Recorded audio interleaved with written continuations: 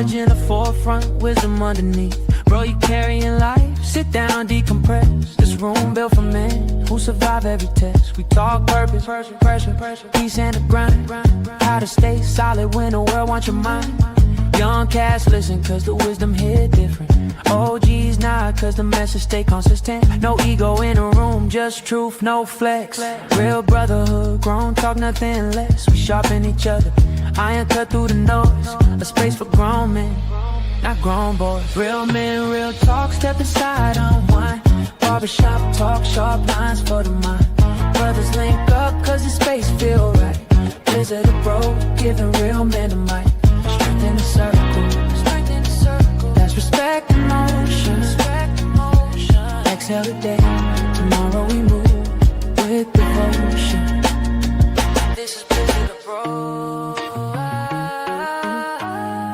Barbershop talk, real man, real talk.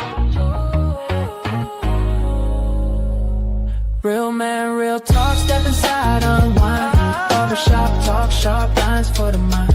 Brothers link up cause the space feel right. Blizzardabroad, giving real men a mic. Strength in the circle, that's respect in motion. Exhale today, tomorrow we move with devotion.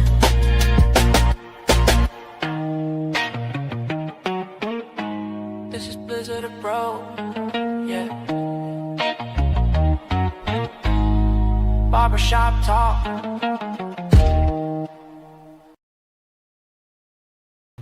How y'all doing out there? It's good to see y'all again.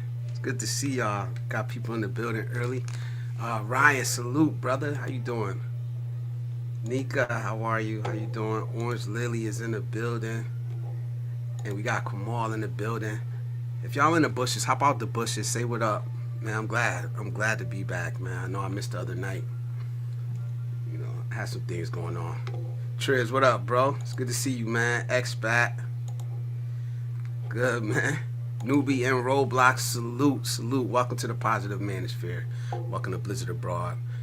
We're going to talk. We're going to chop it up, man. It's barbershop. It's barbershop talk. Obviously, I'm not in the real barbershop, but the type of conversations that we have real conversations, right? Real men, real talk. Tonight, I want to talk about walking away. I want to talk about walking away, man. And doing it the right way is not weakness. What am I talking about walking away? I'm talking about walking away from bitterness, from everything in our life that doesn't align with the way that we want to live. You know, it's not easy. It's not easy. I'm in the process of it right now. I'm doing it step by step. And it's probably one of the hardest things that, you know, that we can do. You know what I mean? Is walking away from things that we grew up with, things that are part of our culture that no longer align with the way that we want to live our lives. You know, I'm gonna open it up later, and we could come up and chop it up. Y'all know how it goes. We can talk about anything y'all want to talk about, but I gotta talk about walking away because that's what I'm going through in my life right now. You know, I'm walking away from bitterness. I'm walking away from drama. You know, walking away from even some family and friends that just don't align with where I'm going, and it's not easy. You know, for the longest time, I was feeling guilt about it. But I'll be honest, you know, the more that I walk down the path that I want to walk down, it's getting easier to see why. You know, I'm at a point in my life right now where I'm not angry. I'm not bitter.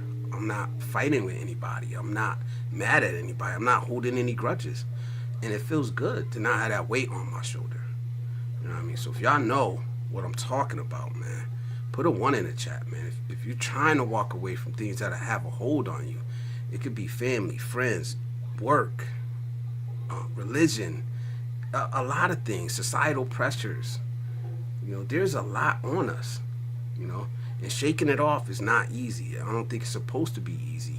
You know, if it was easy, you know, how would we ever learn? How would we ever get stronger? You know? So if it's your first time here, man, this is how we do it. We talk about real shit, man. I'm not talking about T.I. and 50 Cent.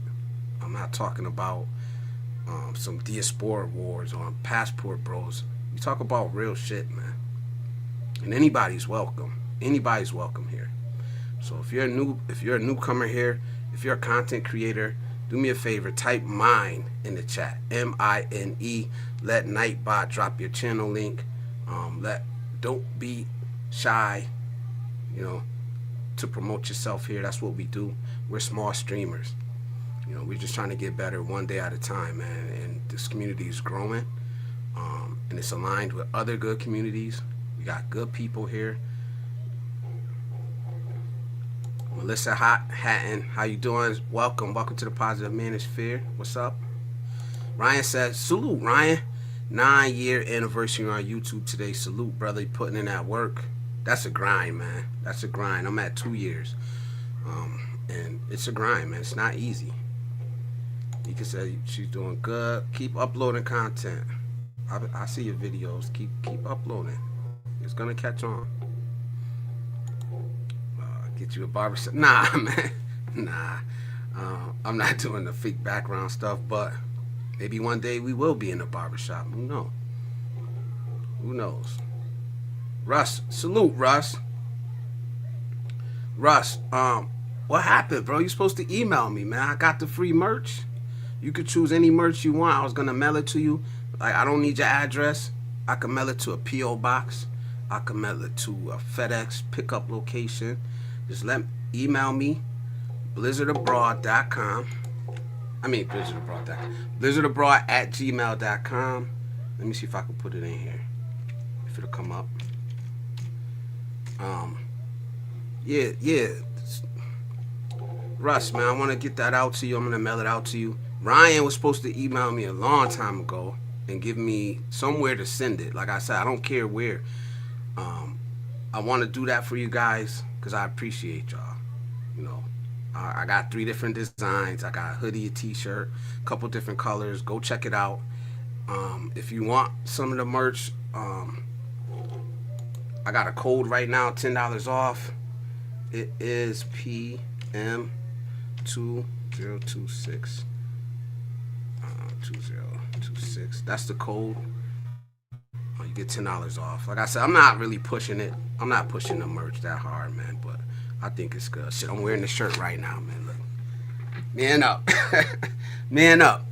But yeah, I think it's pretty cool. And I'm giving it away, man. I'll give one away tonight too. Anyone, the winner tonight, any piece of merch you want, I'll mail it out to you. Just email me. I'll just drop my email in there. W title. Thanks, Ray. Salute, nephew, man. Salute. Protecting your peace. That's a rational adult decision. Absolutely, man. Because some of us grew up in chaos, man.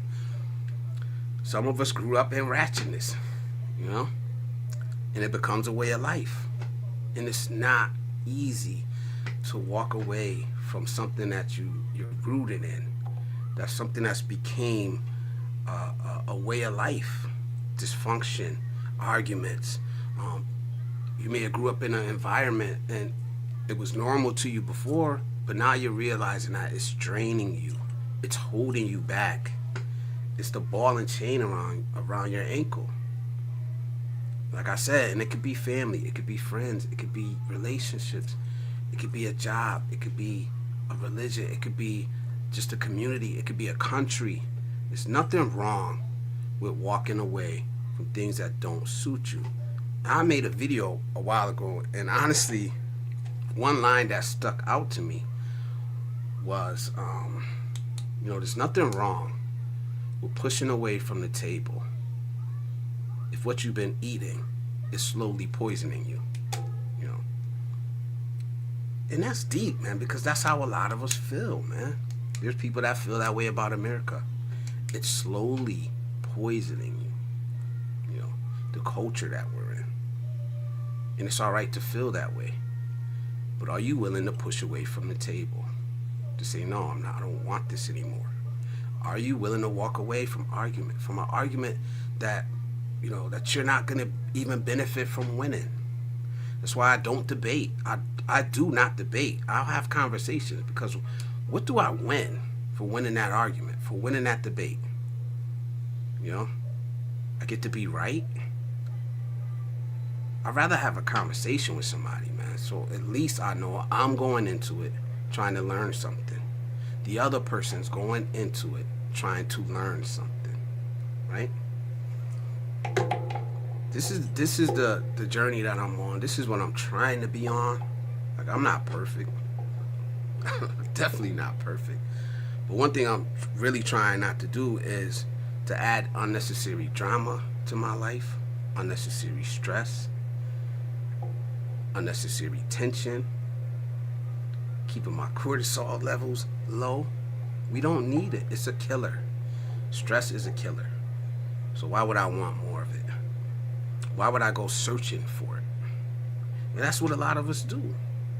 Like, I had this thought the other day. It's like, and I was going to do an upload, but I just haven't had the time, man. Your algorithm is your mirror. Your timeline is your mirror.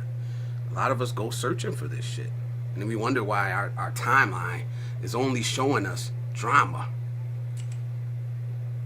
Dumb shit. Go on your YouTube right now. What's in your timeline? That's a mirror pointing right back at you. Because the algorithm don't give a shit how you feel. Don't give a shit where you came from. It only cares about what you spend your time and attention on. Right? I'm walking away from that shit too. I'm walking away from a lot of the content creators that I used to support. I'm walking away, man. You know, and there's nothing wrong with that. It's not weak. What I'm not walking away from is my responsibilities. So I'm not talking about running away.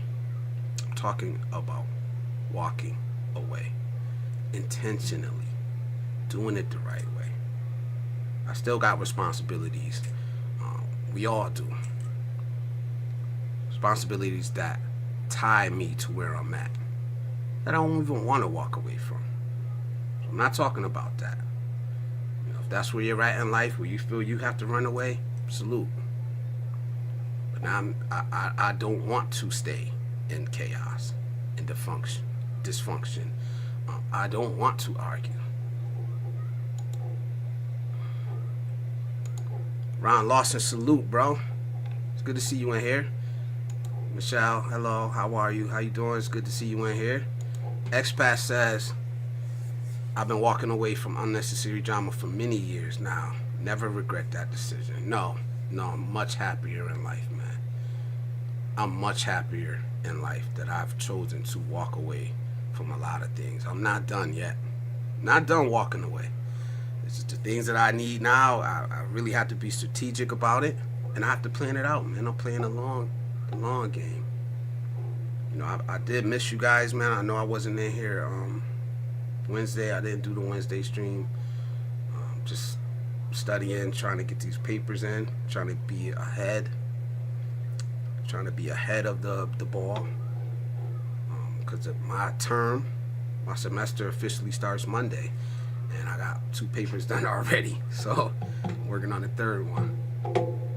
So oh, you emailed me. Salute. I gotta check it. I'll check it. I'll get that out to you, man. Salute to you. Ryan, if you want the shirt, it's still there, bro. Let me know. I'm gonna pay for it, and I'm gonna pay for the shipping, and I'm gonna get it out to you, man. I got your size. That's all I got. Salute. Ryan Lawson says, I heard your latest music. It's on my playlist. It's another hit. Keep it coming. Thank you, man. I appreciate that. That was real. That last little one, man, that was real personal. It's real personal.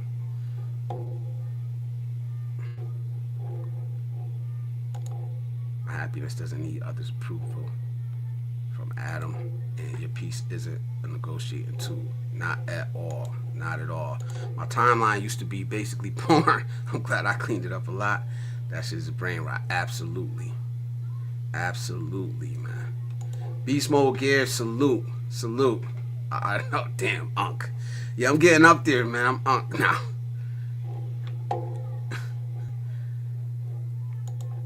BIY is in the building. Salute, brothers. Good to see you in here. He says, hello, Blizzard. Ray, Kamal, Adam, and Ron Lawson. And Ron Lawson says that's the key, Blizz. Rid ourselves of our stress and put our happiness first. We live longer, I believe. I believe we absolutely do, man. And we need to set boundaries, man. Another thing we're walking away is setting these clear boundaries, man. I've had to do it. And it's not easy when it's people that you love that are used to, stepping over your boundaries. But you got to be clear. Like, I don't got time for it, man. I'm not allowing people to take time off of my life anymore. And I mean that literally.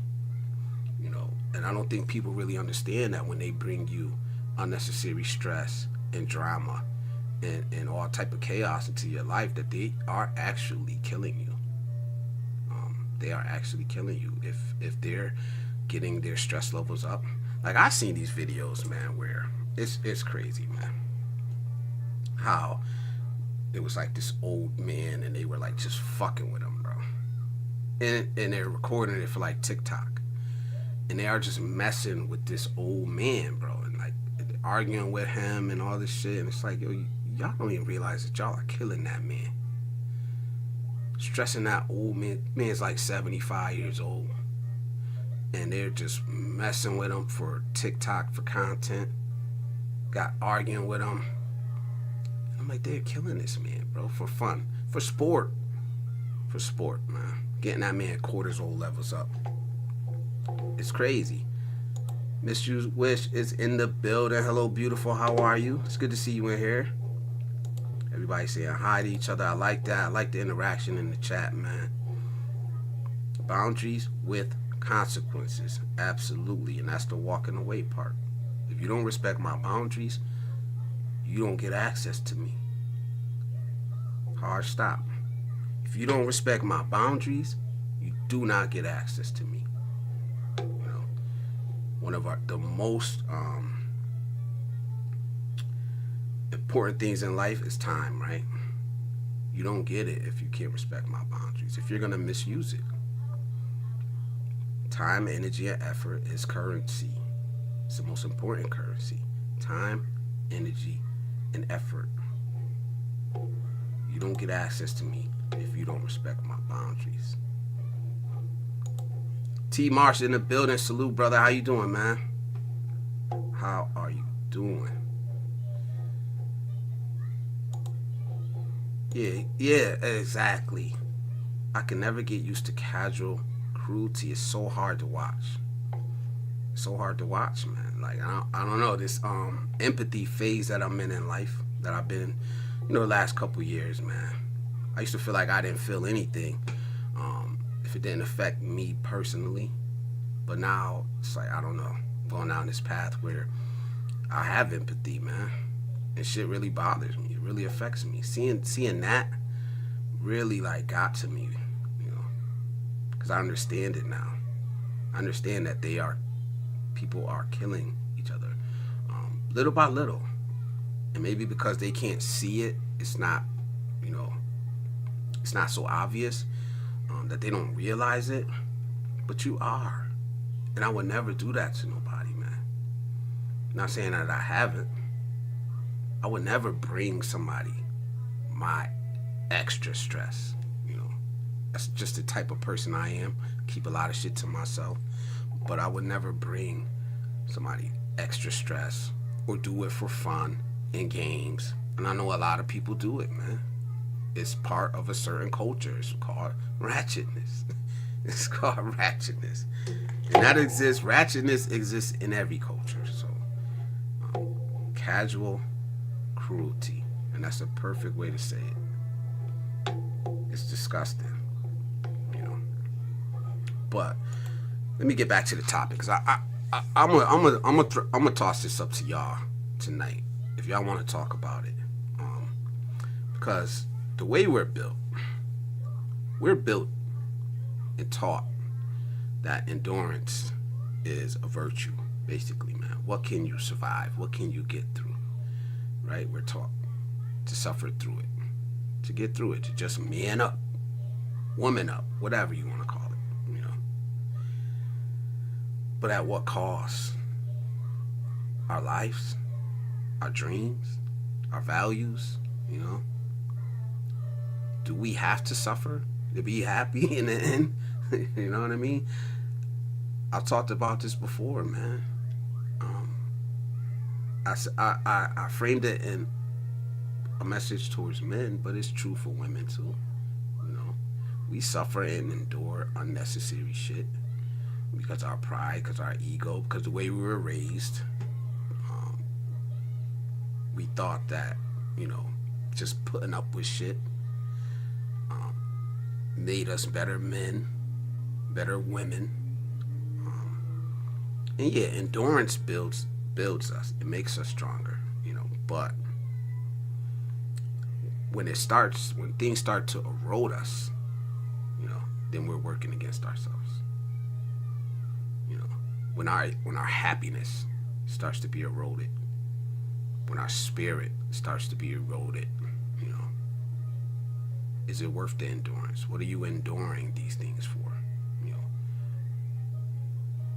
why am I trying to fit into a culture that doesn't align with my values or the person that I want to be in life? You know, time and health.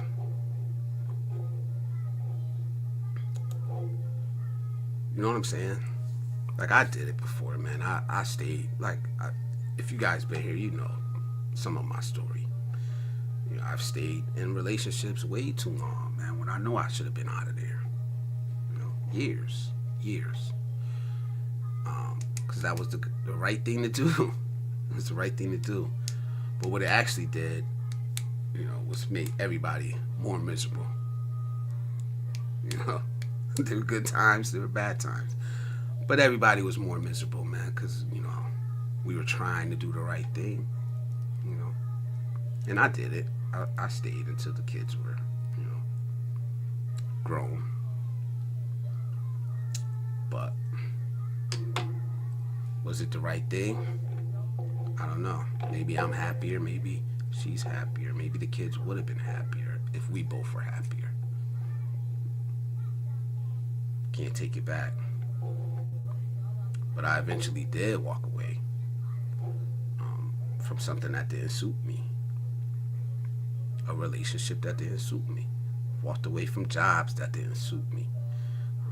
I walked away from friends who were stuck in the past, who didn't want to see a better life for themselves. I've walked away from them. And most of us probably have. We're adults here. I don't know who that was. Call me Unc. I don't know how old you are. Beast mode gears. But I've noticed that my audience is getting younger, and I like that. I like that. Cause some of y'all old men, man, y'all just hard-headed and stubborn. But I still love y'all. I could call y'all, some of y'all unks too. Pointing fingers instead of fixing problems. And Adam says, I have to endure my health problems. Everything else in my life is by choice. Yeah. T. Marsh. What? Hold on. I gotta... Did Nightbot ban T. Marsh? Nightbot wildin'. Hold on, let me... He said, Blizz, I had a situation where young boy said my girl had a fat ass, right? Where she and I heard it. It took all my strength from my body not to do body damage to that pump. Probably out of cut. Probably, man. And that's tough, man, because the way we were raised, and the environment we were raised in, you know, you check people like that. You check them immediately. But is it worth it? Is it worth it, man? At my age now, I'm going to say absolutely not. You know, 15 years ago, 10 years, I don't know. I had a different mindset. You know, now I know better, man. I know better. I know where that leads. But it's not worth it, man. Let me pull up Nightbot and see if it really... T. Marsh, if you still here, man, type something in there. Because I don't know what this means from Nightbot. Anybody got experience with Nightbot, let me know what this means. It said it's a warning. I didn't see no link.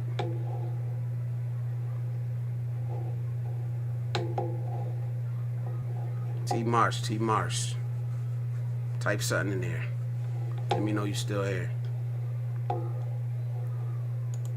Ron Lawson says, I believe we are designed to have a stress level that once it's crossed, you walk away, and that's our learning process, and we should move on because life is short. Absolutely, man. But I think, I didn't ban you. T Marsh. Nope. You still here. That's Nightbot. Did you drop a link or something? Nightbot does it automatically. Let me see. All it said is, "What's up, Ron?"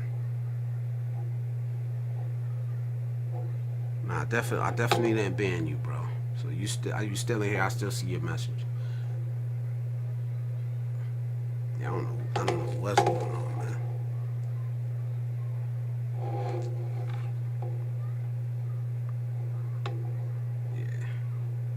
Yeah, but we've been conditioned to go over that limit. That's what I was gonna say. We've been conditioned to go past that limit, man. Right?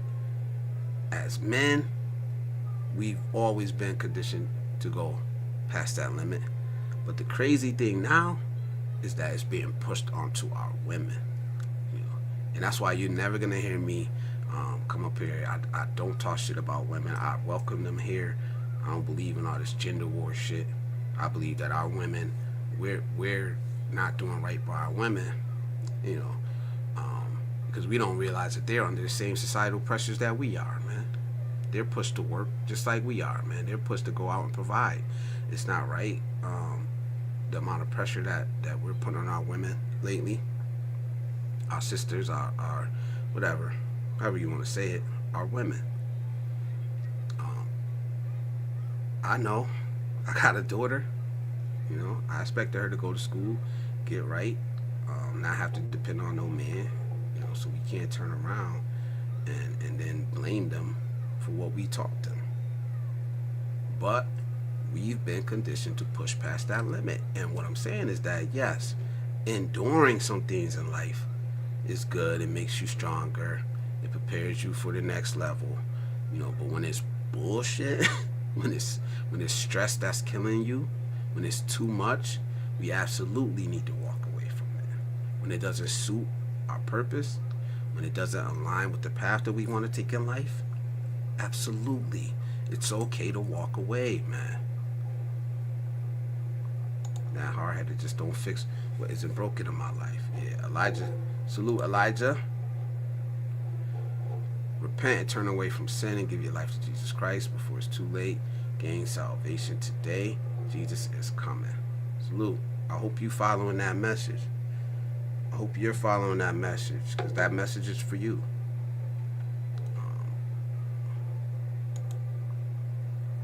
Rashid Sudni. Salute. You keep putting 67 in the chat, so salute. I don't know what that means, but yeah. Isaiah, salute. Welcome to the Positive Manosphere. Do you know ping pong? Nah, I don't know that. Salute. CC Motion, what up? Good to see you in here, man. He said, what up, brother? Salute. What are we walking away from? What are you willing to walk away from, man? What are you trying to walk away from? What's holding you back? That's what I want to know, man. What's holding you back, man? And what type of pressure are you under, man? Like, for me, like I said, the responsibilities that I have in life are definitely holding me here. I can't just up and walk away. But what I could do is strategically plan my life in other ways. Like, I'm not walking away from taking care of my grandson. I'm not ready to walk away from my son yet. You know what I mean? I'm not, but I'm planning on it. And it's getting easier every day. Believe me. I was telling somebody that. I was like, yeah, every day it gets a little bit easier, man. Because I'm not going to lie, I was under a lot of stress. If you're new here, if you've been here, I call myself a future expat. I am preparing myself to move out of the country in the next, coming years. But I have responsibilities holding me here right now. So for right now, I'm not going nowhere. That doesn't mean I can't build my life in other ways to prepare for that step. So that's what I'm doing. And I felt guilty as hell, for even having that thought, for even putting myself first. Felt like I was being selfish, because it's not the way I was raised. It's not the environment that I was raised in. You know what I mean? Family first. My whole adult life was about my kids. Now for the most part it's about my grandkids, making sure that they can do the things that they want to do and supporting them and propping them up and being there for them. So when you finally put yourself first,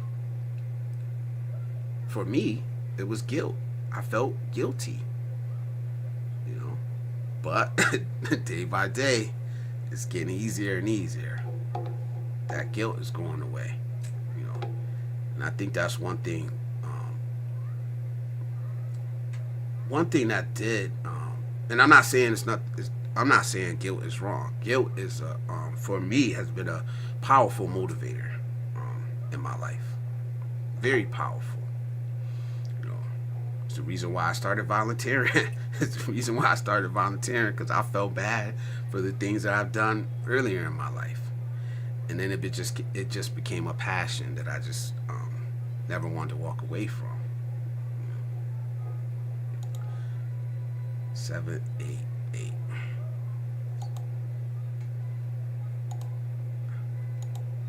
Thank you for the hearts. Thank you for the hearts. Ron Lawson says, I agree, Blizzard. Women are folding to that pressure, especially from us, man. Yeah, but we all are folding, man. And that's what I'm saying. You see it every day, man, especially online. Men are folding under this pressure, man.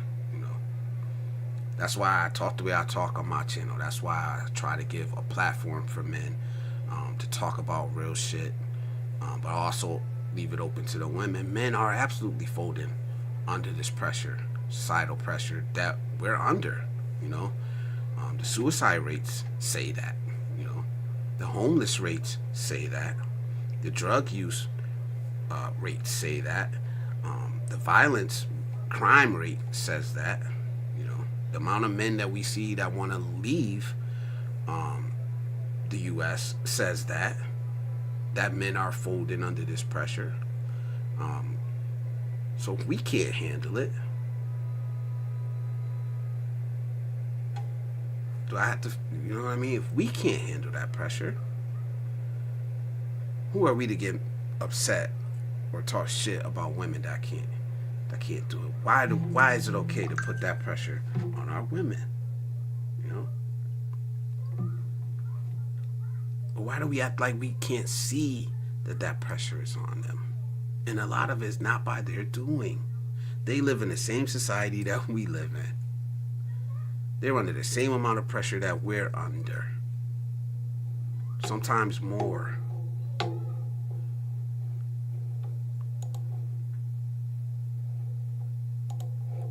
How many coming years? What do you mean? See, the topic, tonight's topic is walking away. What are you walking away from, and what are you willing to leave behind to achieve the things in life that you want to achieve? To find your peace, to find your purpose. What are you willing to walk away from?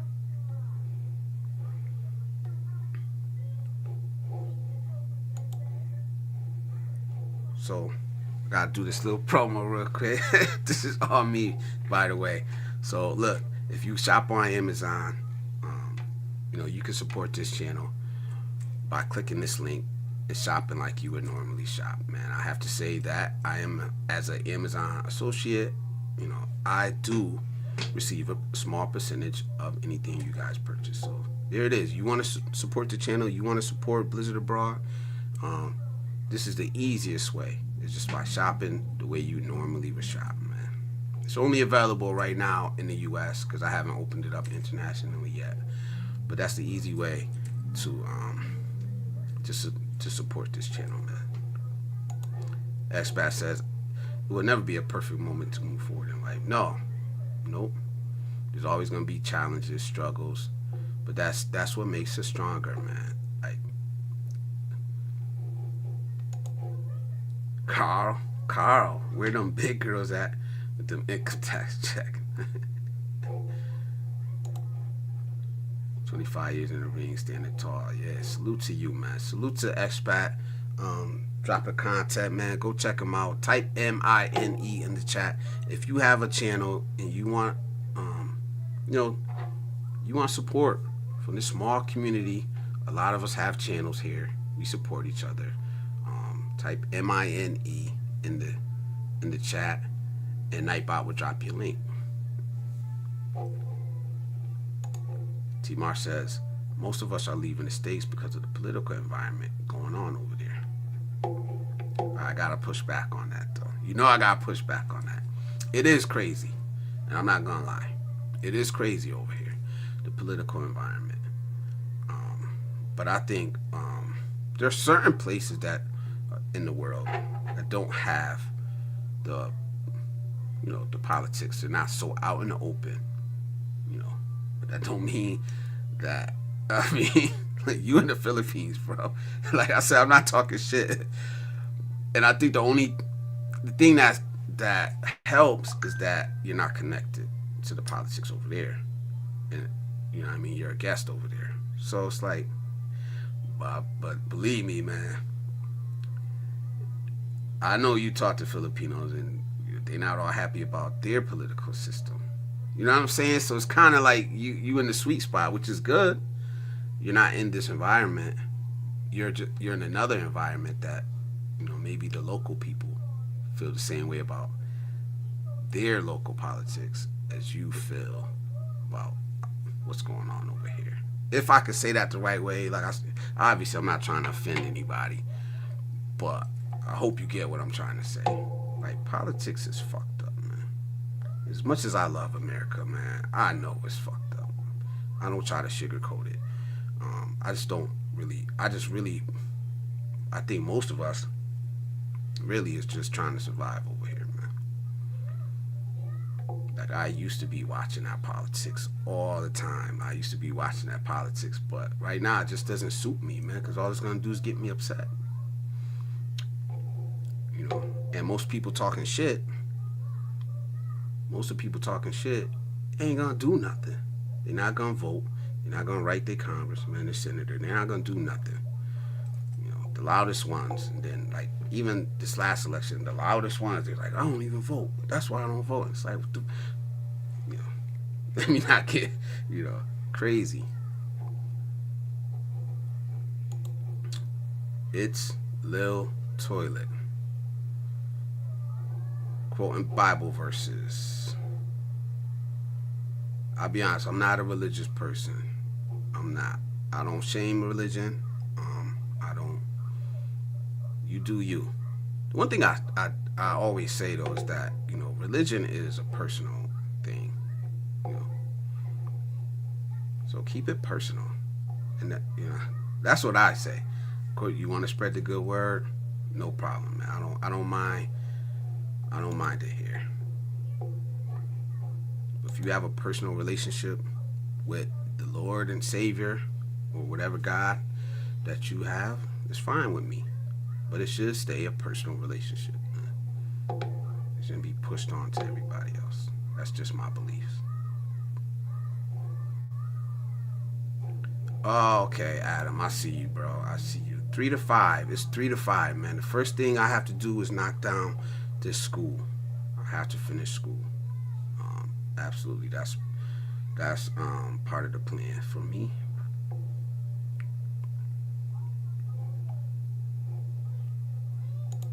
Crazy times. It absolutely is. It is, man. I'm not gonna sit up here and act like it's not. I'm not gonna sit up here and act like it's not. It is crazy times in America, man. But like I always say, don't walk by the roses, man. When you're looking for, all you see is trash. You're walking by so many roses, man. There's so many good people here. There's still good things happening here. There's still people prospering. So I could focus on the bullshit all day, or I could try to uplift people, or I could, commune with people with the same like minds, the same dreams, aspirations. That's what I choose. Doesn't mean I don't see the bullshit. I do. I absolutely do. Doesn't mean I don't have private conversations about it with people. I'm just not yelling and screaming about it like everybody else. Because I feel right now it's not going to serve me.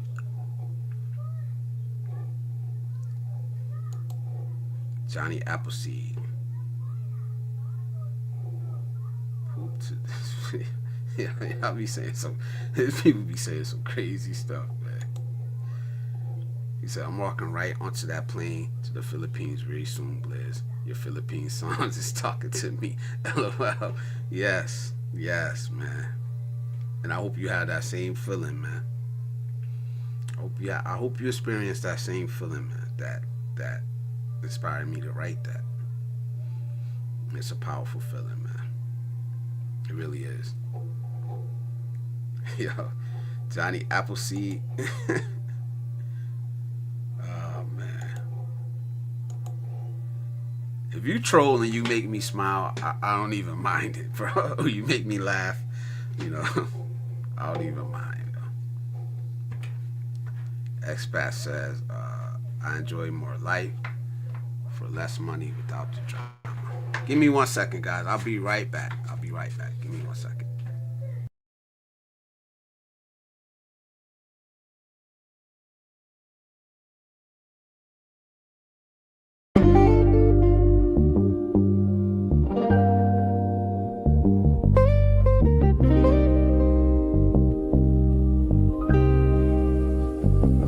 Don't confuse a message for the man that was saying with it.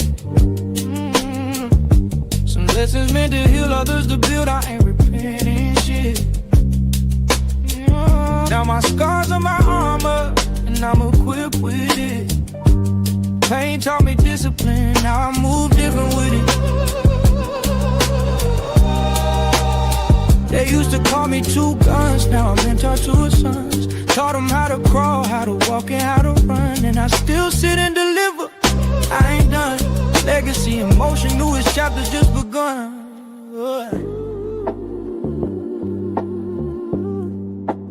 I learned more from my losses and the times I won.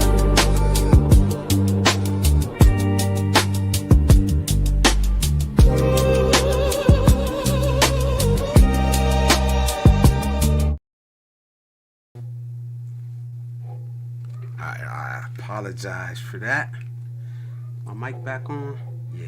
Alright, now I apologize for that. My grandson walked in the room. I don't want him on camera, to be honest. But we back.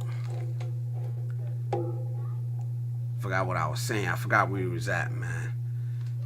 Adam says, overseas, I enjoy more life for less money without the drama. Yeah, and I was trying, man, I gotta get one of y'all up here, man. And really chop it up with y'all about the political. How do y'all deal with politics over there? Like, I know you're not connected to it, so is it like not happening? I really want to chop it up with one of you guys about that. One day. Orange Lily for you says, I'm choosing healthy outlets like swimming, and I got a kayak yesterday. When it gets warmer, exercising alone on the water would be my escape. Yeah, I like walking. For me, it's walking, but that's a healthy outlet, and that's the way you got to do it. I like walking, hiking. Obviously, I live in the Northeast right now. It's cold as hell, snow everywhere, but you still got to get it in. And I haven't had much time for it lately, but whenever I get the opportunity, I absolutely do take advantage of that. Russ says, yeah, I've had to try to tune out the politics. I do. The thing that works for me, like I always say, is not watching it. I cannot watch it. If I watch it, it does hook me. So I just read the articles, man. I read the articles. 'Cause I think once we start watching the news, especially these major mainstream media outlets, you know, it runs on a cycle.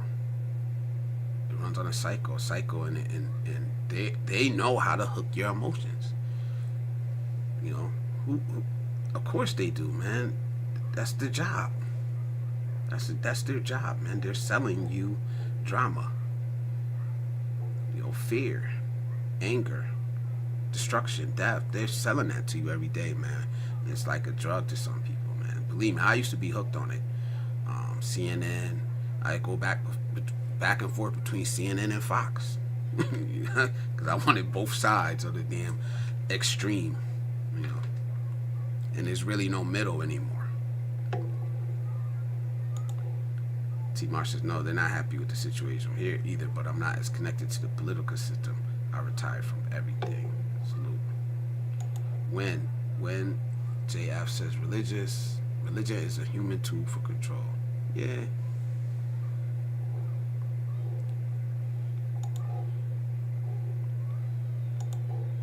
I will hold you to it. Good luck. Yeah, there ain't nothing stopping it. Ain't nothing stopping this one, Russ. But thanks. I need accountability too, man. I need to be held accountable too. Like I said, for the longest time, man, I put my dreams on hold. Not anymore. Not anymore. Divide 98 by half of 98 and add 21.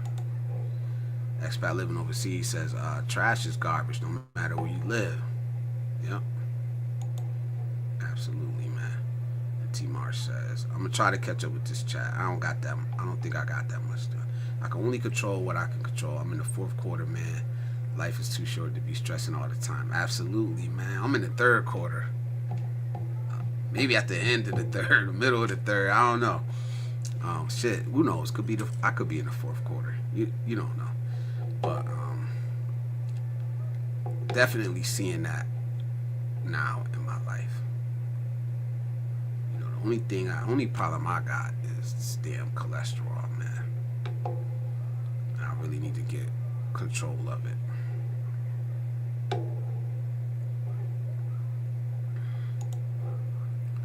Life is definitely too short.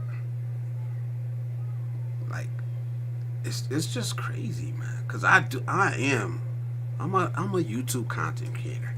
I spend a lot of time on YouTube, you know, watching other people, supporting other people, man. And a lot of what we're spending our time on is bullshit. That's just straight up. There's no other way to say it. It amazes me, you know. People, I understand that you want to escape, you know, because even I watch drama shit from time to time. I don't spend hours watching it. I just can't. But you know, the drama, the sex, money, it sells. But how much of it do you want in your life, man? How much do you want of the drama and the bullshit, especially if it's not your own? It's not, I don't need to go searching for drama.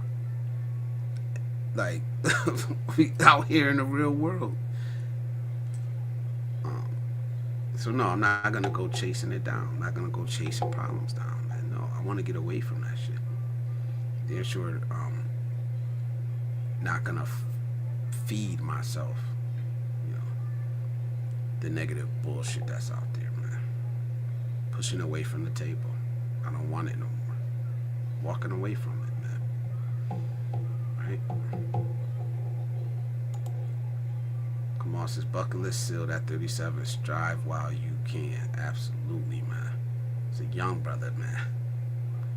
One dude I missed, one guy, Joseph, man. Where's Joseph at? Anybody seen Joseph, man? All right, y'all see him out there in them YouTube streets, man. Tell Joseph, man, you know, we thinking about him over here, man. Diddy. You know? He says, cool, yeah. Jesus Dominguez says, day 17 of spreading gospel Bible verse of the day, Proverbs 18:10. The name of the Lord is a strong tower the righteous man runs into and is safe. Thank you, man. Thank you for sharing that. Just hopping in 3 years sanity. Yeah. Hoping in 3 years sanity. I don't know, man. The pendulum usually just swings to the opposite side. And I've always felt that way because I'm really independent, and I mean that. Not just, a lot of people say that. I don't, it is what it is, man. The saying is, two wings on the same bird. I think the first person I heard say that was Adam. I don't know if that was Adam or not. Hey man, I can't find my phone. I haven't seen it anywhere. Me too, yeah. Politics doesn't affect me here unless it changes the immigration laws. And that's a nice spot to be in. I would believe that would be a nice spot to believe in.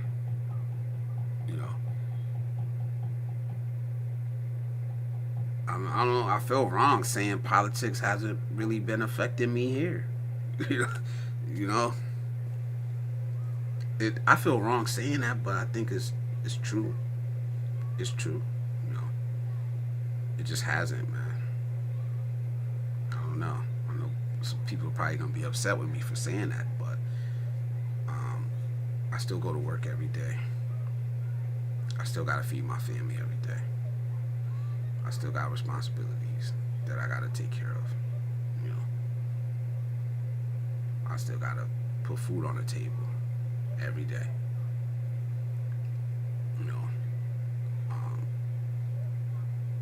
And that's always been up and down in my life. No matter what what party was in the White House. And I'm not cheering for either side, to be honest, man. I'm cheering for me and my people.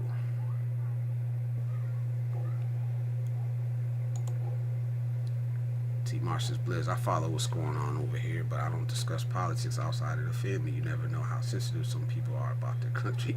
Yeah, that's true. Yeah, that's true.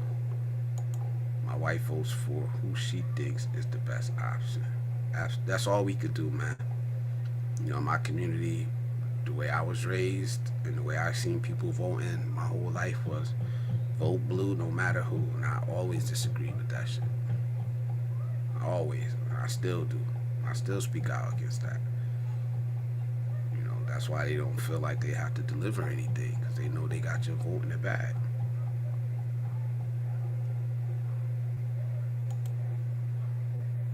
So much saddened by the number of friends I've lost. Yeah. Like I said, it's not easy, man. I don't know if you mean literally or just relationships that you walked away from. But both.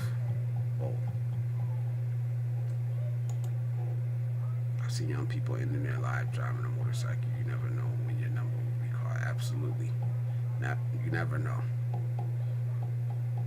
I always say that. I always keep that in the front of my mind.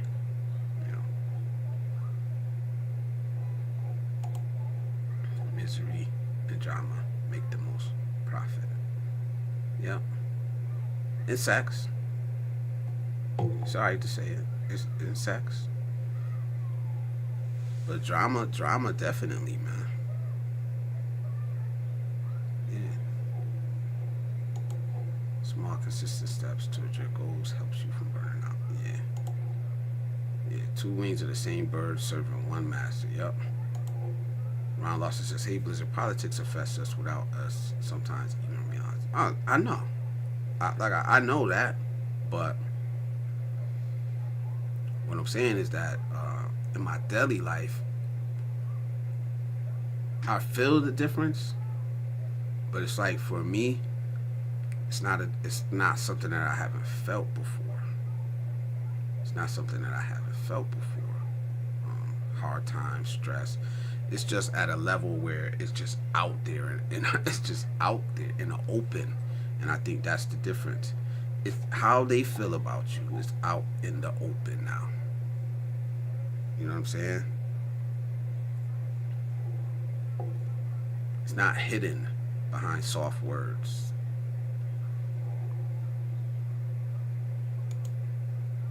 And maybe that's just me in a way, like the way I feel, you know. America now is for the politicians, by the politicians. No, it's for big money.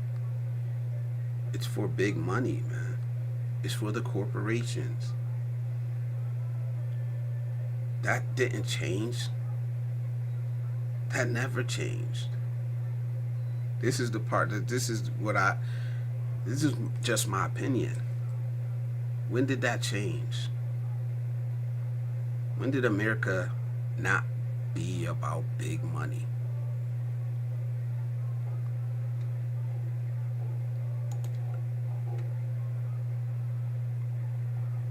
Ray says, you see any of Stephen A's politics, I think he's trying to play the fence but leaning right. I think he actually run.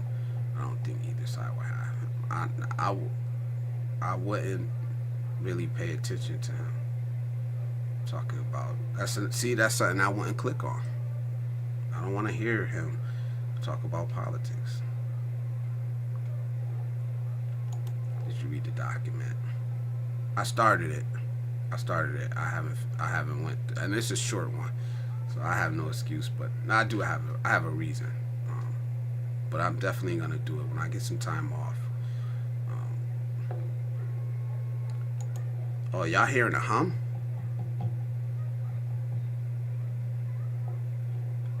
Let me know if y'all hearing a hum. I know my mic be like making a knocking sound every once in a while. Inflation and taxes. I hear no hum, but it's my refrigerator. Salute. D-Mar says, I'm trying to figure out when Vietnam became the place to be. Sometimes people hype shit because that's where they're at. Yeah, you gotta take a lot of the shit with a grain of sand, man, with a grain of salt, whatever the phrase is. And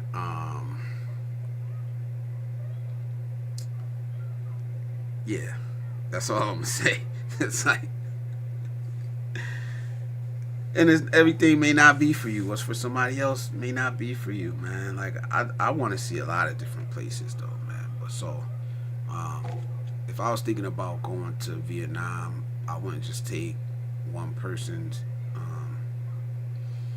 advice or perspective. I would just explore more, and then I would just do it and see if I like it or not, man.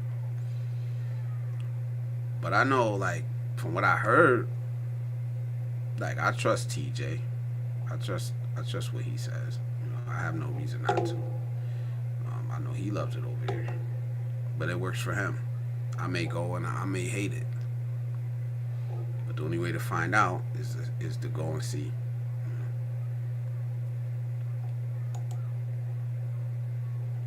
Michael Alexander's in the house. Salute, brother.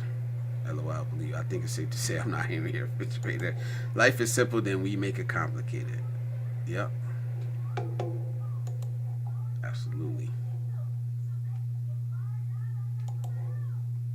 Ray says, well, anybody can talk politics. They just gotta correct with the facts. Gotta be correct with the facts. Yeah, anybody can talk about politics, but not everybody is right. I just don't believe in trying to change people's mind. And I think that's a lot of what we see now.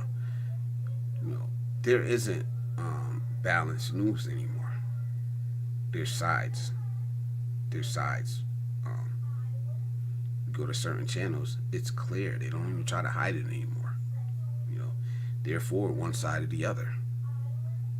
You know, they don't even try to hide it anymore. I don't even know why they say balanced news. It's clear that these people have a side that they've chosen and an agenda that they're pushing. Thank you. I appreciate that. Russ says, I was around for Nixon and many others, but this stuff is on another level. It is. Like I said, it is, man. Some of the things that they're doing is gonna need like major correction. Major correction. If we get out and vote the right way the next time. You know what I'm saying? So it's up to us. It's up to us. What do we choose to do? Which way? Hopefully a lot of people got woke up. Because a lot of people needed to get shaken. You know? Shaken awoke. You know? About what's really going on. A lot of people had blinders on, man, and hopefully now they fucking woke up. We'll see. Midterms is coming up. But I don't walk around. How many of you walk around thinking about politics every day, all day?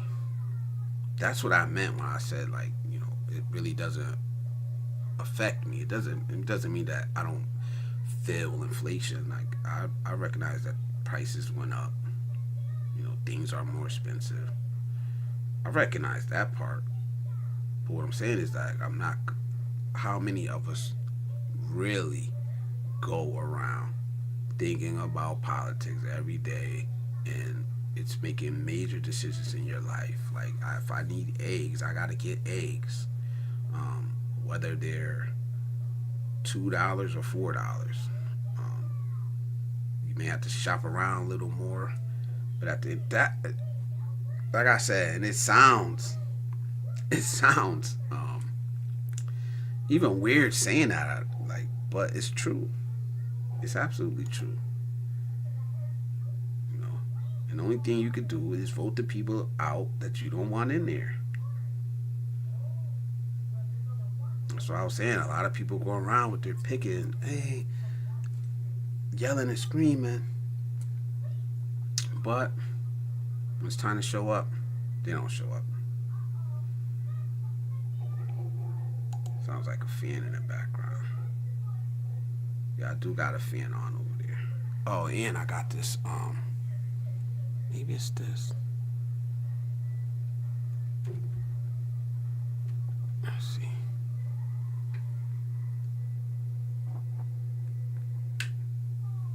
I don't know if that'll help. The bad part about the money is the rich can't take it with them. How much money does one man need before it tries to move that? Nah, yeah. Yep.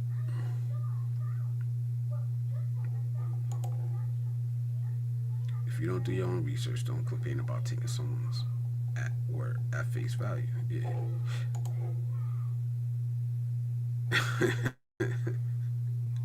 Salute, Juice. I see you, bro. Salute, man. I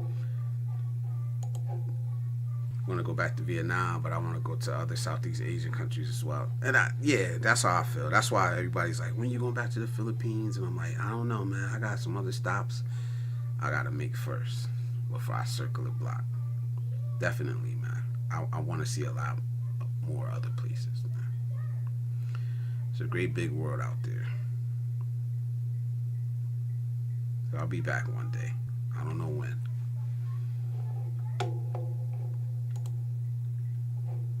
Nobody's gonna do nothing anyway because they are afraid. Yeah. Nobody ain't doing nothing, man. There's no revolution. There's no coup. There's no nothing, man. You know, just vote. Just vote, man. You wanna advocate. State your case. Fuck, run for fucking office. You know what I'm saying? Run for office. You want to do something? Run for office. Run for the school board. Run for selectmen, whatever you got in your community. You know, run for board of ed. Do it.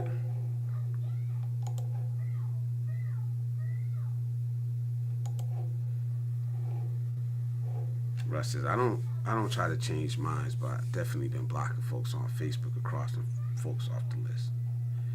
I don't think I haven't blocked anybody.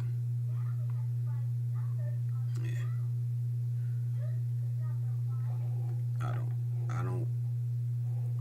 I've never blocked anybody on my phone. I've never blocked anybody on Facebook that I could remember. I never even blocked anybody from this channel yet. Even though I've had some trolls. I'll put people in timeout, but I haven't like blocked anybody. Politics matter to me. They do. They matter, but it's not my life. It's not my life. I'm not saying it doesn't matter. I absolutely keep up with it. It just doesn't consume me anymore. It doesn't consume me anymore. I think I've been through that stage where it did. You know,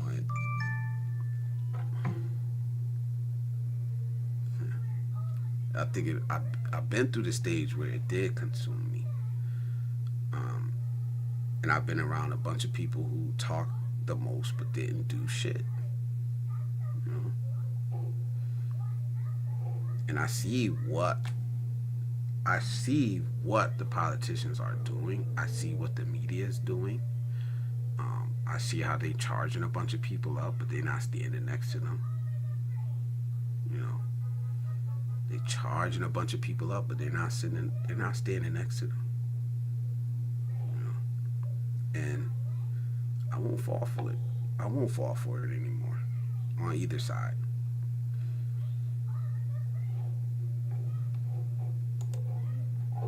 But doesn't mean I'm not going to do what I need to do. You know, doesn't mean I'm not going to vote my interests or the interests of my family. I absolutely will. You know, Ray says I was having a discussion in a not so smart space, and somebody called me a piece of shit. Because I said I'm worried about my family first and everybody else after that. Not too. Absolutely, man. Absolutely, man.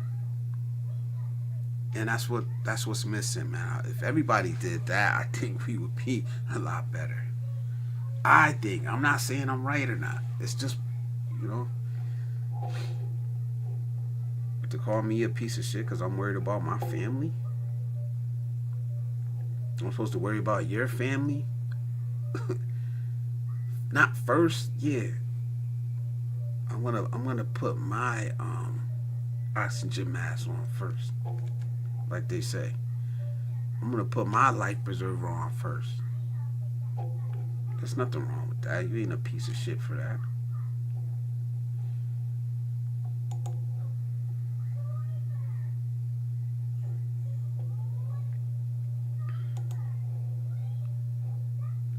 T-Marshals, when you're over here, you have no other choice but to think about politics. But I try my best not to overthink it. Yeah. I mean, I get it. I get it, but I don't get it. It's weird times we're in, man. It's weird times we're in. You know, we just have to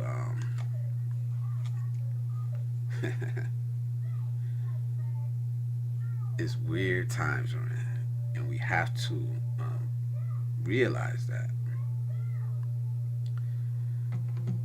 everybody wants you to be charged up. Everybody wants to put a battery in your back. You know, I'll react to the shit I want to react to. Ain't nobody putting a battery in my back. Ain't nobody gonna have me out marching, taking a bullet for them, or not any.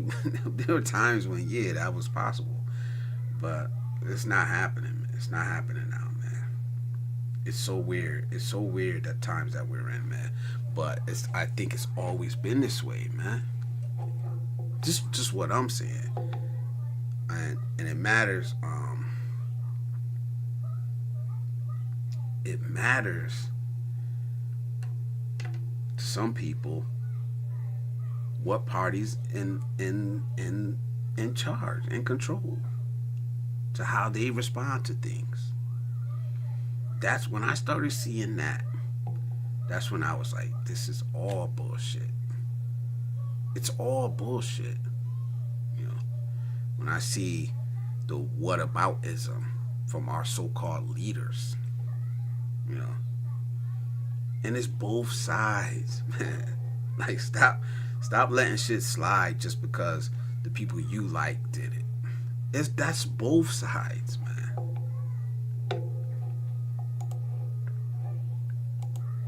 I'll have to drive me back home where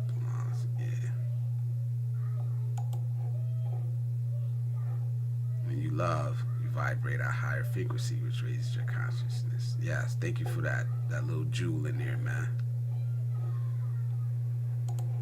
They tell me to run for captain here. I say, hell no, I want to live. Yeah, hell no. Don't do it, bro. Don't do it, man. For real. The changes I would make as president would get me deleted the first day. Nah, I don't think so. Lay him out for us, man. Lay him out for us, bro. I want to hear your platform, man. Shit. Might be some good ideas in there. Louis Pagan, Ponce, Blizzard, hope all is well. It is, brother. I block people on the daily. I give them one chance to say something dumb. Blocked. Nah, I've had people come in here saying some crazy stuff and then end up like actually contributing to the conversation. So I'm a little lenient on it. If you say some crazy stuff, like one guy said something of like trans something and he was gone, like nah, I didn't block him. I just timed him out for a very long time. I do like that saying, putting the battery in my back. Yeah. Yep. Damn, I ever go? Oh, okay. I'm almost caught up. It was also a pro-abortionist that said it, like, MF, you only care about your body. We're basically the same thing. Yeah. Crazy, man. Where are you hanging at, man? But that's the thing I'm saying. Like, I wouldn't have been in there. I wouldn't have been in there debating with them people or even having a conversation with them people, man. It's a waste of time, in my opinion. It's a waste of time. Unless I feel like I learned something and I'm going to get something out of it that I could use to further myself, to further my people. Something I could bring back here, talk about it with y'all. If I ain't getting that out of it, I'm not wasting my time, man. Like, time is too precious, man. It's too much of a valuable resource to waste on dumb shit. That's what I'm trying to say. T. Marshall, if everybody thought that way, right? The way Ray thought, maybe we would be in a better place if you care about your family. Maybe you could coach the younger ones to make good choices. Absolutely, and I think that's very important, man. We spend too much time wondering. Like, it's just crazy to think that way. Like, I'm worried about what Ray's worried about. Like, I can't control Ray.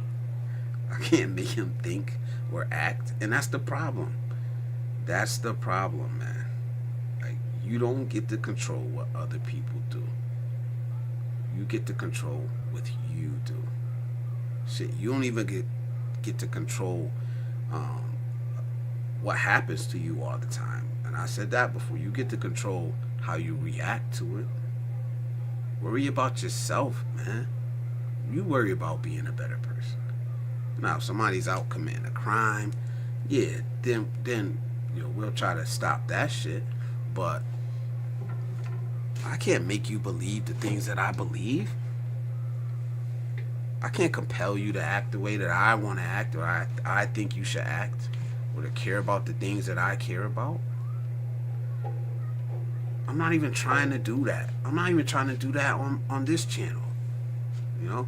I'm just putting it out there for people who care about this stuff that I talk about. You know, accountability, trying to be a better person, trying to strive for greater things in life, man.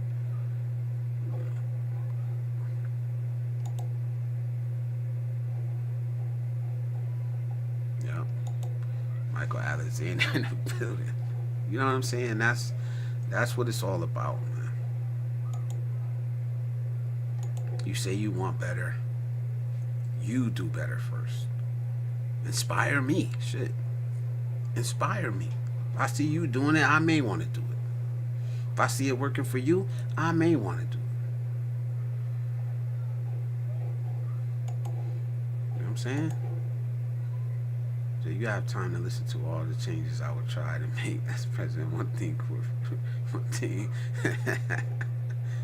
Lay it out, man. Okay, one thing, corporations wouldn't like me. Whatever you focus on is what you get.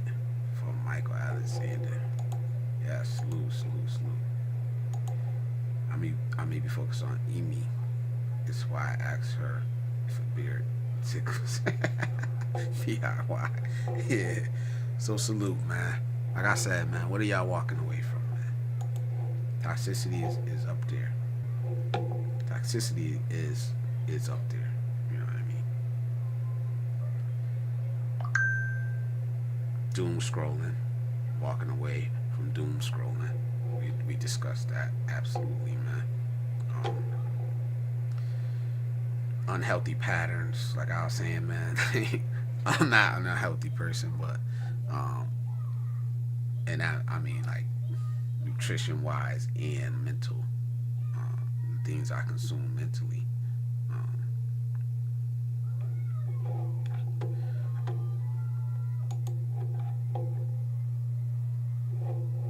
I'm gonna get to that one, Ron Lawson. Those youngsters are watching what you do. Set a good example for the young ones. Absolutely, man. Absolutely. I say it all the time, man. I could sit here and I'm gonna try to stop cursing so much. And I know I curse and I say things because honestly, I was watching my live stream. My grandson sitting right here, and I was like, damn. Somebody said, asked me to stop cursing. I was like, oh, you know, we all curse there, but honestly, yeah, I kind of tone it down, man, because I like he loves to watch my videos, man. He's like, pop, pop, pop, pop. He gets excited, and I want to be able to, you know, share that with him. But they are watching us, and it's more than that. They're watching us in real life. You know, they're watching how we react to stuff. Believe me, man. You don't even realize it. You know, even the younger ones in their 20s and teens, you know, the ones we shun, they are watching, man. Believe me, man. Believe me. Who else is gonna lead them if not us?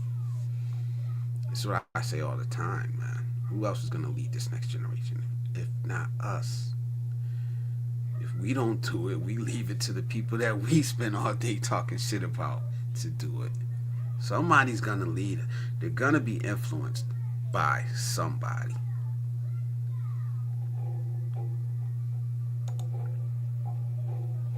Do you think more and more people are isolated from society because of the political stress? I don't think so. I think it's more than just the political stress, and I think that this isn't a new phenomenon. We didn't just start talking about this. You know, we didn't just start talking about it. I know I was talking about it before this last political cycle. I was talking about it: isolation, loneliness, suicide rates, crime rates, addiction rates. I was talking about all of this. And a lot of other people were talking about it before this last political cycle, before that political cycle in the 80s. I mean, well, not the 80s, but the early 2000s was when I first really started hearing talks about this, because it's when they started focusing on topics like that. And then maybe the last 5 to 10 years, it's been more aimed at men.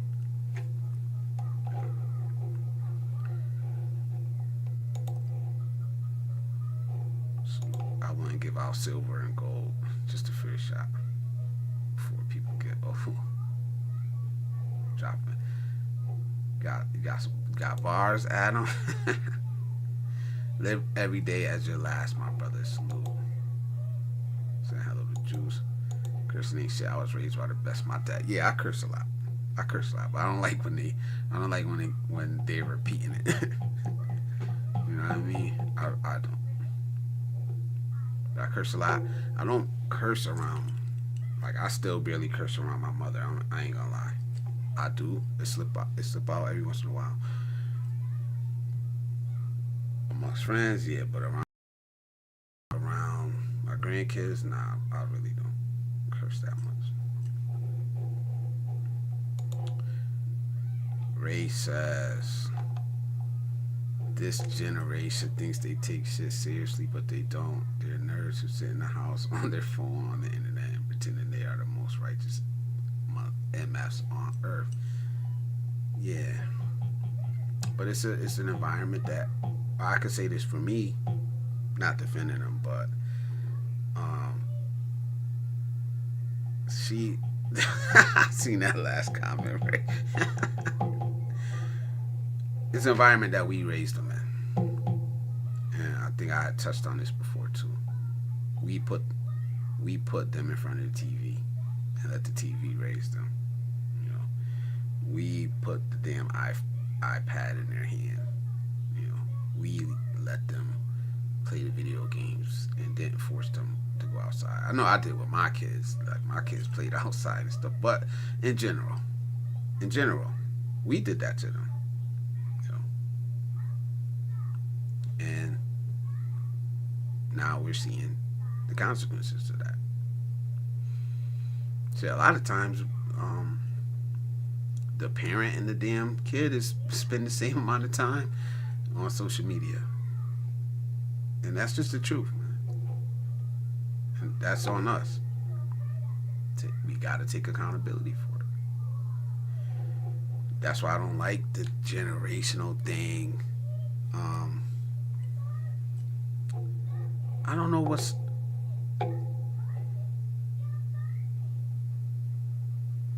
I seen that. Hold on. The humming sound in the background is gonna hurt the replay games, my brother. I don't know. I don't hear. I don't know how to. Let me see. Let me see something, man.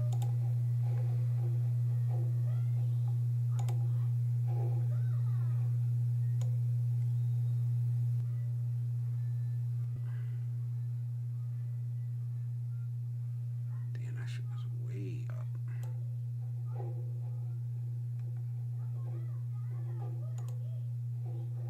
Alright. I don't know if that one is gonna make a difference. Let me know if that made a difference with the mic, the way the mic sound. I'm gonna try to fix it, but let me know. My mic was at like 200.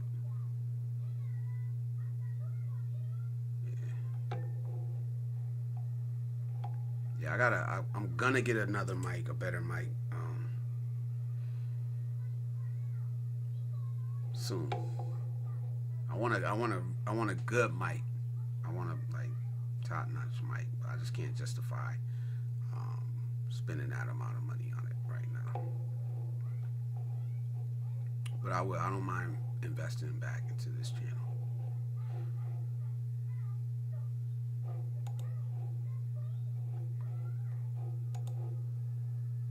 Who didn't have an uncle, brother, cousin that you admired for how they handled themselves or what they had? Yeah, we all did, man. We all did. For me, it was my Uncle Rudolph, man. He passed away when I was younger, but I always remember him, man. Like, staying nice over his house. And he didn't have much, but just the way he carried himself, man.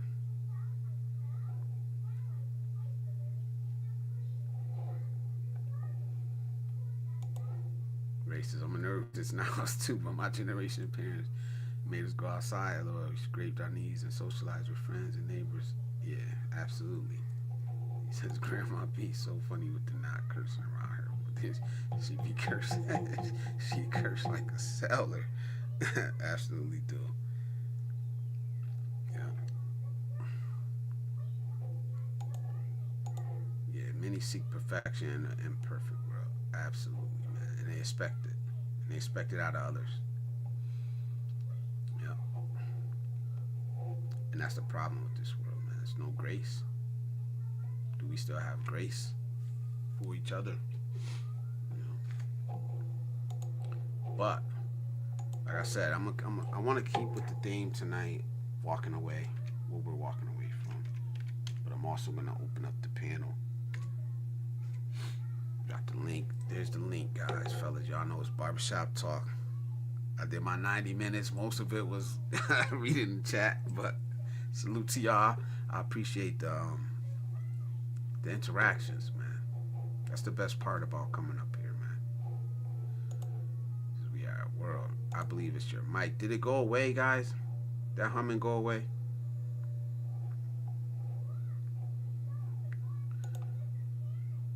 Yeah, I don't hear any humming at all. Thank you, guys. I appreciate that. Two things can be true at once: the generation is soft, and it's our fault. It is. Yeah, it is, man. But I think the way we got our problems too. We're not the same generation, Ray, so obviously, but we had our problems the way we were raised, man. It was like the opposite, and I think that's what's the pendulum that swung. It's because we were the generation that came home to no parents in the house, cooked for ourselves. It was our generation, I think, that really, in more numbers, were like had the older siblings really taking care of the younger siblings, because our parents had to work. Both parents had to work, or because I'm Gen X, I think Gen X was really the first generation that had to deal with seeing the divorce rates rise. So the way we were raised was different. So it was kind of like the opposite of that. We didn't kick our kids out the house all day. You know what I mean? I made my kids go outside and play, but not all damn day. Like locking them out the house and shit. Like damn. Like we used to get locked out the damn house, man. Like go outside and play. Don't come back until this time or that time. You know what I mean? But that's not like when parents curse their child out as discipline. You little ones. Yeah, nah, that's not. I got a $40 mic from Target. Sounds amazing. I got a $40 mic. No, $30-something mic. I like it. It was clear until I did something. I don't know what I did. So I've had this mic for a while. And then the first thing I noticed was like that knocking sound. I don't know if you guys probably hear it from time to time. It'll be like a little knock. And now it's buzzing. So I got a whole nother mic down there that I don't use. Don't worry, it isn't that bad. Thank you, man. I appreciate that. Facts. No grace. These MFs want you one and done. Oh, I don't like what you did. So nobody ever interact with this person. But even if they change, I only remember them from absolutely, man. Yep. And if I don't like you, I don't want nobody else to like you. You know what I'm saying? And it's crazy. It's crazy. Because who I see it from is the older people. I see it from people my age, but that's mainly the people I'm around. You know what I mean? And it's sad. It's sad because, like, people, younger people will follow in those footsteps. Trez, salute, my brother. Salute with the $9.99. Oh snap! I appreciate you, man. I'm gonna give you the TJ super chat. I got another one. I did it and I forgot to upload it, man. But I'm gonna give you the TJ super chat.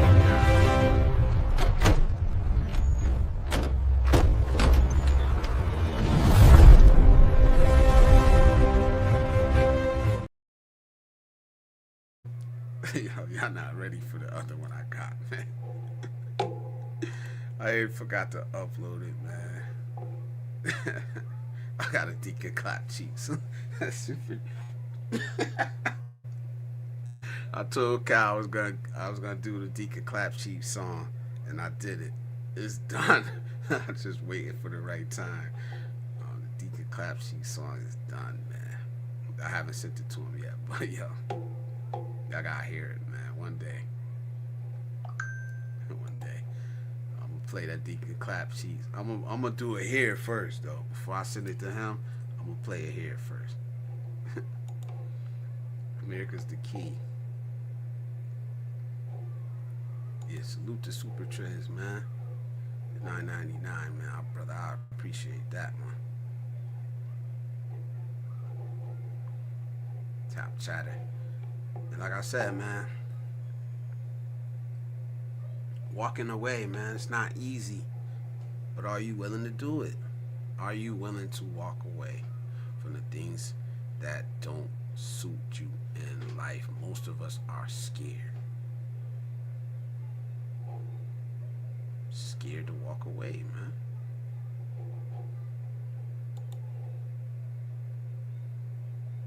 T. Marshall's growing up was different for me. I came home from school, then changed. Didn't change to go to work. My dad had a janitorial business, and if you didn't go, you better not be eating when he got home. Oh wow, yeah. Salute, man. Put that work ethic into you.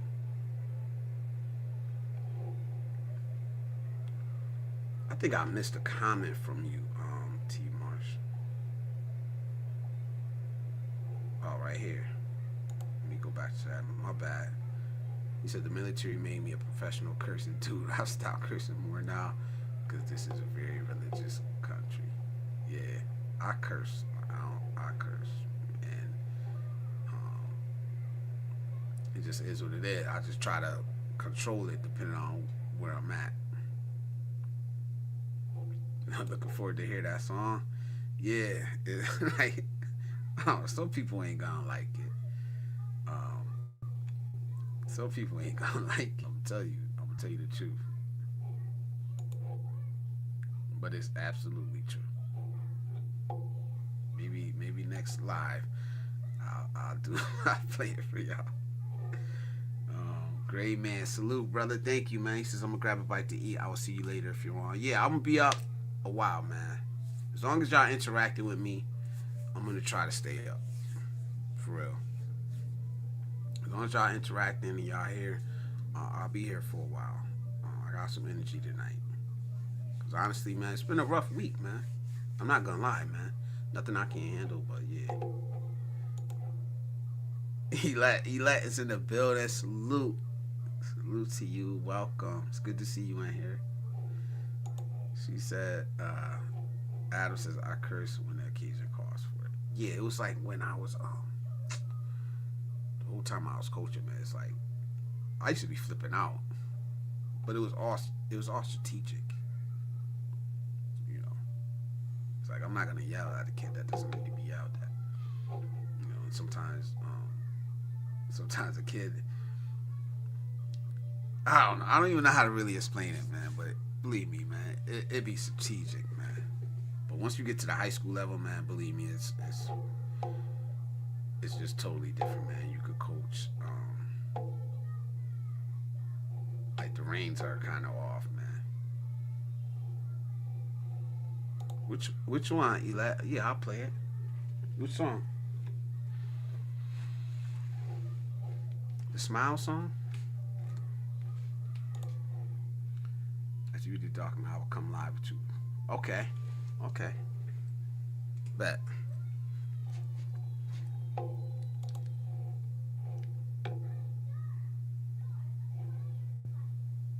Yeah, just let me know what song you talking about. I'll play it. But I don't know which one you talking about. That one for another day. Oh, the Smile song.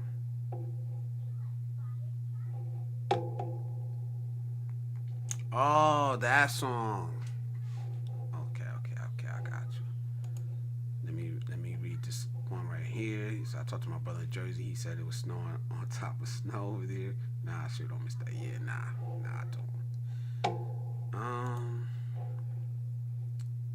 Yeah, this one. Nope. One World. Yeah, we gonna play it.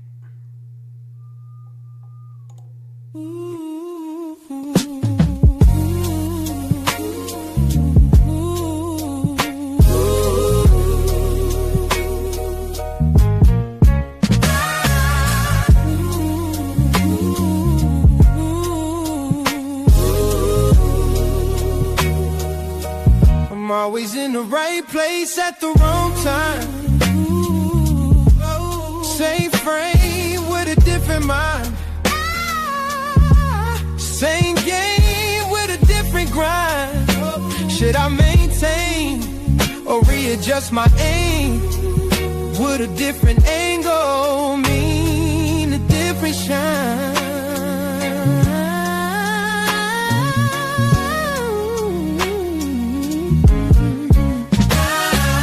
One word, different news. One world, different view. Same streets, same truth. Just a different lens we see through. I'm always in between, trying to see both sides. Same goals, so why we even fight? Same rules, but on a different vine. Same sun, just different seasons in life. You got the same struggle, same strife. One word, different news. One world, different view. Same streets, same truth. Just a different lens we see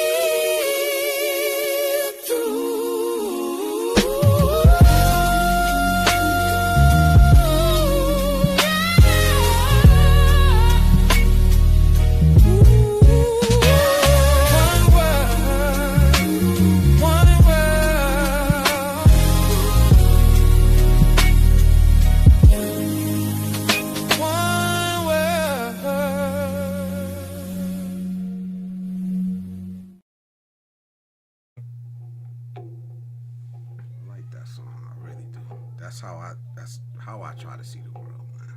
Like, we all in this together, and we gotta stop focusing on what divides us, because that's all we're doing. A lot of times, man, we are focusing on the things that divide us, and we all out here together, man. We being pitted against each other when we all got the same common enemy, man. And until we realize that, we're just gonna keep getting used, man. We're gonna keep getting used, man. You know, a lot of us are really going through the same shit. We just see things different. We were raised in different environments, but you know. Yeah, I know. I'm trying to correct that now, little by little, man.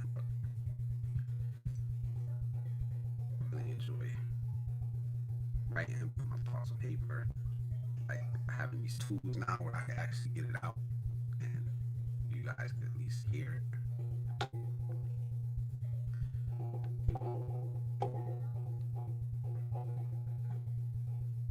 Did I freeze? I think I froze.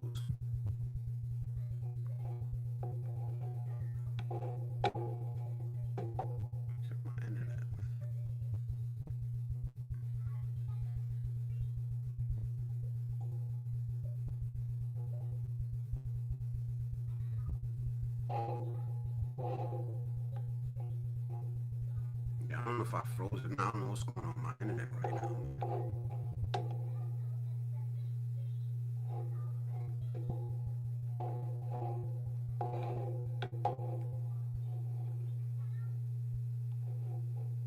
He says, "Hey, Blizzard." That's right, that music is calling Blizzard. Man, salute to y'all, man.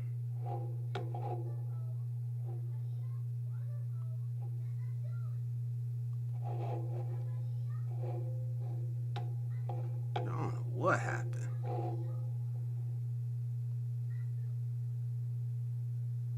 Let me know if y'all can hear me or not.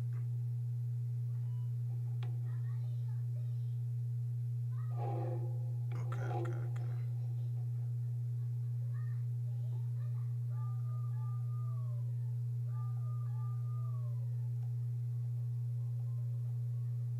Alright. And I hear see, I put that on now. Now I do actually hear the buzzing. It's definitely something I do gotta fix, man. But salute to y'all for sticking it through. What is this?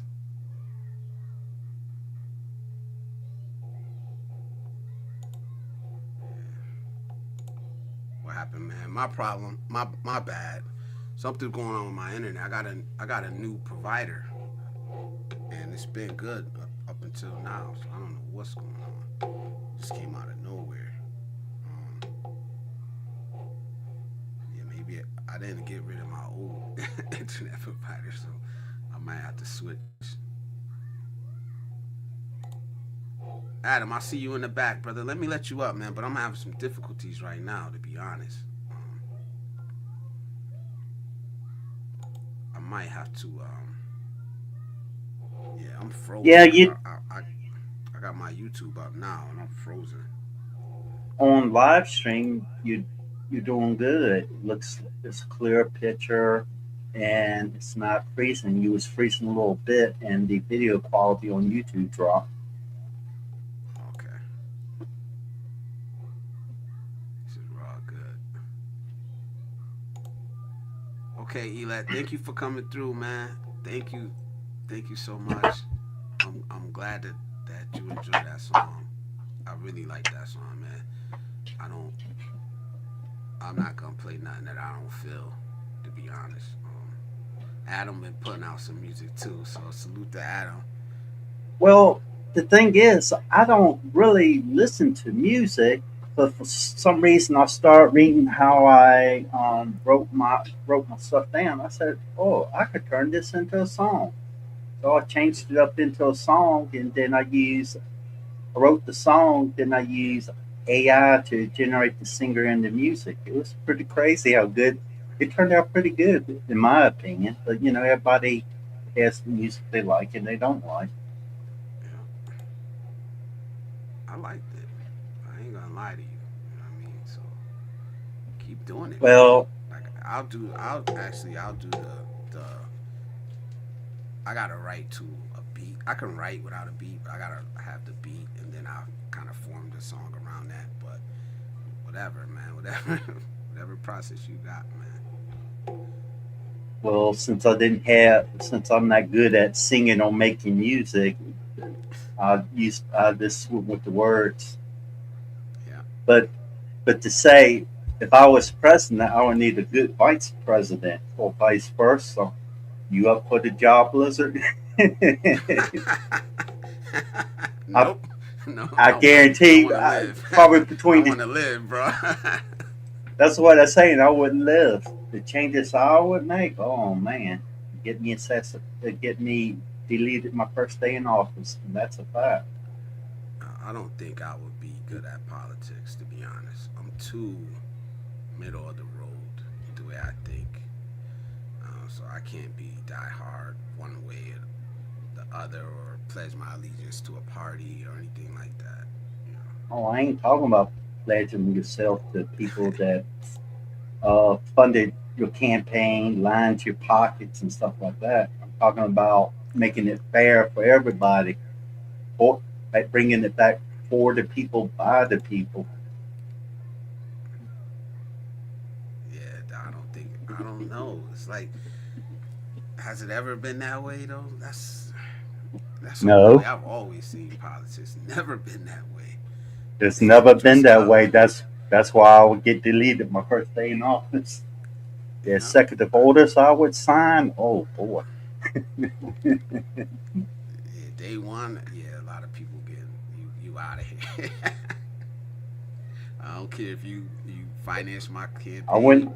I'm here I now, wouldn't baby. get a wounded ear. But yeah, this is politics, man. It's all screwed up, and that's what I be saying, man. It's all screwed up. People are just now seeing it. It's the way I've always the seen it. the only politics that I might be concerned about in America is if it actually affects me living here in Thailand. And do you feel like it's affecting you? No. Yeah, Um, Back home in America, well, it didn't really affect me other than like inflation, taxes, and stuff like that. But like day to day life, it didn't really affect me that much. people always talk about Democrats and Republicans, what they do and all that. When you really look at it, what has the government, whether it's Democrat or Republicans, actually has done for you that's to change your life for the better? Most people can't answer that. Right. C. Smith, welcome back. It's good to see you again. Welcome back. The panel is open. If you got, if you want to come up, because I know you want. I think you wanted to come up last time. And It's the open. the And other people that are on this live that said they'll come up on the next one, come on up. You don't have to be shy. We don't disrespect each other. no, we absolutely don't. Everybody's welcome here. BRY. Too many beans in the dinner. I It's got my like I I said. got my I got my blood work back today. My cholesterol, man. I gotta really do something about it. Um, I've been putting off really taking the medication. So my doctor give me a year to try to get it under control for myself, but it's not working. So I'm really the gonna start taking this medication and doing what I got. I can't avoid it. You know? the my cholesterol's fine, but the medications that I take, they want my cholesterol to be lower, so I have to take cholesterol medicine. Called here, it's called antorvastatin. That's how you I gotta pronounce it. take Rasuvastatin or something. I ain't gonna lie. I took it for a week and it made me feel like shit. So I went back to my doctor and I was like, well, give me an opportunity to um, try to get it down myself. But it hasn't. It went down some, but just nowhere near enough. You know? What people don't realize, you have to watch your cholesterol level because if it gets too high, it can cause you to have a stroke. Yeah. When I first started having a stroke, I did my research and did a lot of research on it, and it surprised me. High cholesterol can cause a stroke. Russ says Obama got rid of pre-existing conditions.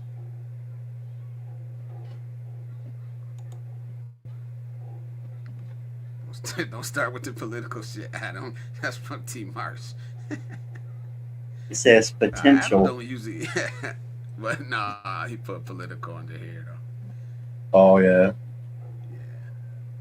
Um, oh no, I ain't gonna start with political because there's too many people with too many different opinions on it. He says It's turned into a start drinking never-ending tea. debate without resolving nothing.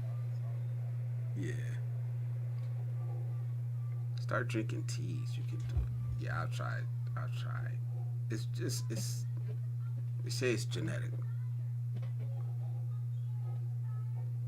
I got it down a lot, but just not enough because it was super high. You know, so don't those meds mess up your Johnson? I don't know. Like I said, I took them for a Oh, week. I don't know. They made My, me feel like crap, and you remember not too long ago, my wife was in the hospital. She was in the hospital because cholesterol was too high, way too high. It was restricting her blood flow, where all that stuff builds up in your veins, whatever they call it. yeah. So we need cholesterol. The liver makes well, whatever's going on with me, it's not regulated the right way. Um, my doctor explained it to me, and to be honest, I was zoning out. I'm not gonna lie, I was zoning out because I don't want to accept it, but He I'm was gonna do what saying he says. he's saying the cholesterol wasn't regulating the right way. Did he say what the cause But of it was, other than he did, he cholesterol? did. And I ain't gonna lie, I ain't gonna lie. I was zoning out. He told me everything and the reason why, and but I'm like, fuck. All I'm thinking is, yeah, once I start taking this, I'm gonna have to take it for the rest of my life, and that bothers me, you know. But Oh, I tried it. I tried it on my own, and it didn't work. You know, it's I'm nothing for glad me. I eat healthy. I'm active. Um, there's something I could probably look it up and figure out what he said. I do have it in my notes, but I'm not these are looking my up my two worst my habits. chart. Yeah, you know. No, it's rosuvastatin. It's probably a generic, um, but it's a regulation. Well, It's regulatory. Whatever is supposed to cut it off, it doesn't, and it just produces too much of it. And kind of like kind of like where whatever part of your body regulates cholesterol. Now, I assume it's your liver. Kind of like the pancreas that regulates sugar. Some people have high, normal, high, or low blood sugar. But I'm glad that I'm in Thailand. In America, before I left, I was taking 50 medications a day plus 2 injections daily. yeah, I come to Thailand, I take 8 medications, and I wow, feel more healthier. Feel more it's healthier. Plus, I eat a lot more healthier here. yeah, it's like it's the guy. I work with a guy. He takes 12 pills every day because he does it at work. He takes 12 pills. He's 39. 39. Do you know I'd what's say wrong with me? no. I don't think anything's wrong with him. To be honest, I think we just overly medicated. That's why I resist taking a lot of medication like that. And I take 2 pills a day. You know, I take 2 pills a day, and they're vitamins. You know, so now I'm gonna be taking a pill that I have to take for the rest of my life, and I don't know. You know. In in So America, Triz so is in the building. in Triz, I'm America, gonna let you up, brother. in America, I had 5 specialists. Plus, I went to the UVA hospital. It's supposed to be the best hospital, one of the best hospitals in Virginia. And they got upset with me because I told you they had me on so many medications. I asked the question, what medications are actually used to treat my condition, and how many medications are to treat the symptoms, the side effects from other medications? They got mad when I asked the question. Yeah. Their solution was take, if you had a problem with something, their solution was take another pill. If that pill caused a problem, take another one to take care of that problem. It was crazy. Oh. Only eat food made by God, no hybrids. And then C. Smith, this is true. It used to be true of me, but not anymore. I go to the doctor religiously. I just was resisting that taking this medication. And she says, my opinion here, but men wait till they're about to have a heart attack before he goes to the doctor. Why? I don't know. I used to be that way, but I was young and healthy, and I had nothing wrong with me. And then as soon as I figured out that I had this problem with the cholesterol, I go religiously to the doctor. I don't play around, man. And I would suggest that we all start taking our health more seriously, man. A lot of us are afraid that we're gonna hear some bad news that we can't do anything about. But my pops did this shit, and it pissed me off, man. It pissed me off that he waited. He knew something was wrong with him, and he waited and waited and waited. And then when he went and finally got the shit taken care of, it was too late. He got cancer all through his body. You know. It's like I said on here before in 2001 when I was 29 years old, working on my landscaping, doing the retaining wall, excellent health, other than maybe occasional cold or flu. was sitting there working and I was walking, toting two retaining wall blocks. Felt a little bit funny on my left side. Next thing I know, I woke up in the ICU. I had a stroke. Yeah. That's See, how that's how hard and fast life can come at you when it's least unexpected. What's up, y'all? what's How's up, it man? going? How you doing, Yep. man? Good, man. I heard the conversation. I just want to tap in because I believe he was talking about his medication, atorvastatin, which is also known as Lipitor, and you were talking about. I think you were saying you were on Crestor as well.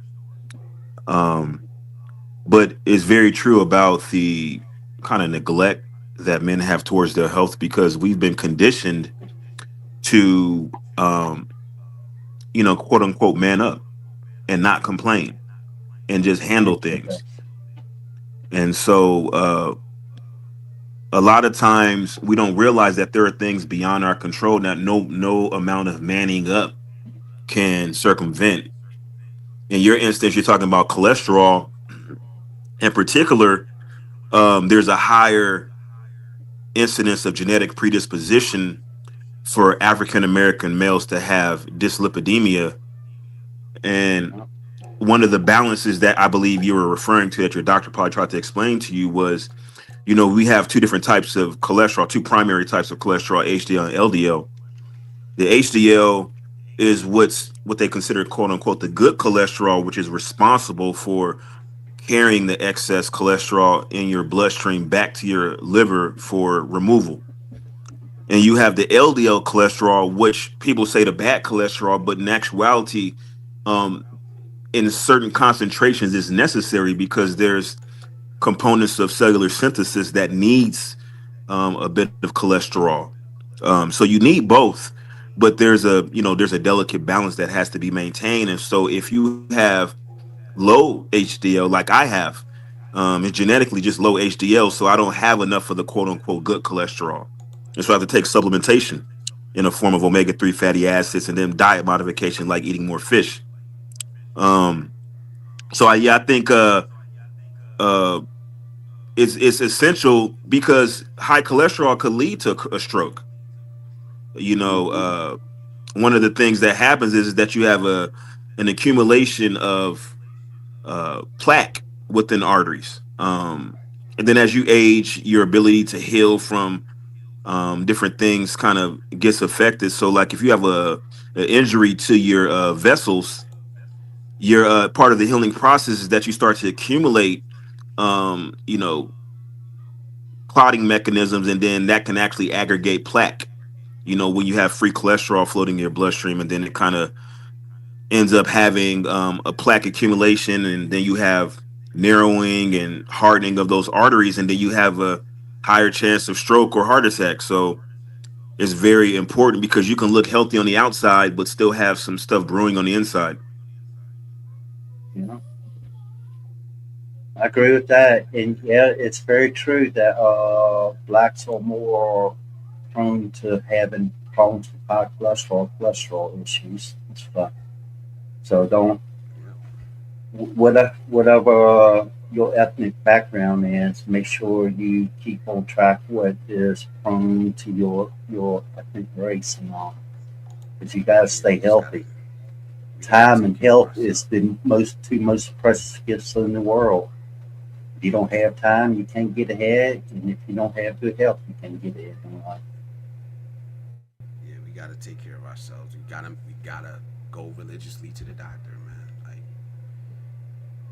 and listen to them. Like even me, like I'm done. I'm done trying to figure it out on my own. Like I said, me and my doctor, I've had my doctor for a long time. He knows me. We talk. Um, I trust him, and I told him, I said, Doc, I gotta just try this. Before I'm on this medication for the rest of my life, I gotta try everything I can, to not be on it. So I do. I fast. Just not. I ain't even start fasting because I wanted to diet or anything like that.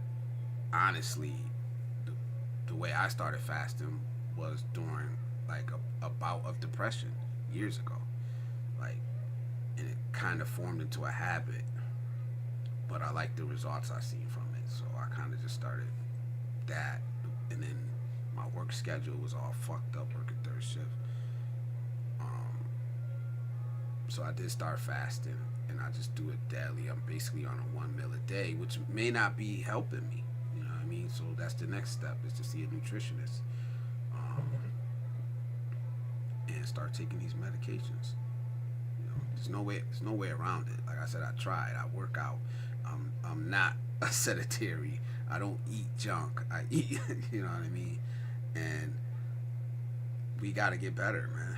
We all got to get better. We need to start taking care of ourselves, man. Well, with my ongoing health problems with my blood clots, where I learned the more weight that I have on me, the harder it is for me to recover. So I try to stay healthy as possible, not keep the weight off of me the best I can. I can't go now today. I can't go out there and run a marathon, but I can stay active, do yard work, do things that needs to be done, stuff like that. Well, just whatever I can do to stay healthy. It doesn't take much. It's not the hardest part is putting down the spoon that you feed your mouth with. Is the hardest part, because a lot of comfort food, it tastes really good. So that's why people eat. Well, not eat, overeat. Yeah. Like I said, I never dieted a day in my life. I ain't gonna lie about that. I never dieted a day in my life, but I just don't eat unhealthy shit. You know, Well, I basically eat what I want to eat, but I just most of the time I choose to eat something healthy over something that's not healthy. like off and on, I take prednisone and the narcotic steroid that's called, I think it's called mesotestrate. But it's been a while since I took mesotestrate. That raises your blood sugar really high. So so now I have to take metformin to counteract all my other medications. But I try to watch my sugars, my carbohydrates, and anything that will interfere with my blood thinning medication. That's a tricky. Yeah, it's very tricky. It doesn't leave you with much, so I can't. I can eat it at the risk of my health, but it ain't risk me having another stroke, pulmonary embolisms, renal thrombus, DVTs, or any other problems it creates. And then you can't, like certain foods, like for instance, grapefruit interferes with a lot of medications. So you Yeah, you really have to avoid grapefruit. But the issue with the anticoagulant medication is that you're at a risk for hemorrhagic stroke. So that's a different type of stroke where the blood vessel wall actually ruptures. So there's an opportunity for that as well. And then obviously things like certain physical activity, like uh, maybe playing sports, um, even doing simple house maintenance, falling off a ladder could be fatal if you're on blood thinners. That could be fatal if you're not on blood thinners, but Yeah, that's that's a crazy. different conversation. But yeah, just like as you get older, like a lot of things really start to kind of compile because outside of genetic predisposition, people who don't have family history for certain things, just the lifestyle that you lived when you were younger kind of adds up, catches up to you, um, and then just habits that you maintain that your body was able to compensate for when you were younger. Now you have a harder time contending with. Like for instance, Blizz said he likes to eat whatever he wants to eat, doesn't really diet. I'm the same way. I eat a lot of food that are, well, my particular case, I eat foods that are unhealthy. Fortunately, I try to work out at least 6 days a week. So I'm pretty consistent on that. But that's still not enough. The diet is a very big component because you are what you eat. And as far as medications are concerned, I think a lot of people lean more towards herbal therapies and things like that. And I'm a I'm a proponent of westernized medicine. I don't discount herbal therapies because a lot of the medications that we actually prescribe are derived from herbal sources. The only difference is that with the herbal sources there isn't consistency in dosages because if you have a particular plant that you're treating yourself with, different strains may have different concentrations. There may be different concentrations of the active ingredient, different times of the year. There can be, just variations. So you don't really know how to effectively dose. If you're using, teas or you just actually ingesting it orally. That's the issue with herbal therapies is just the lack of consistency. But that doesn't discount the fact that a lot of herbal therapies are actually quite effective. Yeah, I agree. You remember in October where I say I had to go to the hospital because I had uncontrolled bleeding on my foot. I had a I had a blood vessel that weekend, and it was this. I don't know. The nicest way I can put it is it was spraying blood and wouldn't stop. I had to go to the hospital to get it stopped, and they said that a blood vessel rupture. Wow. Yeah, I was I also, remember that. and I don't know, a few years back, I went to another hospital and they messed up my warfarin medication, my blood thinner, and my blood got way too thin, so I had to go into the hospital for a few days, and they had to give me plasma to thicken up my blood. I don't know what you actually call it, but I was in there for a few days for that. It's just just managing the best you can and dealing with what comes your way the best you can. That's all you can do. Yeah, yeah. It's Russ just says, crazy. Blizz, I'm a vegetarian, still have high cholesterol. Father and all brothers have it. Father had quadruple bypass, and others have stents. I'm expected to get them someday. I guess, like, I had some family members pass away very early, like 30s and 40s, early 40s. So I'm taking it serious. It's not something that I'm not taking seriously. I just wanted different options, and I explored them, and it didn't work. So You say you want to fix the problem on your own without taking the medication, then you turn around and say you eat what you want. no, I do. I eat what I want, like I said, but 90% of the time it's gonna be something healthy. But like I said, if I want a burger, I'm gonna eat a burger. But it's few and far between. Most of the time, it's gonna be salad, fruit, leafy. Like I eat healthy. It's just I don't consider it a diet.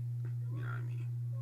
Well, the in Thailand, if my wife cooks me a burger, it's minced up pork, and it's cooked like like a regular hamburger, and all the vegetables and everything's fresh. The bread is made.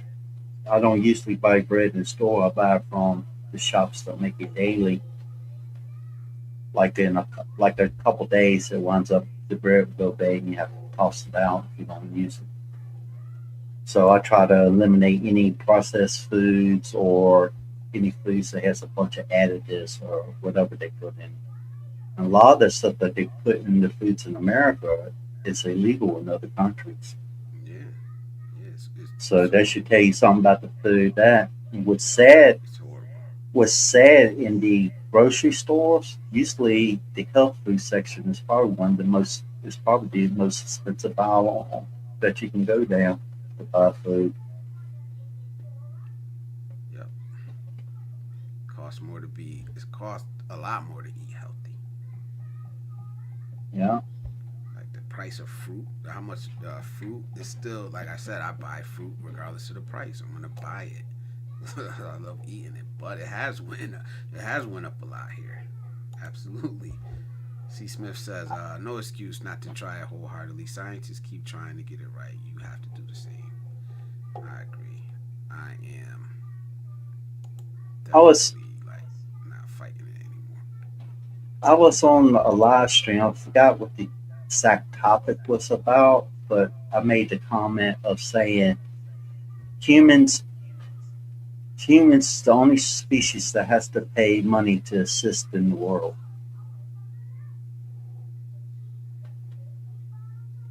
Nobody else has to pay to assist in this. No other species has to pay to assist in this world.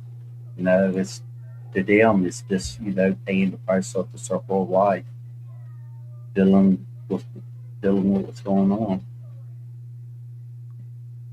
It wouldn't You be ever gotten? surprised. Hey Adam, you ever gotten one Yeah. of these that Russ said? Like you could get a coronary calcium scan. Have you ever gotten one of those? Pretty sure. Like Honestly, I don't know. I probably have. I just probably don't either remember it or didn't know the name of it, or if I didn't know the name of it, kind of like Blizzard did, just kind of tuned it down. yeah, Just ask I if ain't I'm gonna all lie, I checked good. it out.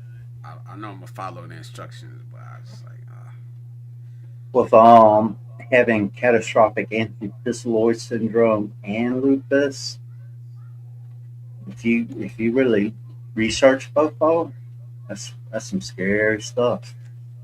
yeah, Um, the sad part about the blood clot disorder is 50% of the people that have it or diagnosed with it, they usually wind up passing away in the first 5 years or less. And I've been dealing with it for 25 years now, mainly trying to stay healthy as possible and keeping on top of things the best I can. yeah. So, health is wealth, man. Health is wealth. Yeah, You are a light being, like Alexander. it's like I saying, like I'll say, I made in one of my songs. I forgot exactly how I worded it. I said the Grim Reaper ain't gonna be dragging me around, dragging me away until it's written in the hour in heaven, something like that. You know, Yeah. when it's your time, it's your Listen, time. There ain't nothing you can do I want to about it. live, man. I ain't gonna lie. I want to live as long as I can and be as healthy as I can. Um, I'm gonna that's keep that's fighting where to I'm at. breathe for long as I We can. all should be doing that. We all should be doing that, man. Russ says you gotta give up them cigs, Adam. Yeah, I agree. But that's one of the Uh, considerations when you're Emotional looking to support. relocate. That was one of the considerations when you're looking to relocate because access to high quality care. Yeah, Depending on where you live, especially if you're trying to live somewhere where it's economically viable, it may not be viable for your health if you can't have access to the care that you need, especially as you age. Well, yeah, I agree. Because when I first moved overseas, I was looking at Philippines and Thailand, but Philippines wasn't so good at the time of taking care of people who had blood clot problems. So that's why I chose Thailand over the Philippines. I think their medical has improved in the Philippines now. It's been like 13 years. So yeah, you got to I don't choose the know. place that's right for you. And if you have a lot of health problems, you have to consider the location where you live, how close it is to a hospital if you have to go to the hospital frequently or How visit a far are you? doctor. How Me, long does it about take you to get to a hospital? for me about like 7 minutes. Oh, see, that's not bad. A decent hospital, It's they can it's provide all your well, needs. it's a public hospital. Public hospital for Thai people, and in Thailand, public hospitals are free. Now you can go to private hospitals, which is a little bit better, and the ones that cater to foreigners are way better. But from I went to both, and from what I was seeing is I went to see and paying a higher price tag and end up with the same medications. the same treatment. So why am I going to pay more if it doesn't benefit me? Well, there's certain things that, from a consumer standpoint, that you may not notice that you're paying for when you're going to a more expensive healthcare facility. A lot of times it has to do with consistency and adherence to regulations. Training, re-education, continuing education, some of the hygiene practices, some of the actual stock that they carry, like, depending on the equipment. And because I've been at facilities where they have different formularies, they have different vendors, and that could really impact the quality of care that you're able to administer as a provider, because you're kind of constricted by what you have at your disposal. So that's just something to consider as well. And then also, staff to patient ratios. Because one of the biggest, obviously, in any business, the biggest um, capital expenditure is going to be workforce.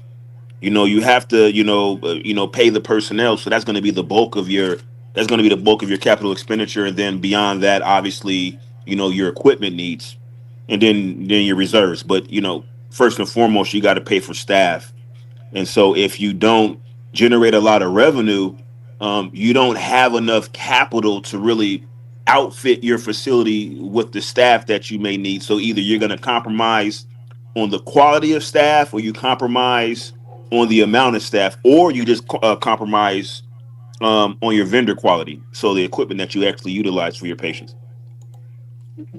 Well, I can say like I go to the public hospital for the doctors here in Thailand. By going to a public hospital, there's normally a much longer wait time, so you have to get up a little extra early. But that's the trade off for it. And if you have any problems that they can't handle, or if you're hospitalized, they'll transport you to the nearest hospital that can handle your condition. And if it's like an emergency and you go to the public hospital, they take care of it right then and there. You just go to the emergency room. And like I was saying, my last doctor visit, doctors, lab tests, consultation, and medicines, 8 medications to go home for 2 months. It's like about a little bit over $50, $50 to $55 USD. How much would that cost back home? Well, see, you've identified the compromise. So in order to be able to, keep their doors open, they can't hire the amount of staff that they need for a quick turnaround. So you end up with longer wait times, which, depending on what you have, if they triage correctly, even though it may be an inconvenience for you, it shouldn't really lead to a poor patient outcome. So, like, obviously, like, say for instance, they say, oh, it's a 6 hour wait, to see a provider. But if somebody comes in with something that threatens their life, limb, or eyesight, then obviously they should be moved to the front of the line, which is an inconvenience for everybody else that's waiting. But at the end of the day, if you don't have anything urgent, then you technically can wait. So that's just one of the drawbacks. But we find that even in what you consider westernized civilizations, and areas that have a more socialized system of healthcare, like Canada or Germany, you end up with long wait times to see a provider. And then seeing a specialist can be especially difficult, because you have to convince your primary care provider that that it's in his best interest to send you to a specialist. Sometimes the primary care provider, because they have specific mandates, they may just flat out refuse to send you to a specialist. And so you got to go to a different primary care provider till you find one that will send you to the specialist that you need. All the time you've been waiting, and it could be months and months and months. And then when you finally actually are approved to see a specialist, then you got to wait even longer for them to have an actual opening. So that's just one of the things that you have to deal with when you don't have a lot of disposable income to really just put yourself in the front of the line at a private facility. Yeah. I mean, if you, well, it's like that back home in America. But if you go overseas, if you're unhealthy and have to see the doctors or go to the hospital or whatever, you need to do your research extensively. You got to really do your research, know if it really works for you. Topping Hen is the city next to the village where I live at, and to get to the hospital is about 7 minutes away. They In this area they only have a public hospital. The one that's considered more like a private hospital is like about 30 minutes away, and they will transport me if needed be. The public hospital I go to, they have certain specialists. I see an internal medicine doctor and a hematologist for my blood clots. That's the two I see there. If I need anything else, if they don't have it there, they will refer me to the closest hospital that can handle my condition. So you not that far off into the province, like, 'cause they have two hospitals, decent hospitals that close to you. Well, I live in a village surrounded by rice fields, but the road that goes from my house to the hospital is about 7 minutes. It might be a little bit more than that, but if, if there's not much traffic on the road, you can get there fairly quick. I had my wife drive me on the motorbike while I was having a mild stroke. The last one I had December 13th, 2024. I, when I started showing the signs of having a stroke, and time I got to the hospital, I started having it. Uh, the emergency room visit, the CT scan they did on my brain, and 5 days in the hospital was it was over 7,005. So like about 250, roughly around 250, 275 USD for the whole bill, and that's including the hospital stay, everything, and go home with medications until my next doctor visit. All right. So That's a bargain. since you Yeah, it mentioned is. signs of a stroke, let me read this comment from C. Smith. She says the best thing you can do for yourself is to learn the signs of a stroke, heart attack, to catch things early. So I wanted to read.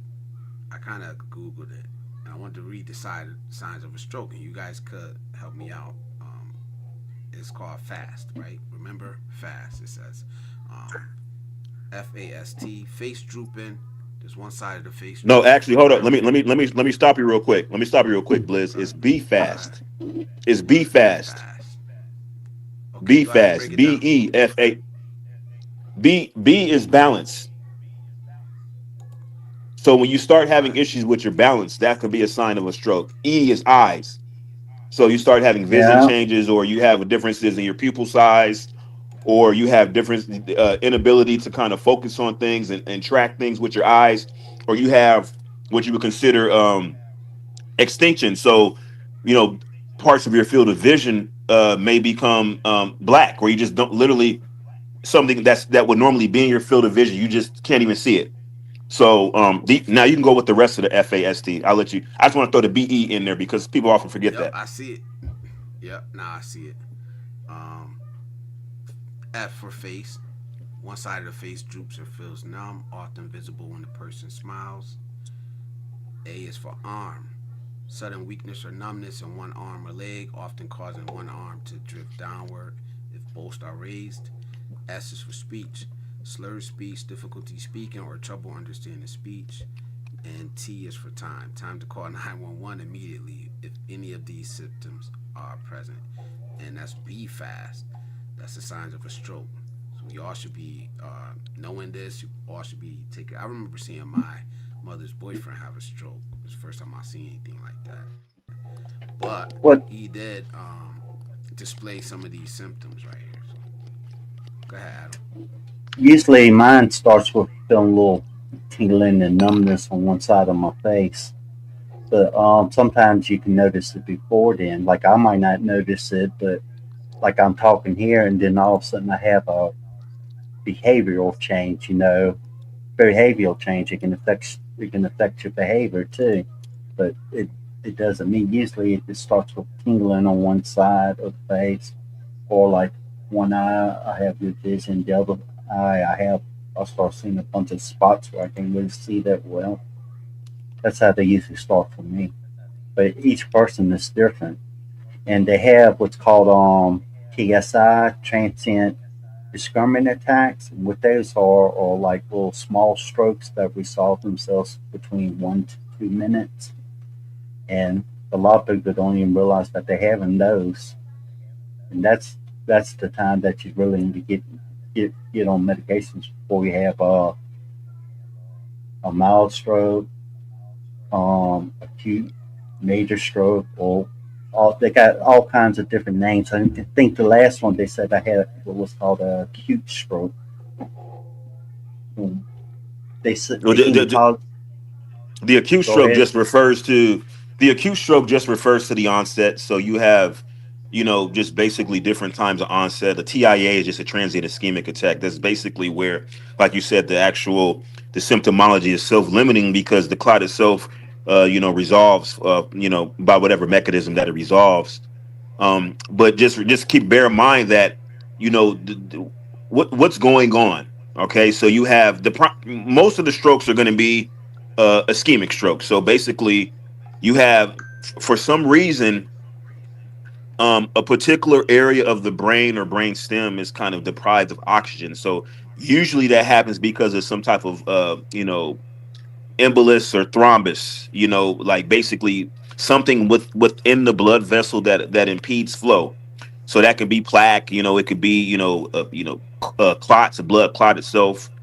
Um, and then you also have, a little bit more rare is actual vasospasm, where the vasculature itself begins to spasm, and it kind of interferes with blood supply to whatever is distal or away from the heart from the area being affected. So I think that keeping that in mind, the strokes themselves or TIAs can present very differently, not just from person to person, but within the individual themselves. Because you stated that your stroke onset of symptoms usually is preceded by tingling or numbness in the face, but that's contingent on the area of the brain being affected.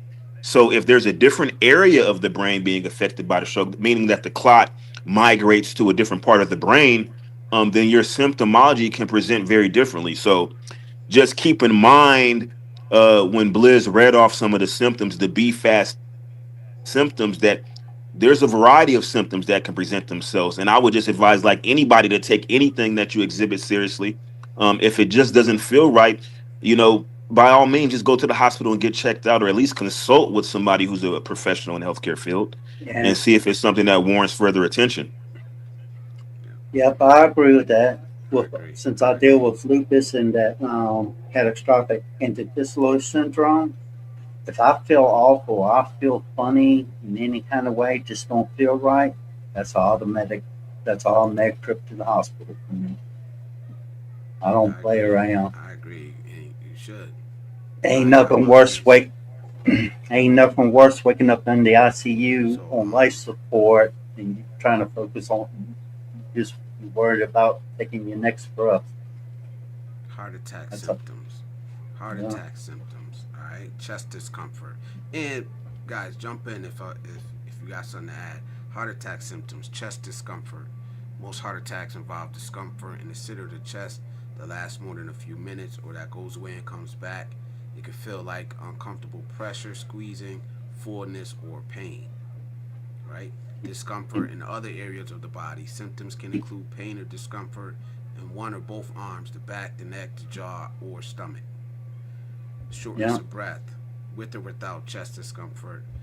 And other signs may include breaking out in a cold sweat, nausea, or lightheartedness. Did I miss anything?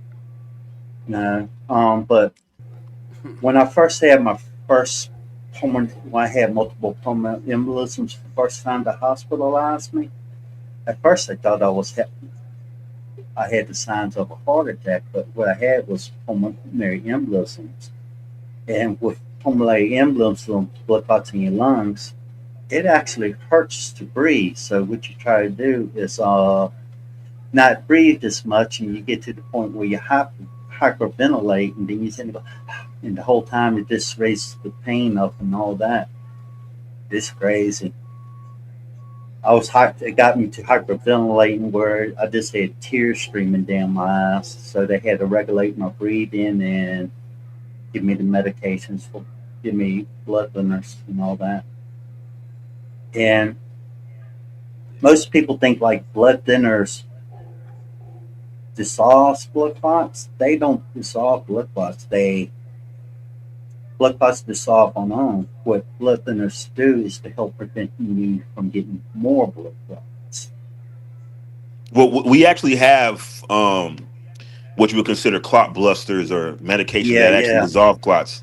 And so, if you do have a heart attack, sometimes, or heart attack or stroke, sometimes it's warranted. And that's where, Blizz, when you mentioned be fast, right? The last T in be fast, time.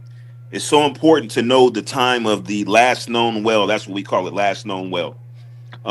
That's the last time that you noticed that you were normal. Because one of the issues is that we have a limited time to kind of resolve the clot and mitigate long term symptomology. So there's parts of the brain that are affected by the clot that have been deprived of oxygen, but they can still be salvaged. We call that the penumbra. That's the part of the brain that can actually still be salvaged. But there's parts of the brain that are actually, the actual there's dead neurons, and you can actually look up the numbers. The amount of neurons that die per minute while you're experiencing a stroke is astronomical. We're talking about in the millions and billions of neurons that you lose per minute of a stroke. So that's why time is so important, because there's interventions that can be performed to kind of salvage that brain tissue. But we need to know when that last known well is, because let's say, for instance, there's a medication that we give, let's say, for instance, alteplase or tenecteplase. These are the quote unquote clot blusters. And if you give it to somebody who is too far beyond that period of salvageable brain tissue, what could happen is you can initiate another type of stroke called a hemorrhagic stroke, in which blood is actually leaking from the vasculature in the brain cavity, which the brain itself, that the skull doesn't have a lot of wiggle room to expand. So if you have a bleed inside your brain, it can cause ischemia opposite to the where the bleed is being occurred. So because it presses the brain against the interior aspect of the skull, further depriving it of oxygen. So it can have a cascade of effects. So that's why that time is so important. But going to the heart attack, um, it's interesting because male and females tend to exhibit different symptoms, Yeah. because just the physiology of a man versus a woman. So a lot of times the women have symptoms that they may not even have chest pain at all. They come in with back pain and they think it's something else, and it ends up being a heart attack. And we kind of figure that out through running some diagnostic tests, EKG, some blood tests as well, maybe even a cardiac echo, um, things like that we can kind of determine what's going on. Yeah. Bad indigestion or bad indigestion causing your chest to hurt. You might think it's indigestion, but it also can be a sign of a heart attack. Think you got heartburn or something. You're having a heart attack. T. Marcia Blizz, why you stop talking? Cause I'm listening, man. Like one thing about me is like if somebody's saying something interesting, I do sometimes get caught up just listening. You know what I mean? C. Smith says, for my black man, I would ask, And is the meds used to treat your counterparts?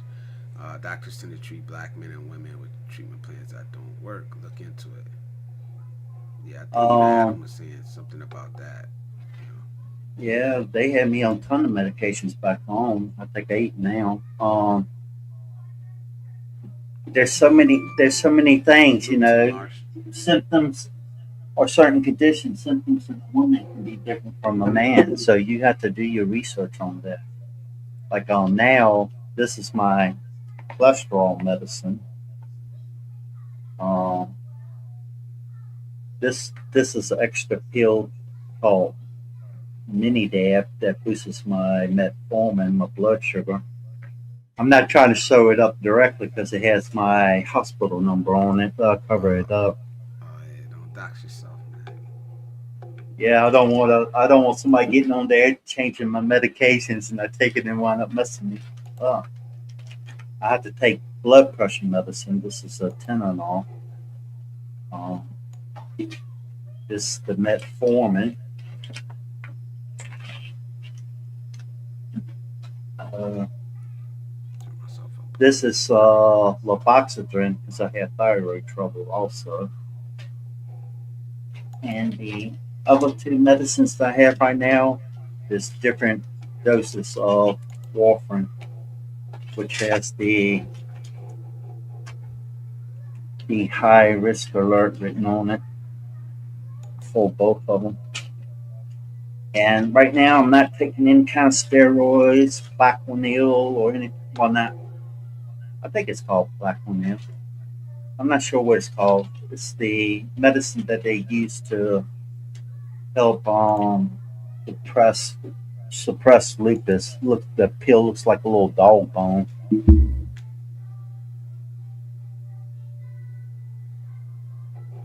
said, what is the background with the gentleman in the piano?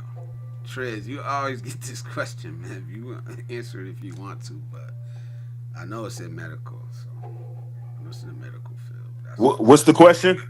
What's the question? what is the background of the gentleman in the piano? Oh no, I don't want to talk about my background. I like to just let me just say this. Let me just say this. Everything that I say on stage is for entertainment purposes only. I don't give out medical or legal advice. This is strictly Go. this is strictly social satire meant to entertain and entertain only. Please consult a qualified medical professional Yeah. for any type of medical advice. Let me and part of the reason why Yeah, that you we want to all should actually be doing consult that somebody. anyway. We all should be doing that anyway. You need a And, tailored, and, a and, health and, plan tailored to you. exactly, and part of the reason why is because you can't diagnose simply by saying, "Oh, I have these symptoms. I have this," or "You have that," based on the symptoms you're explaining to me. Because there's diagnostic tests that accompany any healthcare encounter. So even if you say I'm presenting with the classical signs and symptoms of a stroke, the classical signs and symptoms, let's just say that I have, some, weakness and some actual neurological changes. Perhaps it's Guillain-Barré syndrome. It may not even be a stroke.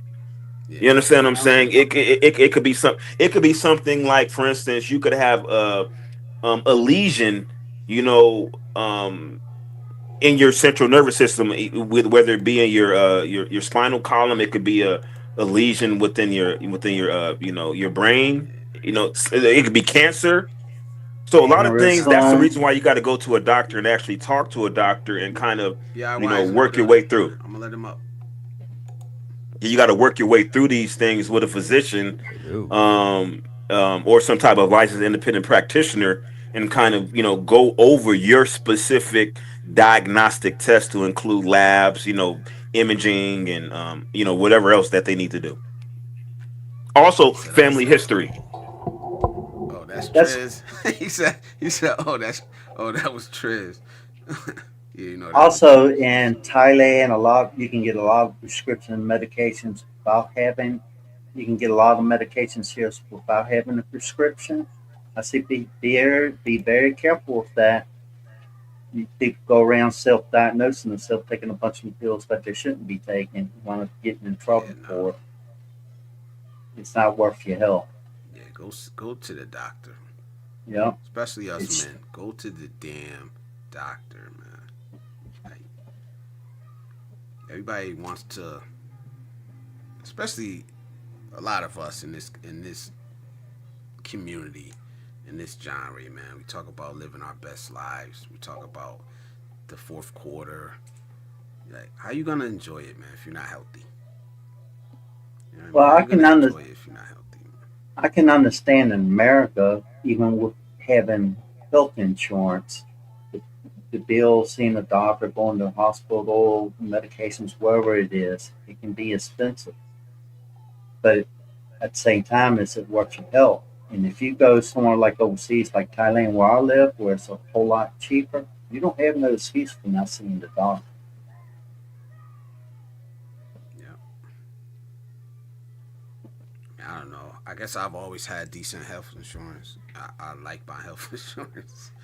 Basically, pay a copay, pay. Well, You know, when I but I was haven't had any health emergencies. So then again, like maybe I just been lucky. when I Give was me in 1 second, guys. America, I'll be right back. okay, when I was in America, the insurance that I use for my landscaping business didn't wind up dropping me and having a pre-existing condition at the time. I couldn't really get any new insurance, so I paid out of pocket. Here in Thailand, I was able to get health and life insurance, no problem.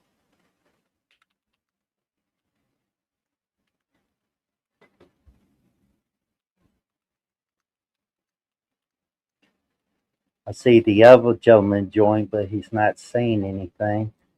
Yeah, I'm speaking through my fingertips again. Oh, But you can hear me now, right? yeah, I can hear you. Excellent, excellent.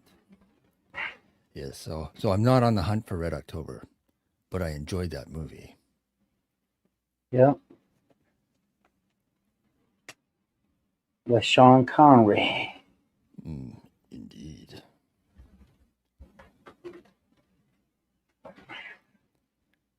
Reason I closed Yeah. my mic is my dog, my deaf dog that likes to sleep up under my table. She wanted to get up. Now she wants to get back under the table, so I'm having to wait for her to decide what she wants to do. That's cat-like behavior. Well, she's the dog can't. The female dog she can't hear, but also I think she's messed up in the head a bit, some kind of Well, disorder or something. well, a lot of people believe that cats are messed up in the head, and that might be true, but they know it. And they know how to make the most out of it. That's my opinion. Yeah, yeah. What I normally say is my definition of Sandy is thinking you're the number one, and everybody's messed up in some kind of way, whether you're an animal or a person. Indeed, indeed. Well, I'm going to start saying, and I have started already. Everything always works out in my favor as an affirmation. Keep it simple. I don't need to Yeah, know how. I just need to know that it does. yeah. I agree with that. A lot of people worry about things that used to wind up working themselves out.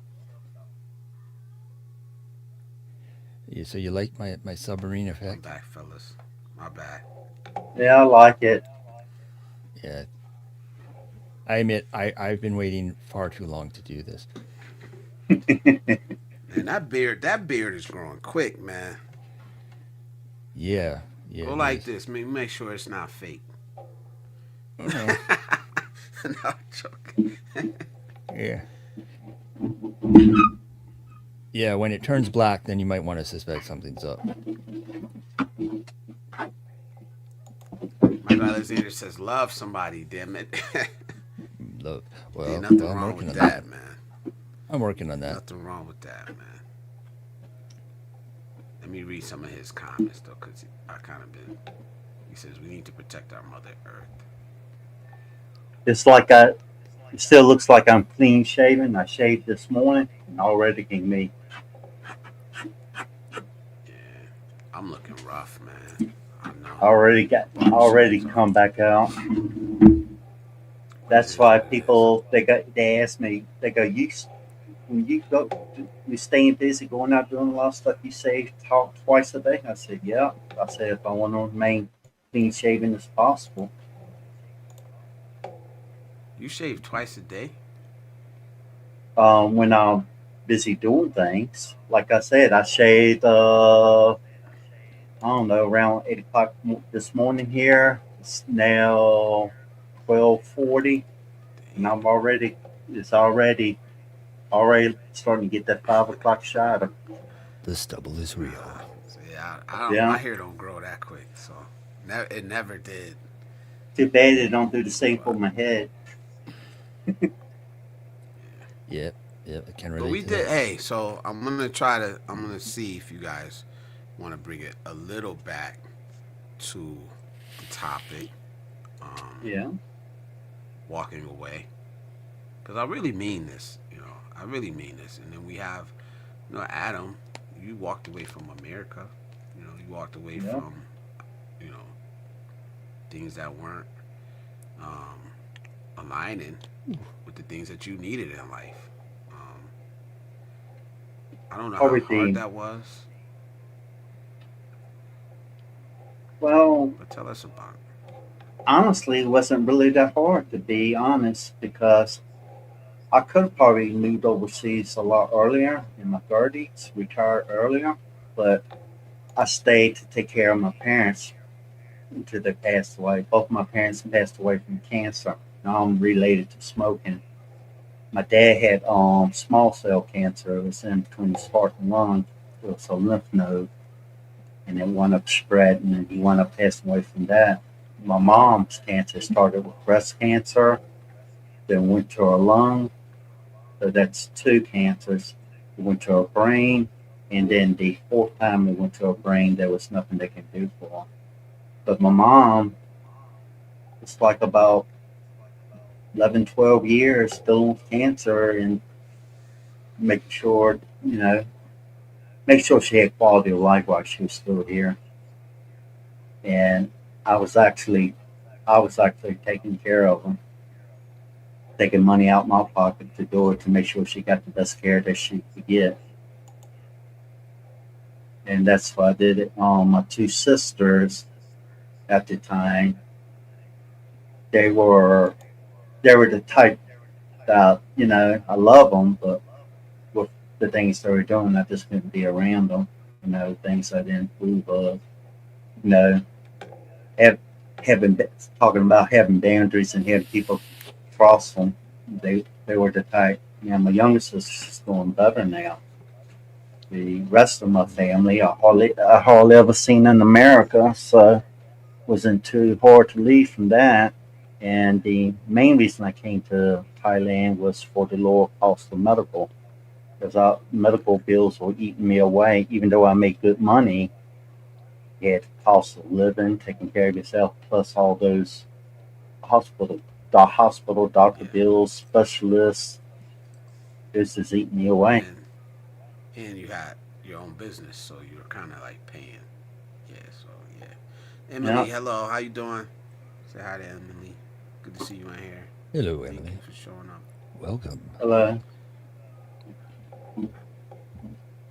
What about you, BIY? Thinking about what are What you am walking away from? I? Sorry about that. What am I walking away from? I don't know that I'm walking away from anything. Um, I like to think that I'm walking into um, better habit of managing what I already have, managing it well, so that I can manage more in the future. And that's a line of thinking that um, I first heard from Mike McAllowitz, who wrote Profit First. Recently, he released a new version of that book with the many personal stories from people that employed the method called The Money Habit. And yeah, really digging that. Because there's one thing I was not organized about, it was my finances. So now I know exactly what's in the bank, exactly what I spent today, yesterday, and the day before. Because I just write it down, track it all. Now he recommends multiple accounts when you have a business, but I don't. So, and because I'm on the pension. I'm sorry. What's that sound? Oh, you're Adam, scrolling? Adam dog. No, that's Adam. Adam. I Oh, know that's what it Adam's is. dog. Adam Moran. Is that your dog's? Is that your dog's tail? My dog's tail. Yeah. Yeah. Where? I hear a knocking. I was like, what could that be? Wait, Maybe is the it- dog Actually- is wagging it. It's not the dog wagging his tail. It's my wife in there on a wooden block with a meat cleaver chopping up okay. Oh, Okay. chopping up Okay. chicken for the stray dogs that Okay. we feed here. oh, That's Oh, yeah. exactly what she's doing. You said tail wagging. I was checking because sometimes the Yeah. dog's on my bed. My imagination, man. I'm like, maybe it's the dog wagging No, the tail that's hitting the desk or something. Like, it's awkward Well, at first, bro. like the dog that's up on the table, she'll scratch and stuff like that, and it does sound like that. But my wife's in there chopping using the meat cleaver, and it sounds like it's going like Yeah, that. yeah. yeah. Well, now we know your mic is sensitive. My hands are here. Yeah. Oh, I'm trying to. I think I'm just gonna buy me a good mic. I know DIY. What mic should I buy? Mid range. I know you know a lot about. mid-range. Well, how much did you want to spend? Because that would determine the mid-range. Not $1,000. Oh, well, you don't have to spend that much. I'll I tell you think the when. most I would probably spend on a mic is like $300. That's a lot. $300. But I Okay, really want to let me check. get a I good have mic. just the mic in mind, and it also happens to look cool. But let me see. I'm just bringing it up so I can show you Crazy. microphones. You on camera now? Okay, you dropped the other one. All right, salute. The one that comes highly recommended, that it's more expensive. Like everyone uses the Shure SM7B, but not all audio interfaces will drive that without a booster, like a cloud lifter or something like that. Mine will, and I did rent one for a little while to give it a shot, and I liked it. But you have to be like right in front of it for it to pick up your voice and do what you want it to do. But there's another mic. It's an electro voice mic. I think this is the one, RE20. I could be mistaken. I'm just double checking. A lot of streamers use that Taking too. notes. But it's yeah, I think this is the one. I'm just going to double check this. Okay. I think that's the one. Markill Lee Jr. Salute, and welcome back, man. So how does my mic Check sound? your page out. Your mic sounds good. Well, yeah. My much mic came from Temu for $8 Emu. for however long it lasts. Yeah, that. And my mic Like I is. said, I got this mic. It's cheap. It's like a $30-something mic, and I like it, but it started out really good, and now it's not. Now we're getting that hum. Yeah, a hum. I never had a hum. And then a Had, little like, the knocking little noise knocking. every now and then. Yeah, I used to always got that knocking noise, but now this hum. I never had a hum before. I mean, I do have my fan on, and that might be it, but it's way on the other side of the room. So Yeah. If well, your I'll mic's give you- picking that up, you must have a sensitive mic like me.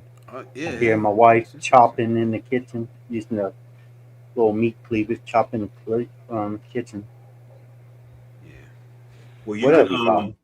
on a lot of mics, you can actually alter the direction of capture. So some, you have mics they're generally set to be omnidirectional, but you can change it to where it only captures sound coming from the immediate front of the mic. Yeah, I try to do that. I got about the best possible settings I can have. The kitchen is like where she's chopping is just like on the other side of the room from me.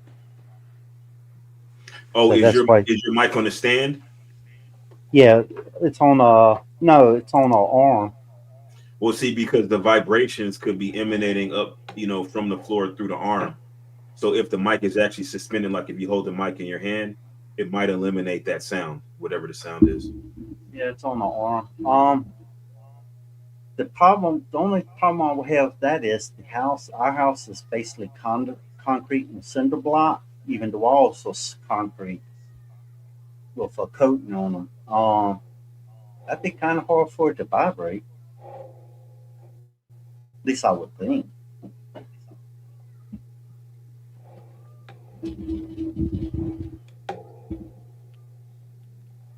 Yeah, it do pick But the it do pick it up though. the the camera that I have now and the mic is good enough until I can. Good enough until if I ever make any money on YouTube to buy better equipment. Right now, it's good enough. Unless it Yeah, and becomes really bad. that's how I thought too. Yeah, it's good enough. It's good enough. So, but slowly over time, I'm gonna upgrade. Like I got Yeah. this camera. I love this camera, and maybe one day I'll upgrade from this one. You know what I mean? But When I'm you're ready to still upgrade your looking camera, at. let me know. I'll point you in the right direction. All right, all So right. how I how is said my I'm definitely camera gonna take you up on quality that though. Let me see. from a Let me look at $10 you. camera on from Timu? Let me look at you on the big screen. The camera does make a It looks significant good. difference in the quality of the picture you have, especially if you want low light performance. You want a camera with a large sensor. I would Yeah. recommend a bare minimum a 1 inch sensor camera if you're serious, and then if depending on what your actual budget is, micro four thirds or even a full frame, which requires some additional interfaces to kind of bring in the feed. But there are actual micro four thirds webcams that have a USB connection. So Yep. that's what I'm using, a micro four thirds webcam with a USB connection. All I know is mine can go up to 4K, full My HD. grandson is Has a my light and a grandson's UBS. It plugs into a UBS port. Well, the most webcams can either transmit in HD or 4K, but that's not really the important part, because a lot of times, especially for live streaming, you're going to be downgraded to a 1080p feed anyway. But even if Yeah. you did have a 4K feed, the most important part, as I said, is sensor size, because this is what actually captures the light and gives a more authentic representation of what you are. It feels like you're really there. You can't achieve that with a small sensor camera. Yeah. Yeah. I Let's agree. see. You know, as things go, if I need to, I'll upgrade. But if things go keeps remain the same, I don't see any need to do it. I'm the I'm the type of person I'll buy what I need first and anything that adds value. If it like a mic, if I bought a new mic and camera now that's expensive, right now it doesn't really serve any purpose.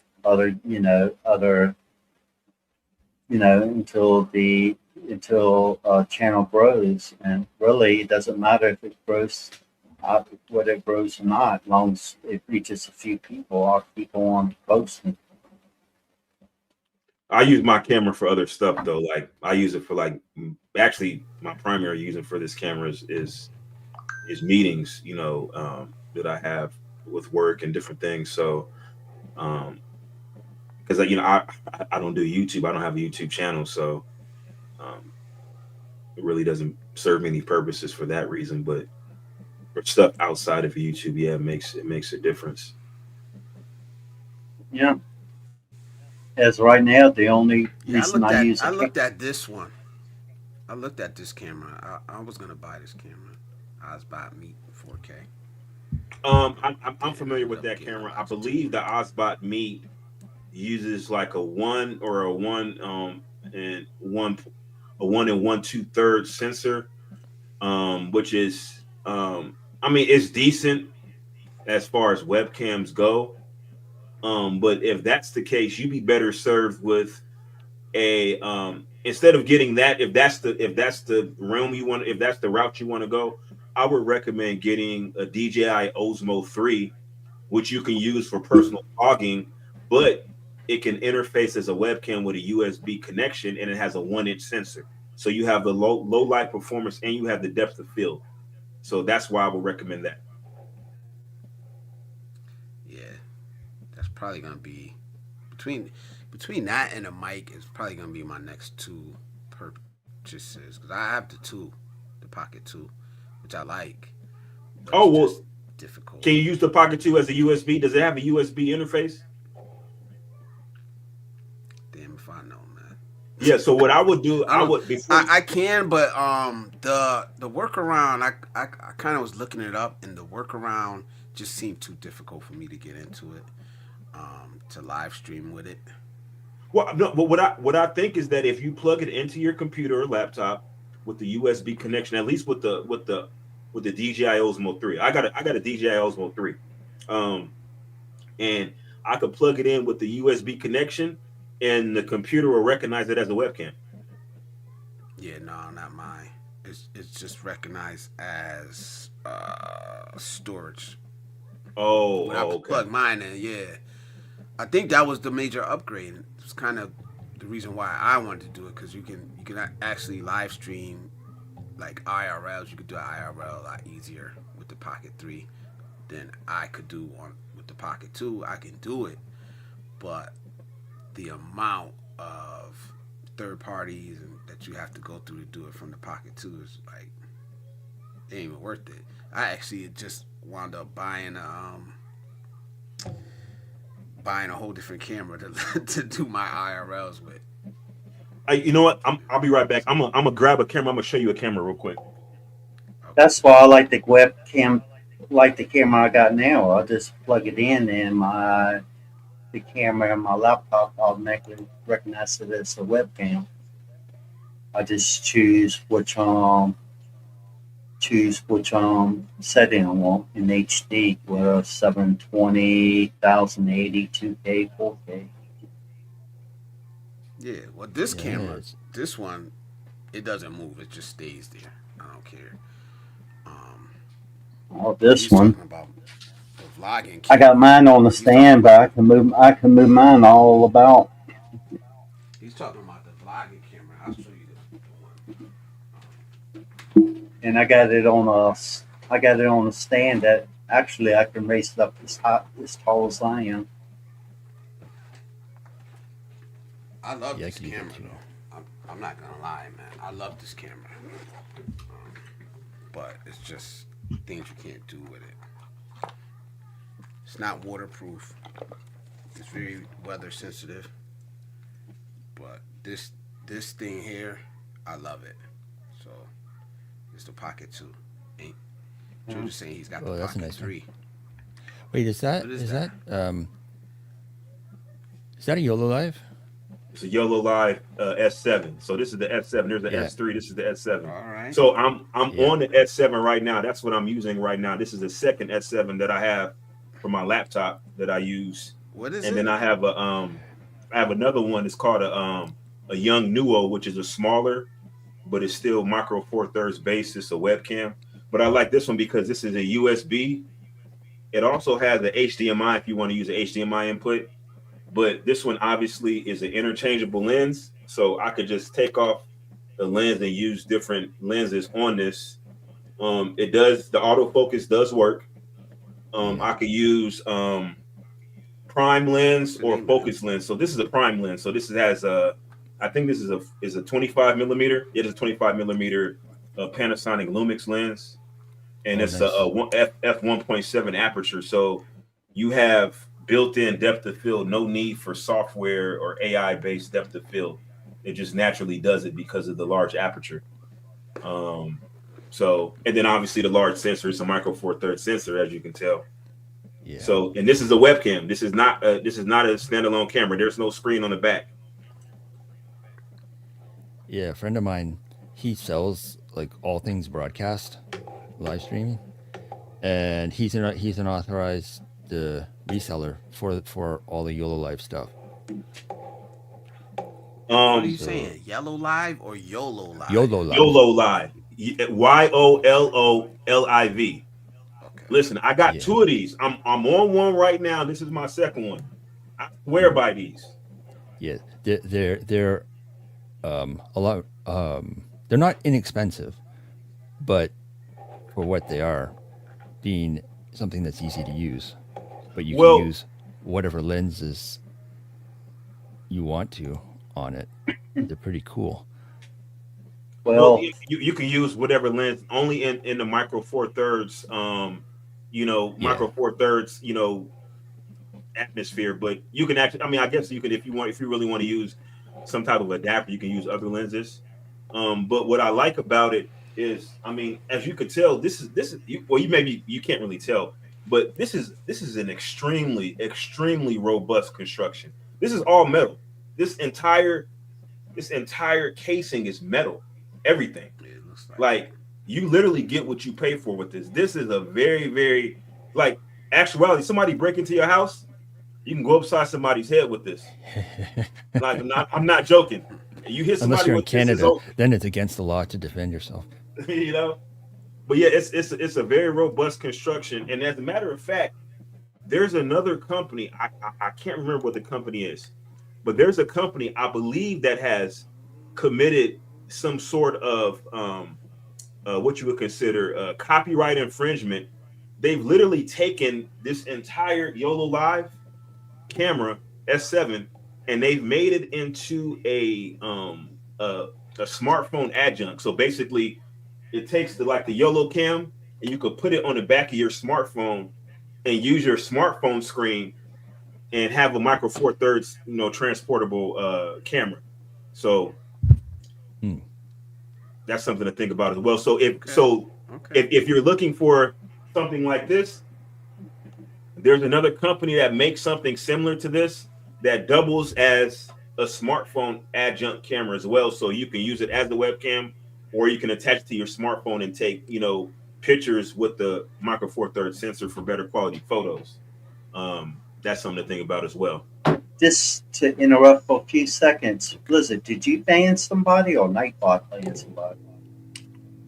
I did. Sick. I was trying to time them. I was trying to time them out, but it banned. Oh, okay. I didn't mean to do that. I don't know. I was just making sure something wacky was I hit going time on. out. No, I did that. Wait, are you talking about this person? Is that Grant Alexander? Grant. Is that who you're trying to time out? Yeah, I did. Well, I thought I timed them out, but it banned them. Guys, please pray for my.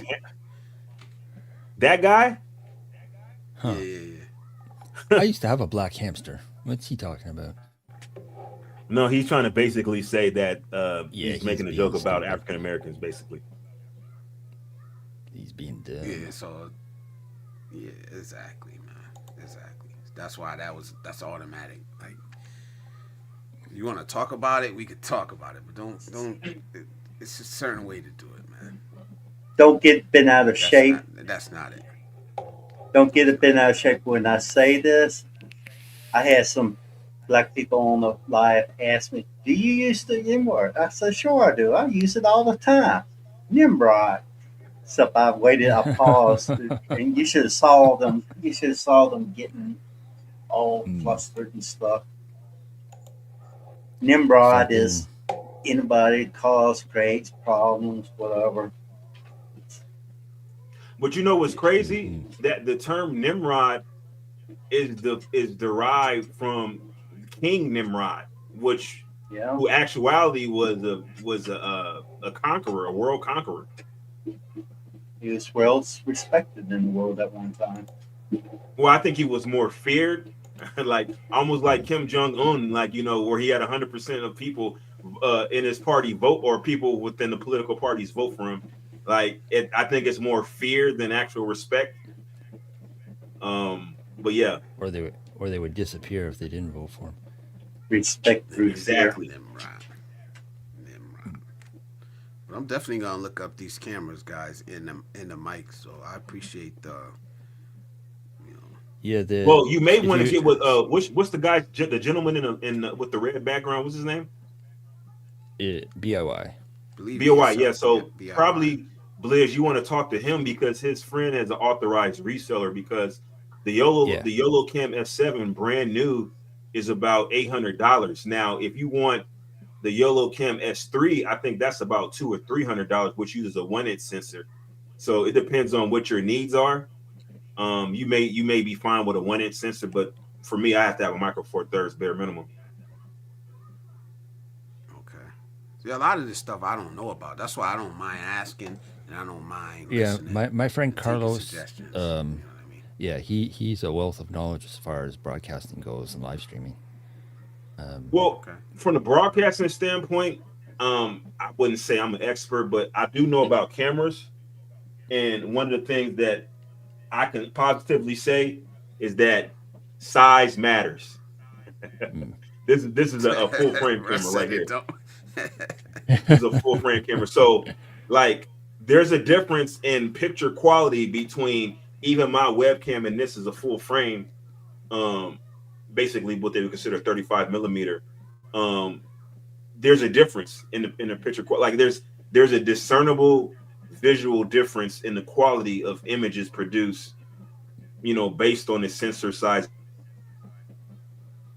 Yeah, yeah, definitely. Because you Like I can don't always. want I don't want the webcam. I don't mind this camera I got now. Yeah, I mean, So I'm we can cool see with you. this. You're nice this and camera. clear. Yeah. The But if you camera want, I ha- you What I want a want nice mic. is I want a better mic, but I also want, like right now I have one camera, the Pocket 2, which I'm going to use for capturing videos for vlogging and all that stuff. And then I have another one, the GoPro. I only got the 12. I got the GoPro 12 for my live streams, that my IRL live streams that I'm going to do. I want something that I can do both. So I'm not carrying around, you know, two cameras, everywhere I go. Well, the GoPro should actually cover both. Then the GoPro the GoPro has the USB hookup to the computer, right? Yeah. Yeah, so that's all you need, because you can use that on the selfie stick. If you don't want to actually just hold the camera like this, you can put it on like a selfie stick or like one of those little handles, tripod handles, and use that for vlogging. Like if you want to walk around and vlog with it, that's pretty much all you need. And I think it has in-body stabilization, which is what you really want. You want It's some type very of stable. huh? That GoPro is very stable. Yeah. So yeah, you But want yeah, it just now. doesn't It's catch not the gonna be. cinematic. It's not gonna be like like your DJI Osmo, which has a gimbal. Nothing tops a gimbal. True. well, like right now, the camera I have now that I'm using for live streams is good enough. You know, I'll maybe invest in something better later. My my phone is a Samsung Galaxy Ultra 24. Has good video quality on it. So, and I have a mic for that I can use a Bluetooth mic for that. And that's the two main things I use right now.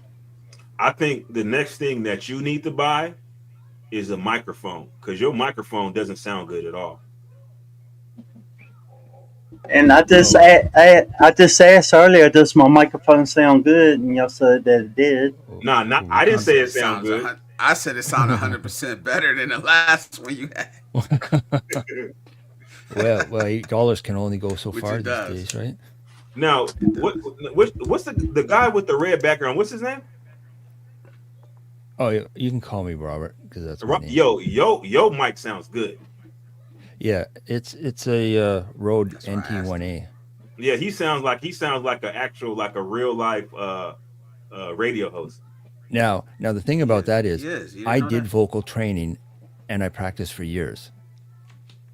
Oh, well, that And explains. I used to inadvertently sell a lot of Blue Yetis because when I was learning That's from a what I got. guy. Yeah, That's I what I mean, got I right had a now. Blue Yeti. I had a Blue Yeti too. I just wanted to try. I wanted to go XLR with an interface and all that. Because I mean, the Blue Yeti worked fine for me. I'd have a lot of fun with that. But I wanted to go My friend's XLR, and selling then two Blue Yetis. things He wants got $50 complicated. each. Well, And how much that's you all selling it you for? want. $50 each. That I don't know. That might be a good price if they're in good condition. Like mine, like this what I'm speaking on right now is a Blue Yeti. It's USB. You don't have to have one. You know, I got another microphone that has the whatever that microphone cable is that you have to plug in. You know, that big wide, big circular thing, whatever. XLR. Oh, that's what that's called. XLR. Yeah, that's what this mic is plugged into. Now this mic is, I think it's over 10 years old. This one. And it came with a 10-year warranty if you registered, which I did. It's not ideal if you want to do music with it because it's too bright, and people that are in the industry say you can't mix away brightness from a microphone, but you can like the treble. Now you can bump it up from a mic that's more neutral. So that's one thing about these. They're very sensitive. They were extremely well marketed because I bought one, and it was because of the marketing. But yeah, it's going strong after 10 years, and it's built like a tank. So I had to buy the Rode boom arm because I have one of their boom arms to support its weight because of how heavy it was. Oh wow. Which is also, I'm on a shoestring budget now because the actual mount part broke. But when you get a mic, if you get that RE20, you'll definitely want this device here. I forgot what it's called, but it isolates it from the vibrations of the if you're typing, and you already know how I type when I was on the laptop and I joined before. Yeah. But So it you definitely want you that would with the other suggest mic that too. Blue Yeti? You would suggest the Blue Yeti Blue mic or something? I think that's the name. Yeah, your Blue Yeti, it's directional, but you can switch it. It has two capsules, one in the front, one in the rear, and you can switch it so that it's both I used to call it double front. That's from being a Star Wars fan. Yeah. Or you can have it both in stereo, where if you have it in between two people, one side facing you, the back side facing the other person, it'll pick up Okay. the voices and the Now combining that's because it just has one the model or no, that's the Blue Yeti. That's what it does. okay. So it has, I All think, right. it has four different patterns you can select. Yeah, four Yeah, and then like the Omni pattern picks up omnidirectional. everything. The omnidirectional picks up everything in the whole room, and I'd have it focused so that it's double front. But That's how this other I mic is I bought another mic and it had so many different settings. I honestly sometimes I don't I'm sensing an I'm not an inner expert. geek. Is there an inner geek in you, Blizzard? Certain things, yeah. Don't be I ashamed. It's ain't gonna okay. lie. Certain things, yeah. But with this stuff, I really don't know. Mics, cameras, like Yeah. Well, the that's why I'm asking. I see a lot of people use the SM7B, but they're more. But you do have to be like right on top of it to get the best sound out of it. If you move away, the voice just drops off. Whereas that RE20, you don't have to be right on top of it. Just point in your general direction. Like I do have to have this mic pointed in my direction because if I move off of it, I don't know if it affects my voice. It should, because now I'm right in front of it, and I'm not. If I was behind it, it wouldn't sound like this either. But that's just me. Because I Now, do have to do something with this mic. Because I clicked on what? I actually clicked on YouTube and listened, and I was like, yeah, that sounds crazy. Yeah, That could it's be a a humming and a little popping noise every now and then. mm, it could be like a little ground loop. It could be settings. It can be the connection. Be many things. Yeah, I hear it. I'm Yeah, but listening it's now. like I hear a my. Yeah, humming background going. I didn't hear it until I put my earphones in, my earbuds. Um, yeah, I didn't notice it at all. But when people, I guess, but once I did, and I was like, "Where's that hum coming Once they from?" pointed it out. And I muted all the other the videos because I had quite a few live streams going because it's Friday night and the WAN show was on, and yeah, I heard it pretty clearly. But now the volume turned Get down it fixed. We working on it. because it's after dark. It's after dark here. It's 1:20 a.m. Eastern Standard Time. It's after dark. Yep. Who cares if you Yes, might sir. mess us up a little bit? It's time to get funky. It's Let's 120 make it funky. here too. Put on some Marvin Gaye. Michael It's Alexander said one. he happy with his iPhone cam. Yep, I'm Yeah, happy iPhone with my cams are pretty good. Samsung Galaxy Ultra 24. Well, that's a nice phone. That's a Chris nice phone. Psycho. My buddy tried meditation once and now blinks in slow motion. Should I lease a helicopter for groceries? I don't know. Meditation is cool. Here we go. You took that question. I didn't take that question serious. And and my wife, she has the tablet version of the Samsung Galaxy Ultra 24, whatever that's called. I know what it's called. It's called expensive. I got Yeah. one of those. I got that Samsung tablet that I use.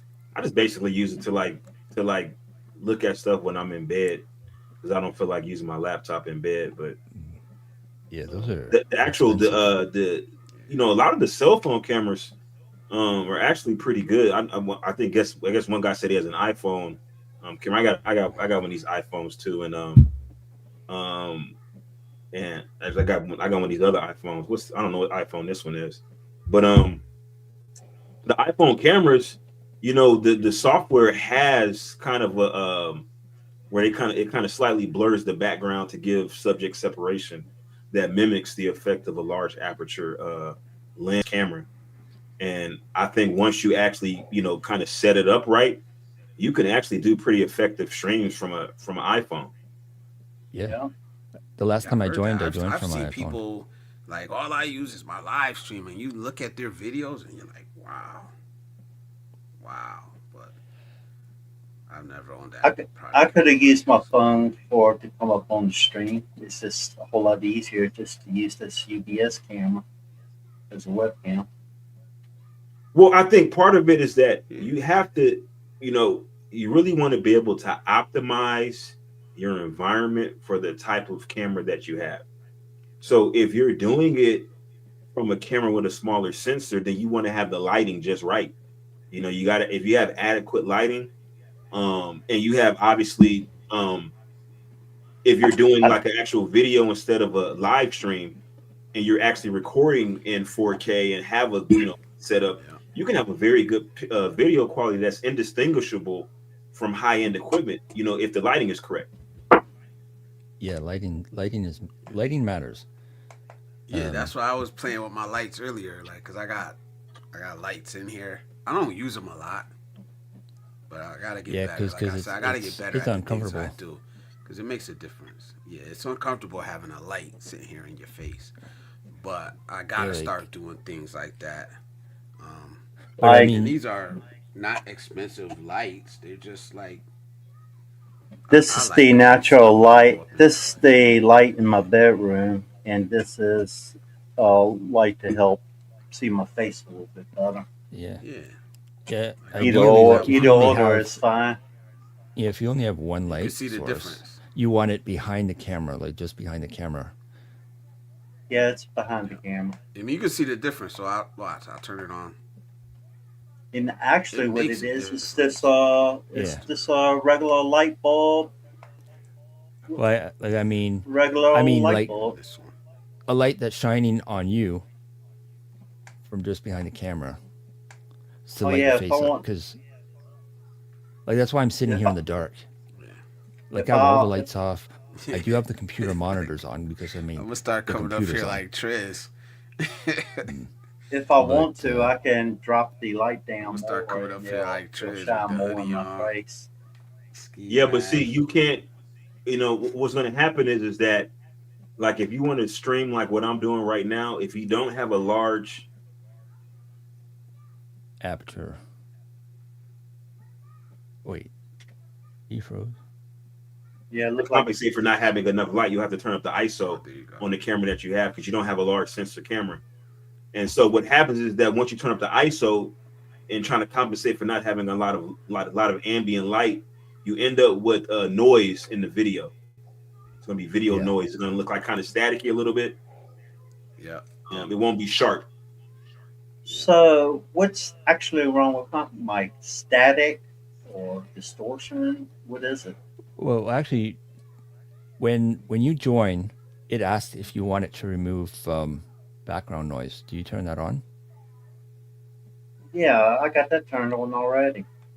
Yeah. You Um, hear background noise from my mic? no, the only thing we heard was that chopping, which we Yeah, that was my didn't wife. know was chopping. Yeah.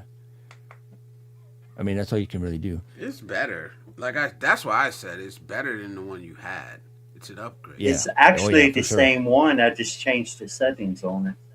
And Oh, you know yeah. what though? No, that's not the B, same one you BI had. so you're BIY. I'm not BIY. lying. Yeah. It's the same Yeah. mic. Yeah, that's me.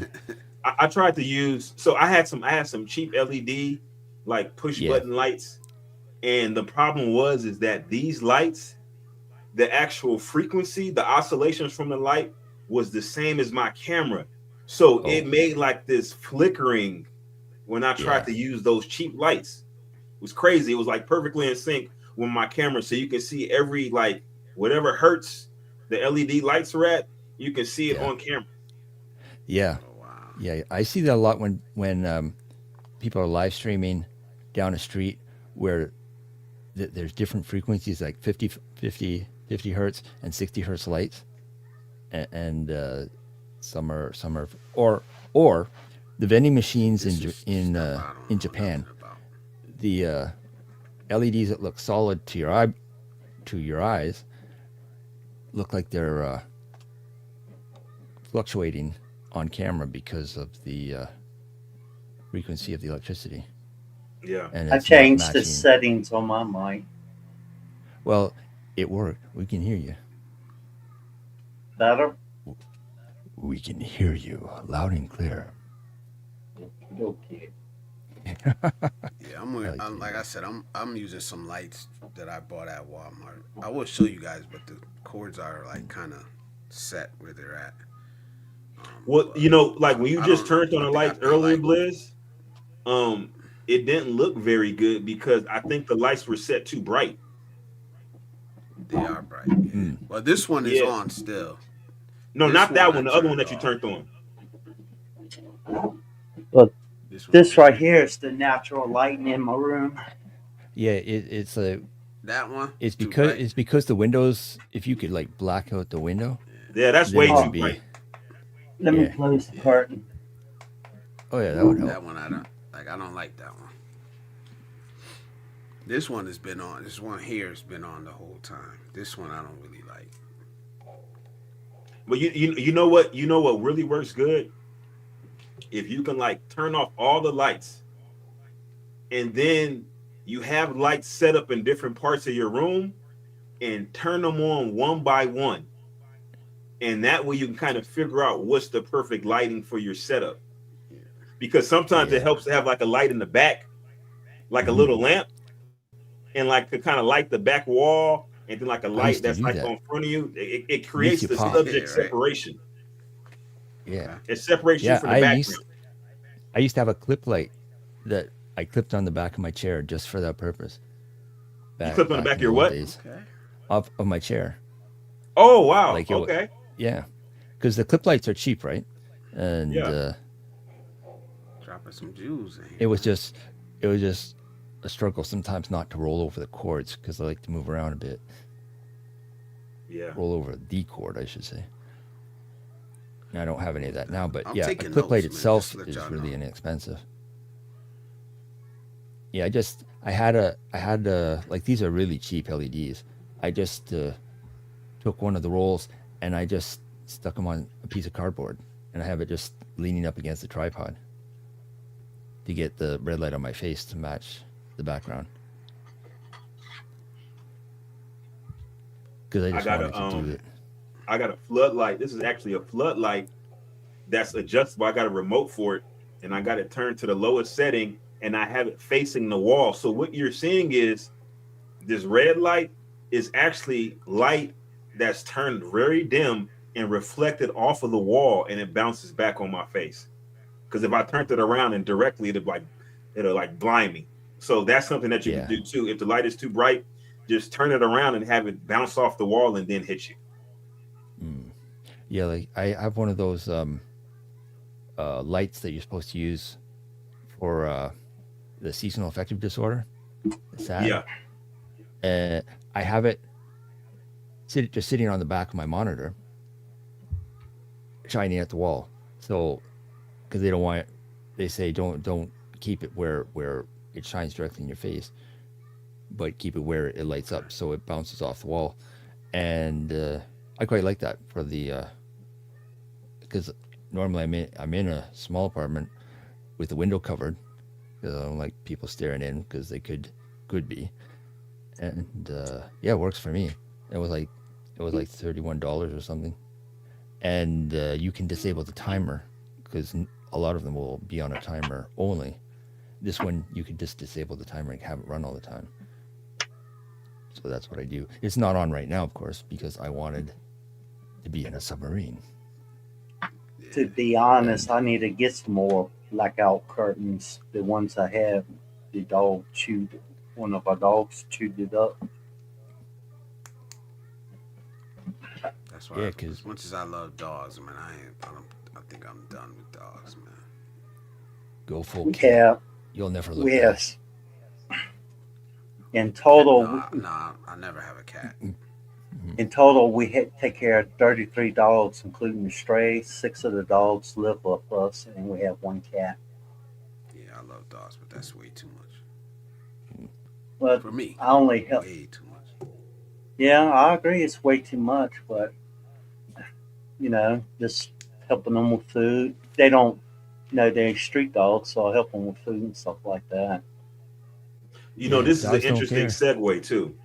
So I was watching a video on YouTube, and it was about basically people having to make life adjustments based on the increasing cost of living. So some people were saying that I may have to move into my live in my car, or I've had to make some serious cutbacks because of just how expensive things have gotten. And then one lady mentioned the fact that she makes a decent amount of money, but then she started going over in her expenses, and she talked about how she had two dogs and the price of food for the dogs, the vet bill, and medications for the dog, which those are, I guess, if you own a dog, those are fixed costs. But then because of her work schedule, she generally was gone about 16 hours a day, like I am. I'm gone about 16 hours on the days that I'm actually out working. I'm gone for like 16 hours, right? And so going for that long, she has to hire a dog walker. And so the dog walker is like basically a car note every month for two dogs. And that's why I'm like, Hmm. I could never own a pet Mm. because of my schedule and like, the way I work and things like that. Because it really doesn't make any sense if you own a pet, but you're gone so long throughout the day that you have to hire a dog Hmm. walker to like walk your dog while you're gone. It's too much. It's Yeah, too much. We Or you're buy like gone so That much. was one of the reasons why I was like, I can't have a pet. I can't have a dog as much as I love them, because I probably could now because I'm home more, but I'm still gone a lot. It's like, it's that fear to the dog. I'm gonna be gone 12 hours. Sometimes I'm gonna be gone, 20 hours at a, gone the whole day. But salute, Jay Shar is in the building, bro. What's going on, Jay Shar? It's been a Yeah, long time no see, man. It's good to see you here, man. So salute with the $5. He says, "What up, Blizz? How are you, good brother, man? I'm doing good, man. Really doing good, man. But thank you for the super chat. I'm gonna hit you with the TJ.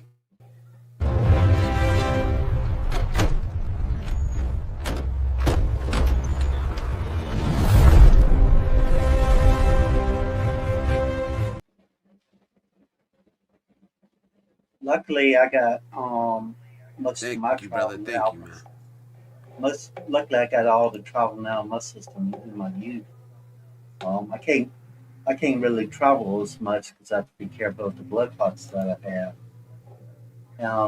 But dogs, all the dogs we take care of, it does kind of hinder if you want to go out and do something. Hmm. That's the only downside about I it. don't know. I'm not just, oh man, just going for a walk and it's $30 walking behind you. That's what I know. It's probably not your situation, but that's what I be That's a lot thinking. of Damn, poop. that's a lot of dogs, Well, man. some of them are on the streets, some of them in like abandoned lots. Hmm. I also help. Hmm. Well, I don't even count the dogs at the watch. Sometimes Hmm. I'll give food and stuff to help the Buddhist monks at the temple keep the stray dogs there.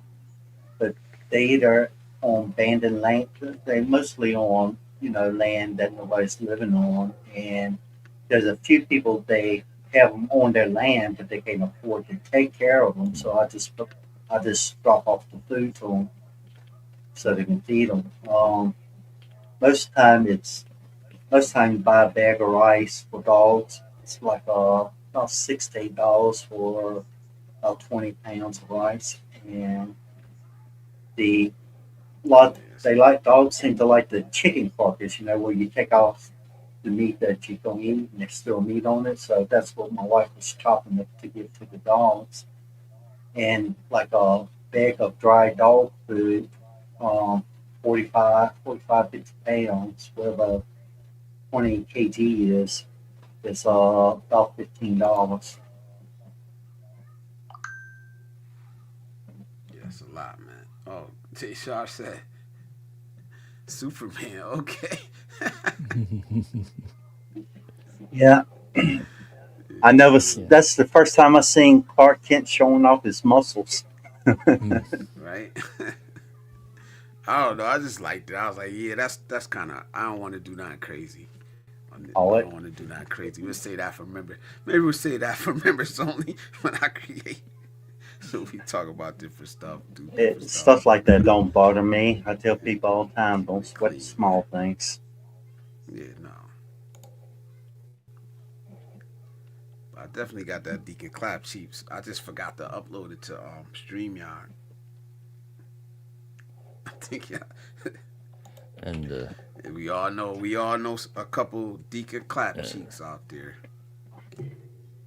Oh, I won't mention the YouTuber's name, but I joined his live stream. Him and the other guys that are on the panel were condoning cheating on the partner, but didn't want the partner cheating on them because that was the automatic end in the relationship. I said, so you're a cheater, but yet you don't want to be cheated on. It was just crazy how they was talking about it. Yeah. Okay for them to do it, but they didn't want somebody cheating You on was on the them. panel? You was Yeah, on I the came up panel? on the Or you just yeah came up on the panel okay. and All talked right. on Put it. Well, it put it in a private. Put it in the back chat. Let me see. I might have to check that out. All right. In the private chat. And, oh yeah, yeah. Okay. First of all, I All right. gotta check out what I'll check that out. the actual name of it. Why? Name of it was. Yeah, I I don't don't know. have Why it. not just have why not just have a conversation with your partner and figure it out from there? You know, yeah, yeah, be I open agree. about I it. agree with because for me, it's almost like a sign of weakness, in my opinion, to feel like you can't be yourself or you have to hide something from like like if you can't just be honest and just be like, yo, this is what it is, you're gonna have to deal with it. Like that's a sign of strength. Not like in a way where you're like trying to, physically threaten them or coerce them, but just saying like, yo, this is what I am.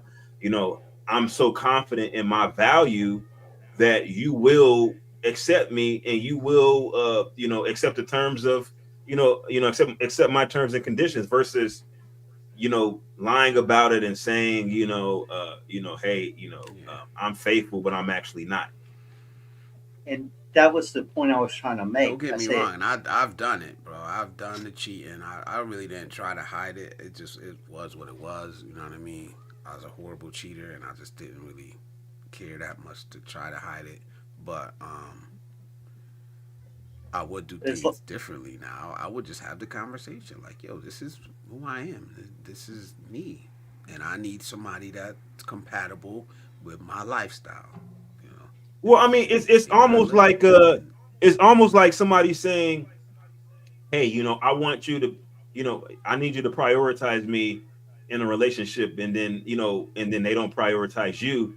I mean, it's like, I guess it's just basically just whatever the expectations are in a relationship when in either party doesn't fulfill those expectations or what doesn't fulfill those expectations, then it becomes problematic. What's it say? yeah, Believe in yourself. I do also sometimes use Manicam, but it's just one software running on a computer. I use Manicam if I want to show. Yeah, I got Manicam too. I got see, here's the thing about these programs. I just want to throw this up there, right? He says I use Manicam if I want to show. So I have Manicam too.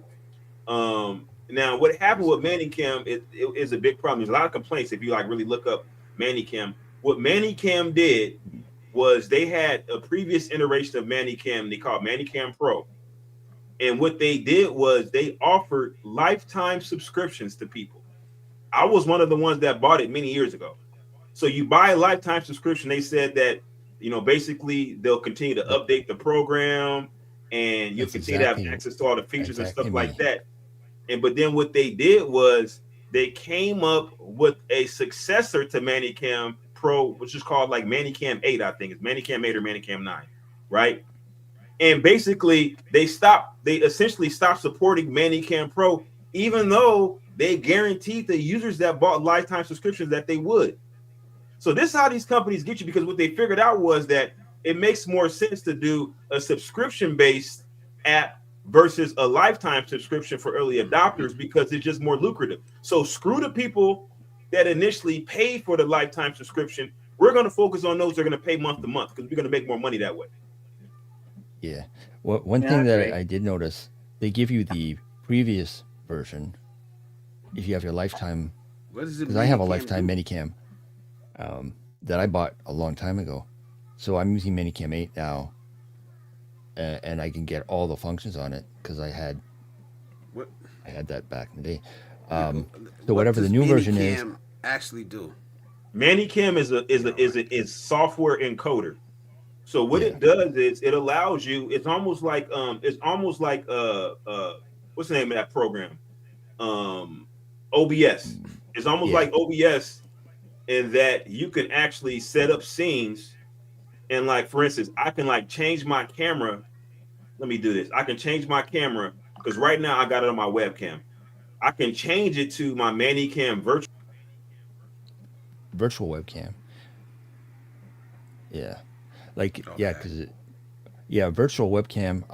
Because I have the same program, but a lot of these these different interface, different or whatever, um, these video softwares with the virtual cam, you can be in many different places at the same time. You can be on multiple live streams, different live streams, because it's just software. And I'm using virtual cam now with the Ozbot software. Although sometimes I use the virtual green screen because it's actually pretty good. And I use Manicam when I want to show more as a background. Yeah, I'm using Yeah. OBS. Yeah, I don't know. yeah, Like I just yeah. Manicam has been, yeah, Manicam was quick and easy. And the reason how I first found Manicam was dirty. Manicam, yeah, I first found Minicam because I was reformatting a friend's older laptop.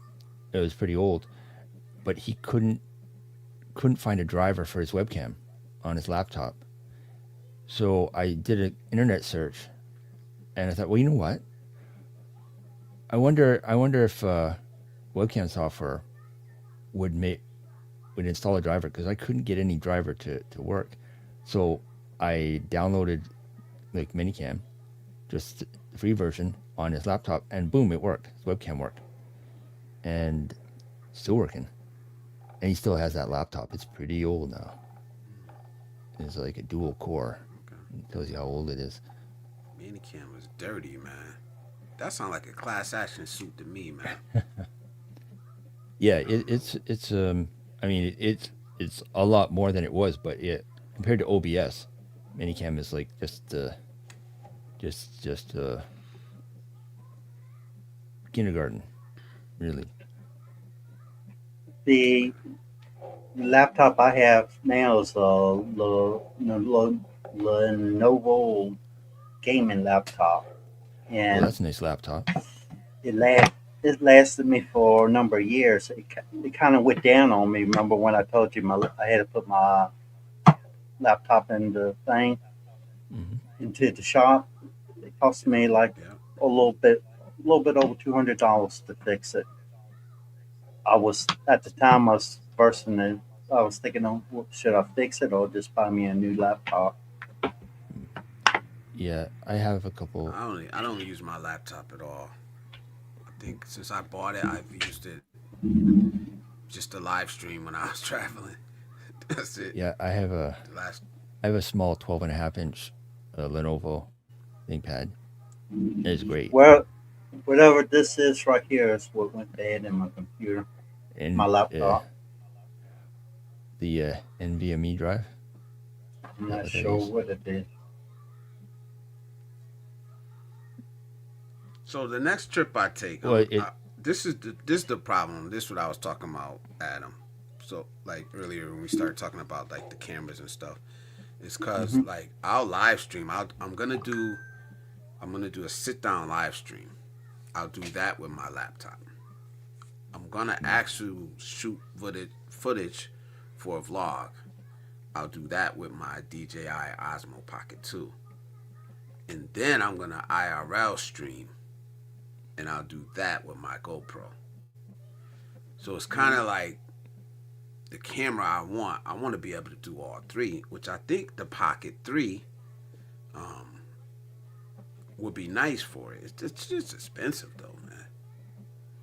But the thing about I will. Pocket 3 is like I was doing, like when I was in the DR, I was out vlogging and it started raining. You got to put that shit up immediately Yeah, because they're not weather sealed. So it kind of I like killed will. my whole vibe vlogging and stuff. So go ahead. Will say a lot of people that create content from YouTube or do live streaming overseas, they will use their phone for live stream and making videos. They just have a good mic and Yeah. any extra lighting or anything that they have like that. And from what I've seen and watched, they're pretty good quality videos. I, I, Yeah. Well, I, I, I you reckon it better have depends two on the phones. person. It probably does, but you probably need to have two phones then, because what happens if you get a message in the middle of a live stream or a text or a phone call? Well, yeah, That would suck. You know I what I mean? can understand your point, but since I'm most of the time spend most of my time with my wife, I don't get any phone calls. Yeah, just a thought though. If you want, that's why I was really asking these questions because I want to learn, man. Like I want to learn. And these Like guys, like I said, any knowledge anybody has, I either use it or discard it. It doesn't. I don't deny it. You know what I mean? So any calls I need to make in Thailand or overseas, like talking to my younger sister, I do that on my laptop. It don't cost me a penny.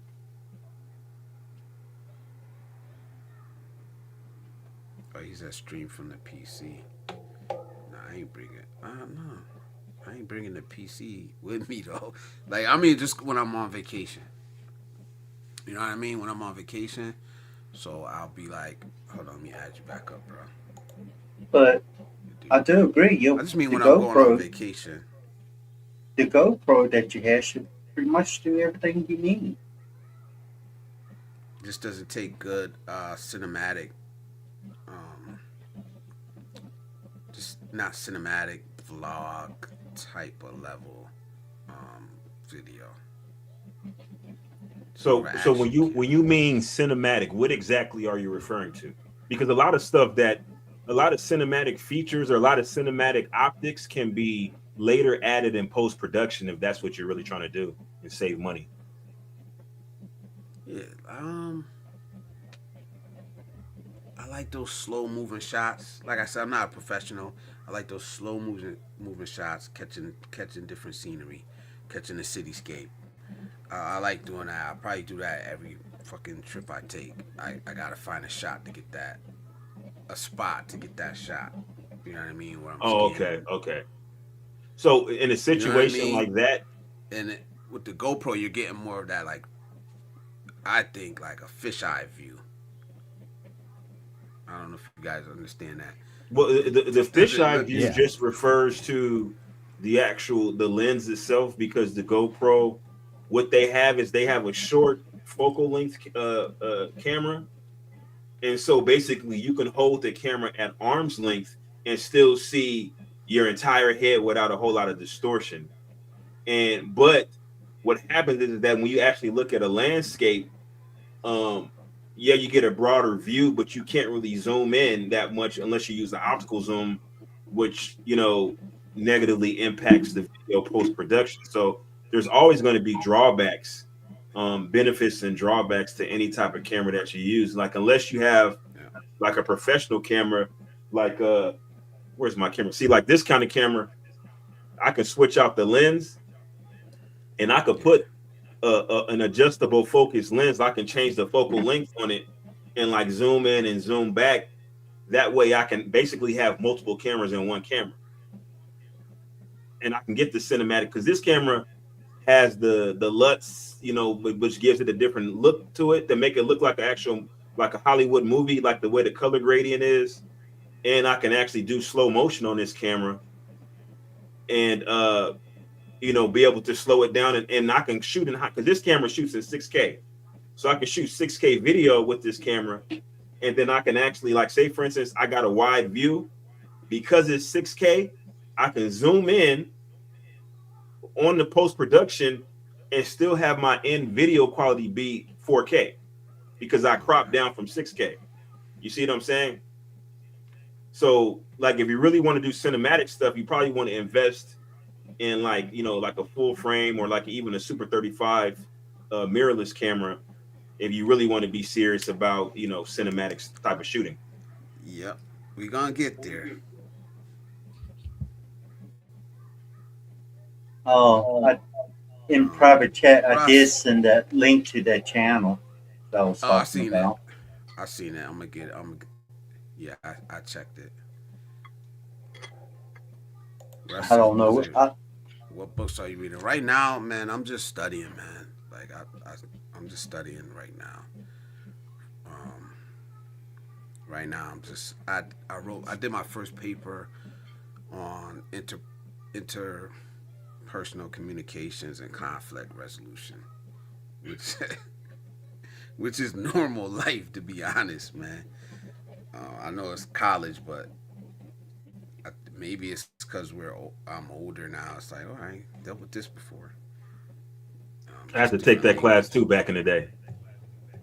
Yeah, Interpersonal that's communication. what I'm. Yeah. But So my second paper stop. was on uh,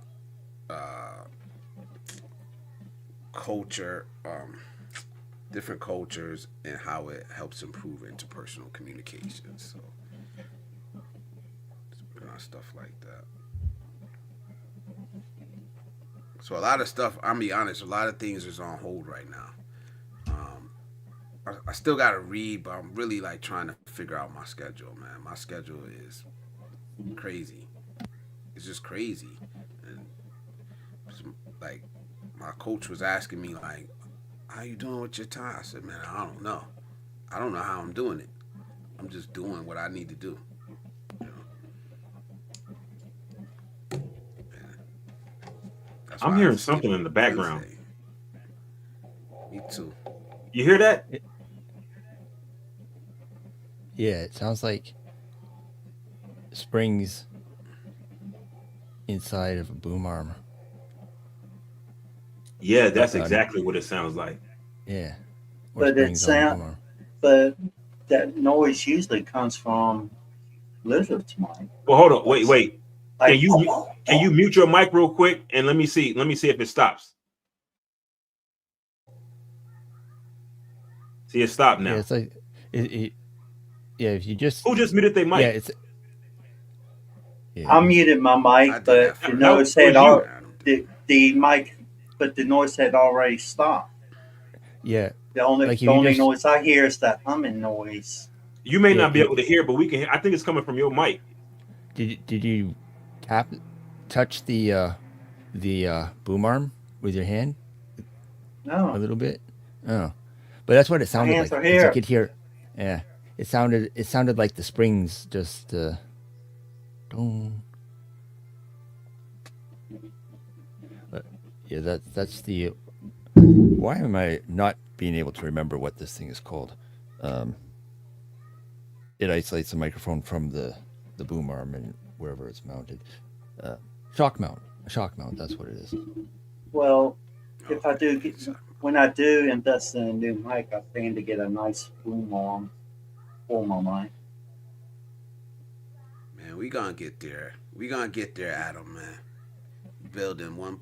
We building step by step, bro. I'm telling you, man. Yeah, Yeah, like just a like shock I was mount saying would. earlier, I just hope my content reaches people that can use it. And honestly, I don't really care whether I'll make money or not. I don't. Uh, Yeah, you just gotta Extra keep money pushing. is nice, but I don't actually need it. Some of these usernames here. Not gonna even say that. I can't even see it to be honest. It's on the vertical stream. But you was talking about some of the songs I wrote. I think I done wrote 9 songs now. Some of them in Thai for Thai people. Okay. I got so many songs in this notebook, but I got old notebooks that's just full. Years worth of years worth I of songs. I wrote it down all in English and I convert what words I could to Thai, and then I use ChatGPT to help finish translating it. And then I got my wife to read it to make sure that it sounded good before I made it.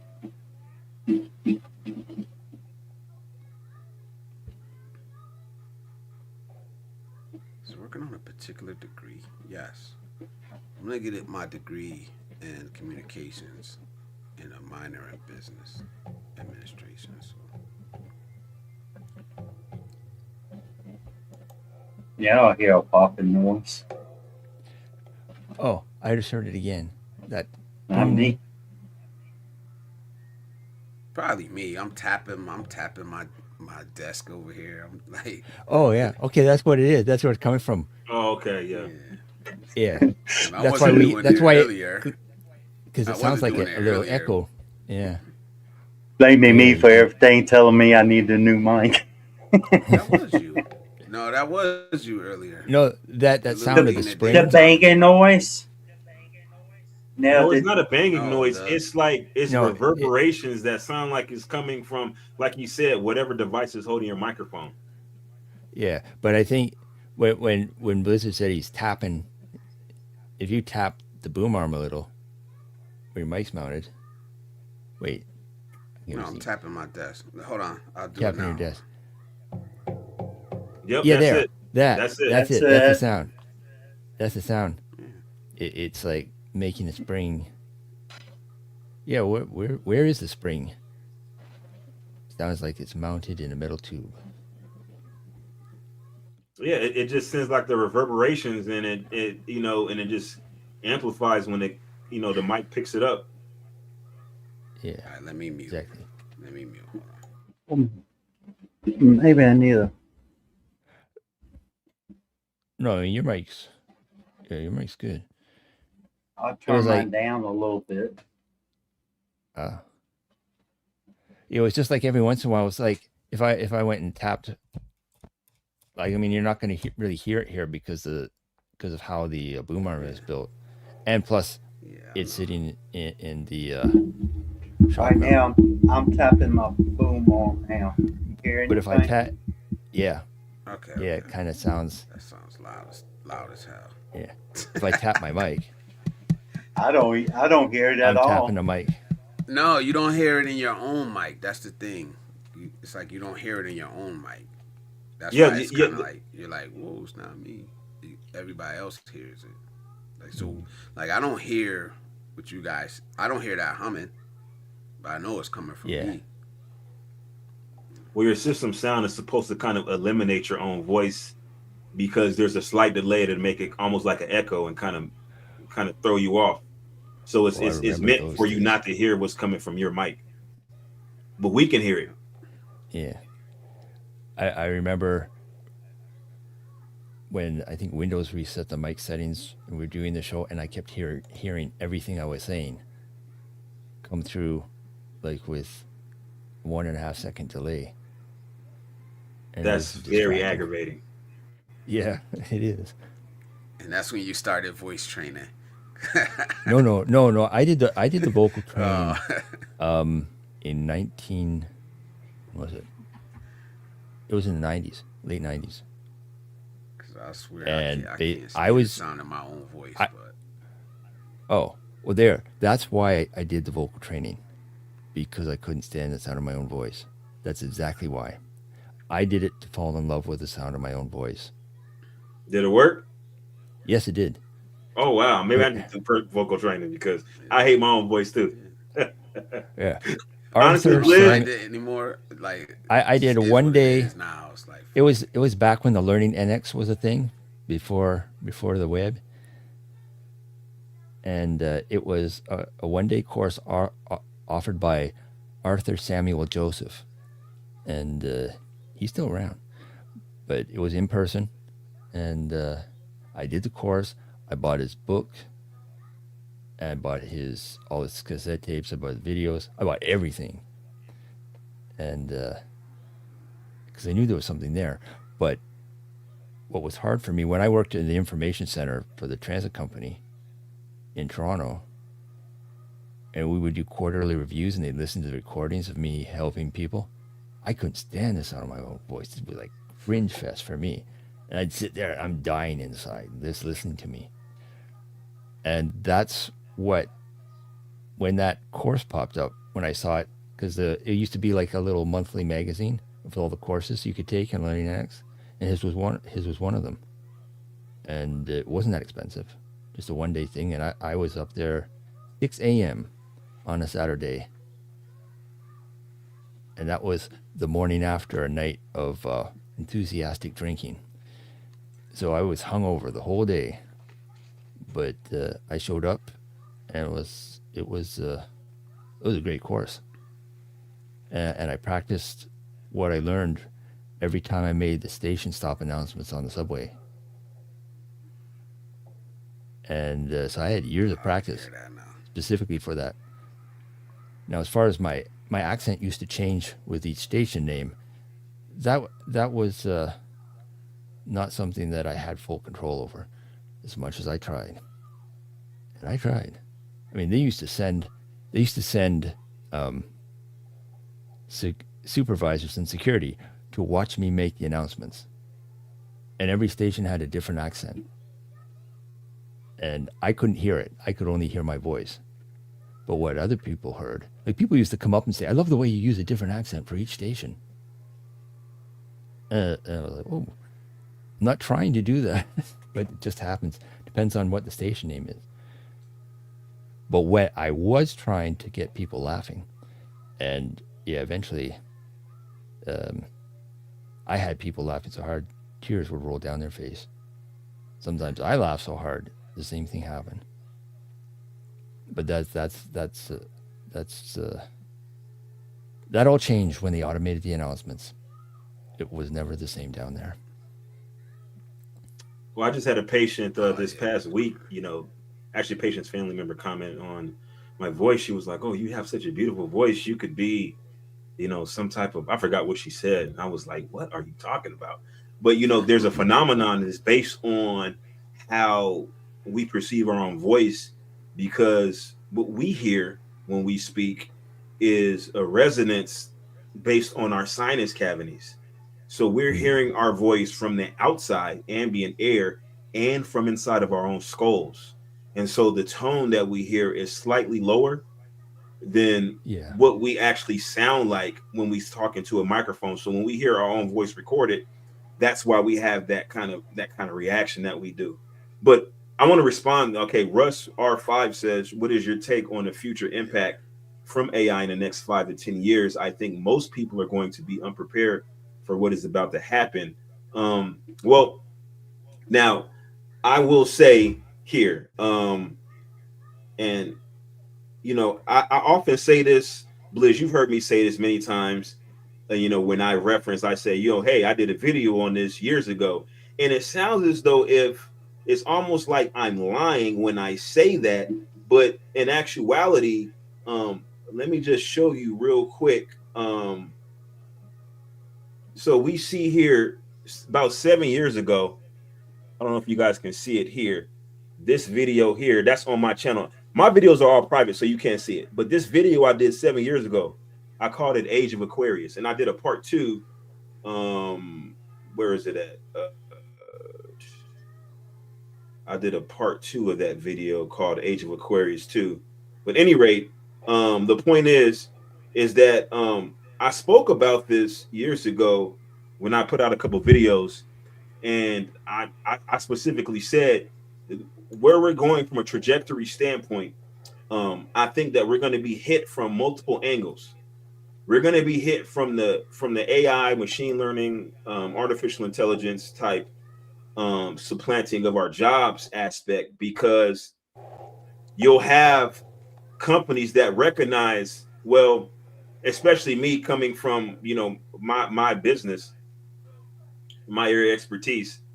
I see when people are injured on work at work, how a company is responsible for their health care until they died through a class action or workman's comp, type situation, where they could be spending millions and millions of dollars over the life of that person that was injured on a job. And so that's an additional liability for the employer or the organization as a whole. Each individual employee is a liability because they could potentially be injured on a job. And if they're not injured, their productivity declines over time as they get older. There's learning curves associated with new hires. I don't want to get too far into the weeds, but essentially, employees are very expensive. Even though they bring in revenue, there's a lot of risk associated with an employee. Versus if you're able to utilize a machine that doesn't get tired, that doesn't need to take breaks, that the training process is a simple upload, that's not going to file a lawsuit, um, that when it gets broken down, you just simply just repair what's broken, and they're likely more durable and a lot more efficient than a human, because obviously a mechanical based, whatever you want to call the entity, is going to be sufficiently stronger and more durable than a organic based worker. So there's that. So now your jobs are at risk from that particular perspective. And we're talking about into the future, right? But also, what I was trying to illuminate in the videos that I made some years ago was that people don't think about that the initial steps we've already started to take, right? So people will begin to look at medical advancements because of AI. That they'll say, well, designer babies. I want my child to have blue eyes. Or even before that, I'm going to get some prenatal care, and I find that my child, based on genetic testing, is likely to have Down syndrome. So now I eliminate that fetus and then try again. So I don't even bring that child into full gestation because that child was going to be deformed and was not going to be a productive member of society, for my metrics, whatever, right? And so people start to look at things from that particular perspective, and they say, okay, well, if I could eliminate a fetus, well, why wouldn't I just augment a fetus and say, okay, well, I know what I don't want, but what about what I do want? It could start with something superficial, like I want, certain physical. Yeah, he froze real quick. And then it kind of I joke- expands from that point where you say, well, now I want my child to be smarter. And that's where it gets dicey, because you have the machines that basically have the employer make a decision. Okay, at what point does it make more sense to employ a machine versus a human, right? I started looking at costs over the lifetime of that employee. Even though the upfront cost for a machine is higher, over the life of that machine is going to pay for itself many times over versus hiring an employee, right? And then I say, well, if I have to make myself more viable for a potential employer versus a machine, what can I do? Well, from a genetic standpoint, if I have the technology, I can make myself stronger, more durable, more faster thinking. I can make myself more intelligent, right? And it's going to get to a point where people begin to actually going to be relegated to people who are wealthy, are going to make superior offspring. So there's going to be regular people, like, regular people, normal people, everyday working people, right? And their lineage versus people who are wealthy who can make designer babies and gene edit using CRISPR technology, maybe introduce some type of genome, manufacture a genome using quantum computers and kind of, I want these particular characteristics and make a human that we wouldn't be able to see through normal evolution. And so now you have to compete with that. Maybe you don't compete with that, but your lineage generations from now will have to compete with wealthy people who have genetically modified their lineage to outcompete you and by every performance metric. So you have the genetically enhanced humans that you have to compete with. Then you have the actual machines you have to compete with. So normal people will be completely relegated from the bottom. There will be such an expansive gap between the haves and the have-nots in the future because of technology. And I can't say a specific timeline, but this is what I envision. Scary. That's actually Yeah. scary. Technology to a point where humans are grown instead of being born. Well, think about this, right? Now, I don't know if you guys believe in this thing, but I just want to leave you with this real quick. It's a conspiracy theory. You can watch it online. Now, if you look at, if let's say for instance somebody says, well, we can look at our distant, biological ancestors. We emanated from, some type of single cell organism, and then we progressed into, some type of ape-looking creature. Then we, evolved into humans. Let's just accept that for just hypothetical purposes, right? And you say, well, this was our distant ancestor. But you look at these quote unquote distant ancestors by scientific theory, and we say, well, I mean, I see some type of association because we both walk upright, but from a phenotypical standpoint, I look nothing like this ape, this Australopithecus afarensis, or this Homo erectus that you say is my distant ancestor. I look nothing like it. So there's a disconnect there, right? But imagine in a distant future where, because of gene editing, that our offspring, we're talking about generations into the future, let's say 1,000 years. Imagine them looking so different from us because of manipulation that they look back at us and say, well, wait a minute. They look at us the same way we look at Australopithecus afarensis or Homo erectus or the Cro-Magnon man. They look at us the same way we look at them, because we're going to be that different from them, or they're going to be that different from us. That's what I'm talking about is scary. Because think about this, Blizz. You got children and grandchildren, right? And you see yourself in your children and your grandchildren. But 1,000 years from now, will they see themselves in you? The ones that I'm talking about from your direct lineage, not just humanity in general. I'm talking about your direct descendants. Will they see themselves in you, or will they see you in themselves?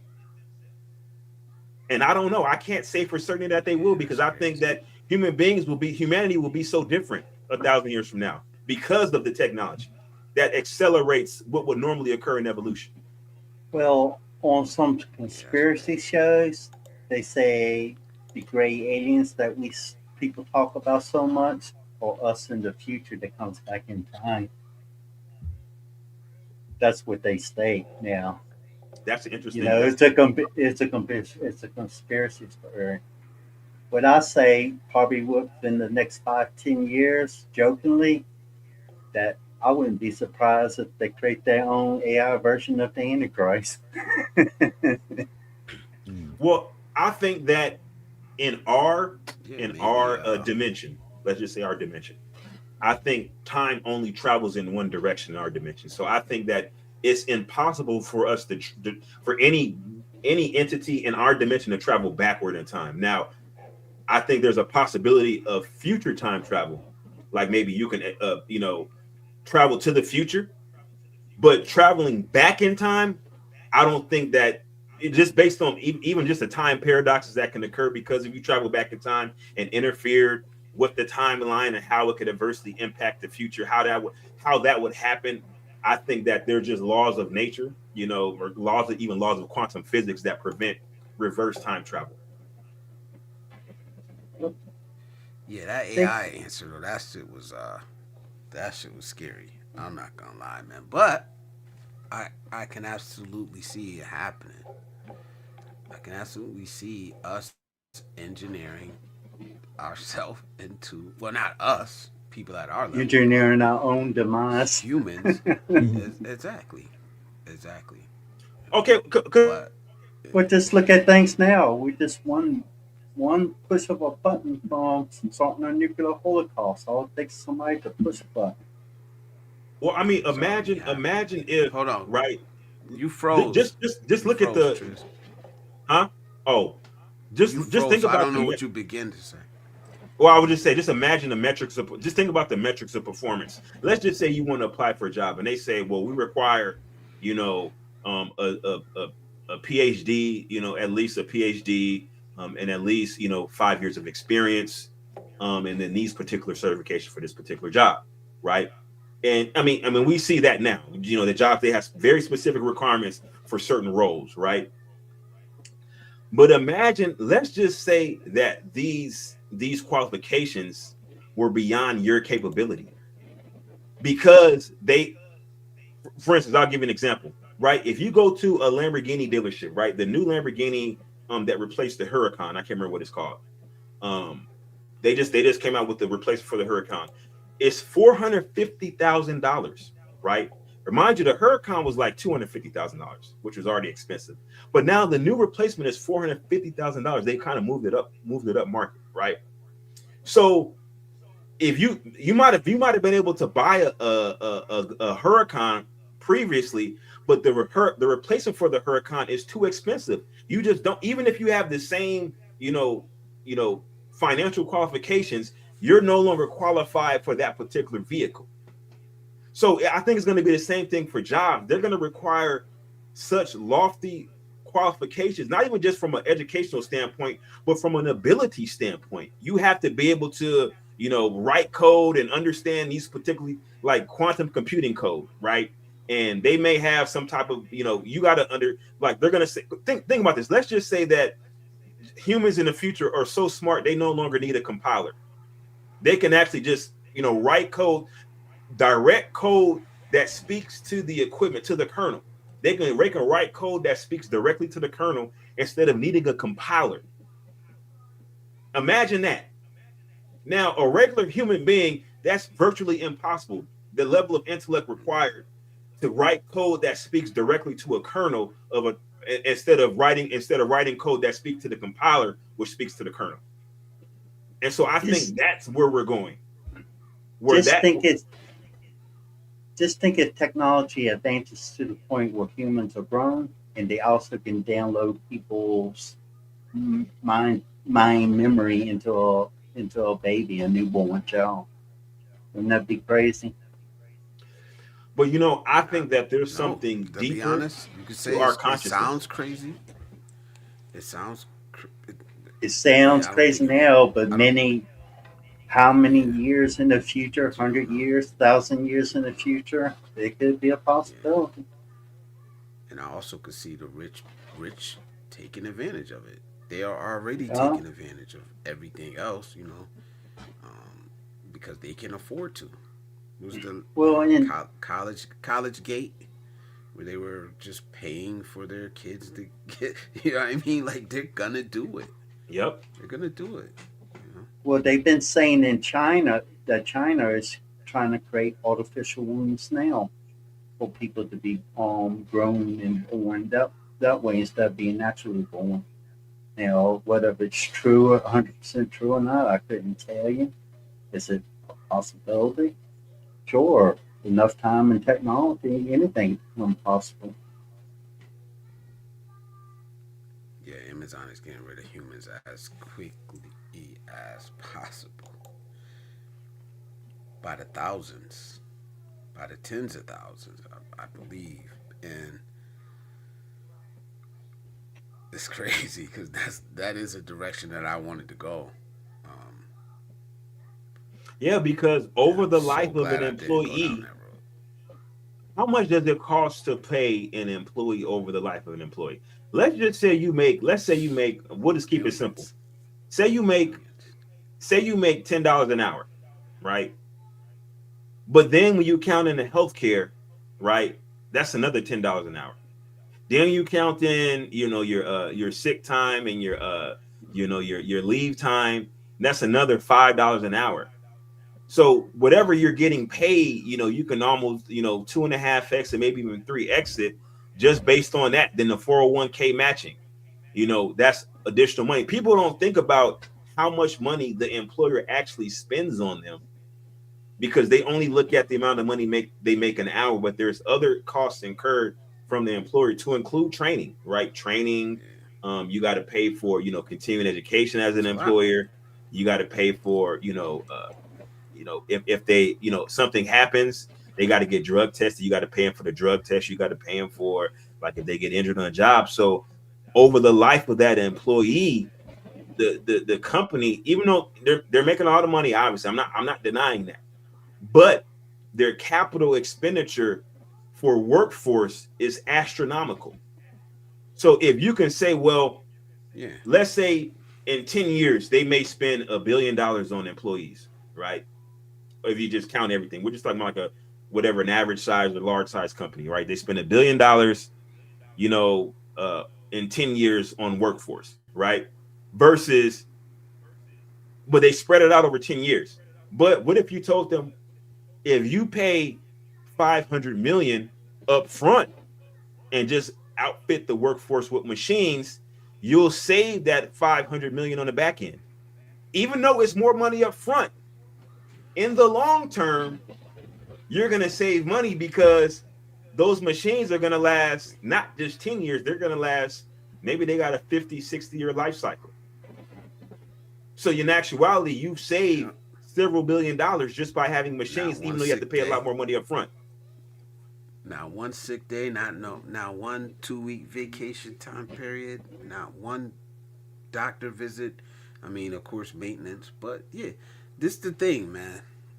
You and I know people are against AI, but what's the solution? To not advance? Humankind has survived because we have adapted and advanced, right? Yeah. There's no way around it. And I'm not really trying to push back on anybody, but this is like how we have survived on this planet. But is it gonna be the end of us? I don't know. Employment Just Well, have wise, to I think there's go a in the chance. right I direction. think there's a chance that we're replaced. But you can't force somebody to employ you. You have to go out and acquire the necessary skills needed to be employable. And But that's where you, I push back against the pushback. well, here's my pushback against the pushback against the pushback. There's going to be a point in time where it's impossible without some type of genetic manipulation or cybernetic enhancement to interface with the machines in order to remain competitive. It's going to get to that point to where no matter what you do, your human brain can't retain the knowledge necessary to be a competitor against the machine. Like even now, we have the large language models which retain more information than any human possibly could. Now, they're the only thing that's missing is, the ability to, I say, what we consider consciousness, where you have a spontaneous thought. These computers don't have a spontaneous thought or personal motivation. They only have, based on their instruction set, right? And based on their algorithms, they kind of, that kind of dictates their activities independent of human intervention. But there is I no mean, real I get it. consciousness that we have. But once they actually I get develop it. And that, which I think they here's where will I do play at some devil time, advocate. huh? Here's why I play devil advocate. Here's why I Okay. have to play devil's advocate is what's the alternative? I want AI, I need AI, I utilize AI, but only the way I want it to be utilized. Who regulates that? Obviously these Yeah. corporations, they want what they want. Us regular people, we want what we want. Is there a sweet spot? Is there a middle ground? Well, here's the thing. Because we all use AI. We Well, all use AI. I We wanted want to to say use it something only real the way quick. we want to use it. Go ahead, Adam. Before we jump It's 2:26 p.m. here. I'm gonna go ahead and get off the live stream because I haven't done nothing all day long other than being on the in. laptop.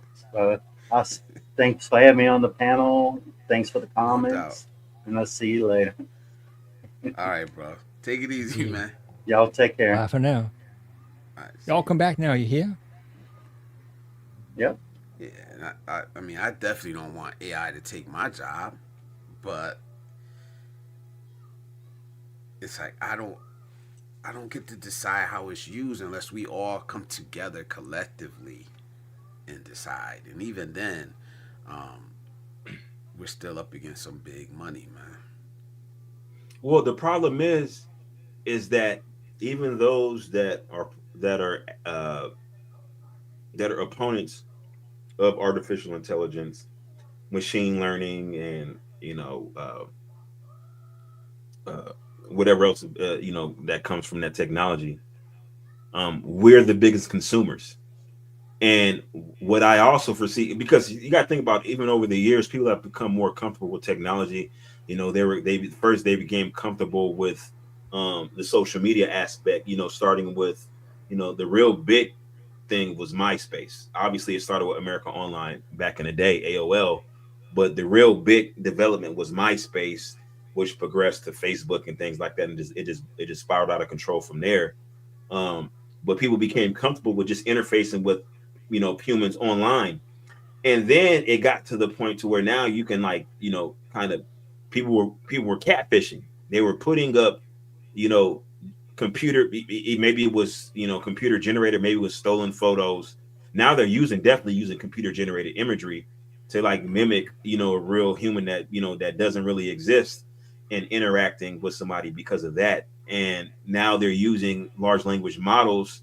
People in foreign countries, for instance, somebody's in India or Nigeria, will use a large language model to generate responses to humans, like, generally speaking, it's going to be men that are communicating with what they think is a woman, but in actuality, it's somebody from a foreign country who doesn't even speak their language, that's using large language models, algorithms, to kind of communicate back and forth, to kind of try to get money out of them. And so once you actually able to supplant the human that's manipulating the AI and just put AI there, and now you just cut out the middleman.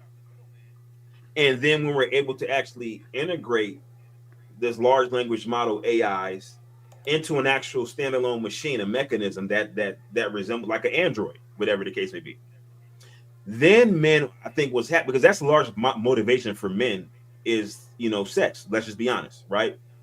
But imagine then if, in order to garner attention from a potential partner, and I say partner, I use that term loosely because that could be a woman, it could be a machine that looks like you. Oh hell no! You no longer have to look a Right. certain way. You no longer have to make a certain amount of You money. froze right at the right time, man. Yeah, I saw You that, right? froze right at the right time. That's AI trying to AI player hating on me. But imagine then if you don't have to look like anything. Like if what you look like no longer mattered because your potential partner is a computer that could be programmed to display certain uh, to have a certain disposition towards you regardless of what you look like because it's a machine. It's meant to pleasure you. So now Bunch of you no longer expats. care about what you look like. There's a bunch of expats doing that shit right now. So we already see it now. If you got like if you go to a different country, right, and there's a big wealth divide between who you are and what you're pursuing, right? You no longer have to really concern yourself with what you look like to get attention from the women there because it's like, well, they look at you as a meal ticket, whatever, right? But to take that a step further with a machine where you literally could look like anything and the machine is going to act the same way towards you. So then I What's think you'll that have show that was on HBO? what show? It was like in a Wild West setting, and like they were all robots. They would go in there, they would Oh, abuse the robots, kill them, fuck them, do all this crazy stuff to them. Oh, yeah. not Far Cry, West not West Westworld. there you Westworld. go. Westworld. Yeah, Westworld. Crazy.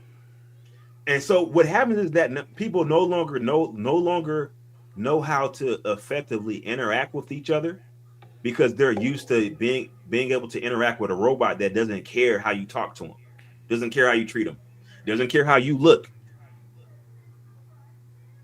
So Yeah. now you kind of your body reflects whatever job you do because you don't work out or do any physical activity outside your work. You just work just enough to make enough money to pay for the robot that you interact with or the robots with an S. We're going down that path. We're going down that path now.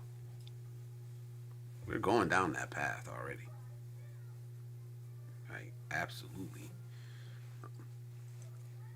Um, damn, it's not really Yeah, it's not really too far off. You know? yeah, the original Westworld had Yul Brynner in it way back in the day. What was it, Oh, 70s oh, movie? that was a remake. Yeah. Um, yeah, there was lots of gratuitous nudity, female nudity in that movie too. The 70s version. Yeah, yeah. I watched the show. And I watched a couple. I think like 2 seasons, maybe 3. I don't know how many it ended up being. I know it was a series on HBO, and it was kind of weird at first. Then it got interesting, but yeah, because I kind of get what you're saying about like the AI, because those were robots, and you have people that will go there just to fucking abuse them. You know what I mean? Like, Mhm. and I can imagine growing up, someone growing up, and that being normalized, that kind of behavior, treating, being that way, that how they would treat another human being if that's all they knew. You know, like at Well, least we have imagine reference points. Like this is a human. I can't. But what if all like your whole life was all these android or whatever you want to call them? Like it's kind of crazy. and imagine then what your imagine then what somebody's aesthetic would be growing up in an environment where you don't rely on the feedback from somebody who is not in, or something that is not ingratiated to you. So you got a robot that will act a certain like you can slap, kick, you can not take a bath for 3 months. It doesn't matter. The robot is still going to treat you the same. So now how you present yourself to the world is going to be negatively impacted by that, because you no longer care. So whatever, however you present yourself is has to be intrinsic. There has to be something inside you, but that's not something that's cultivated, because it's not conducive for your environment, right? Like we're kind of bioengineered to be efficient, right? So whatever we don't need, we shed, right? So we don't have the muscle mass of, say, a gorilla, because we don't live in a wild. We live in a civilized society. We don't need to carry around that much muscle mass, right? And now people work out and they have to physically engage themselves to grow muscles, and then sometimes they take exogenous hormones to get big. But under normal circumstances, if we never worked out, we would be just regular slim people. And if we ate the appropriate amount of food, we'd just be slim people. We're not meant to be big, because we don't need to be, based on our environment. So imagine in the future where, we no longer need to be attractive, right? What would we look like if we don't have to be attractive to attract the opposite sex, right? And if all our jobs are now, like, we no longer do physical labor because machines do it. So if we do a job, we're probably behind a computer doing some type of typing, right? So imagine how our posture would be, right? If we spend 16 hours in a chair at a computer. It's getting dark, man. This is getting dark, bro. But I see where you go.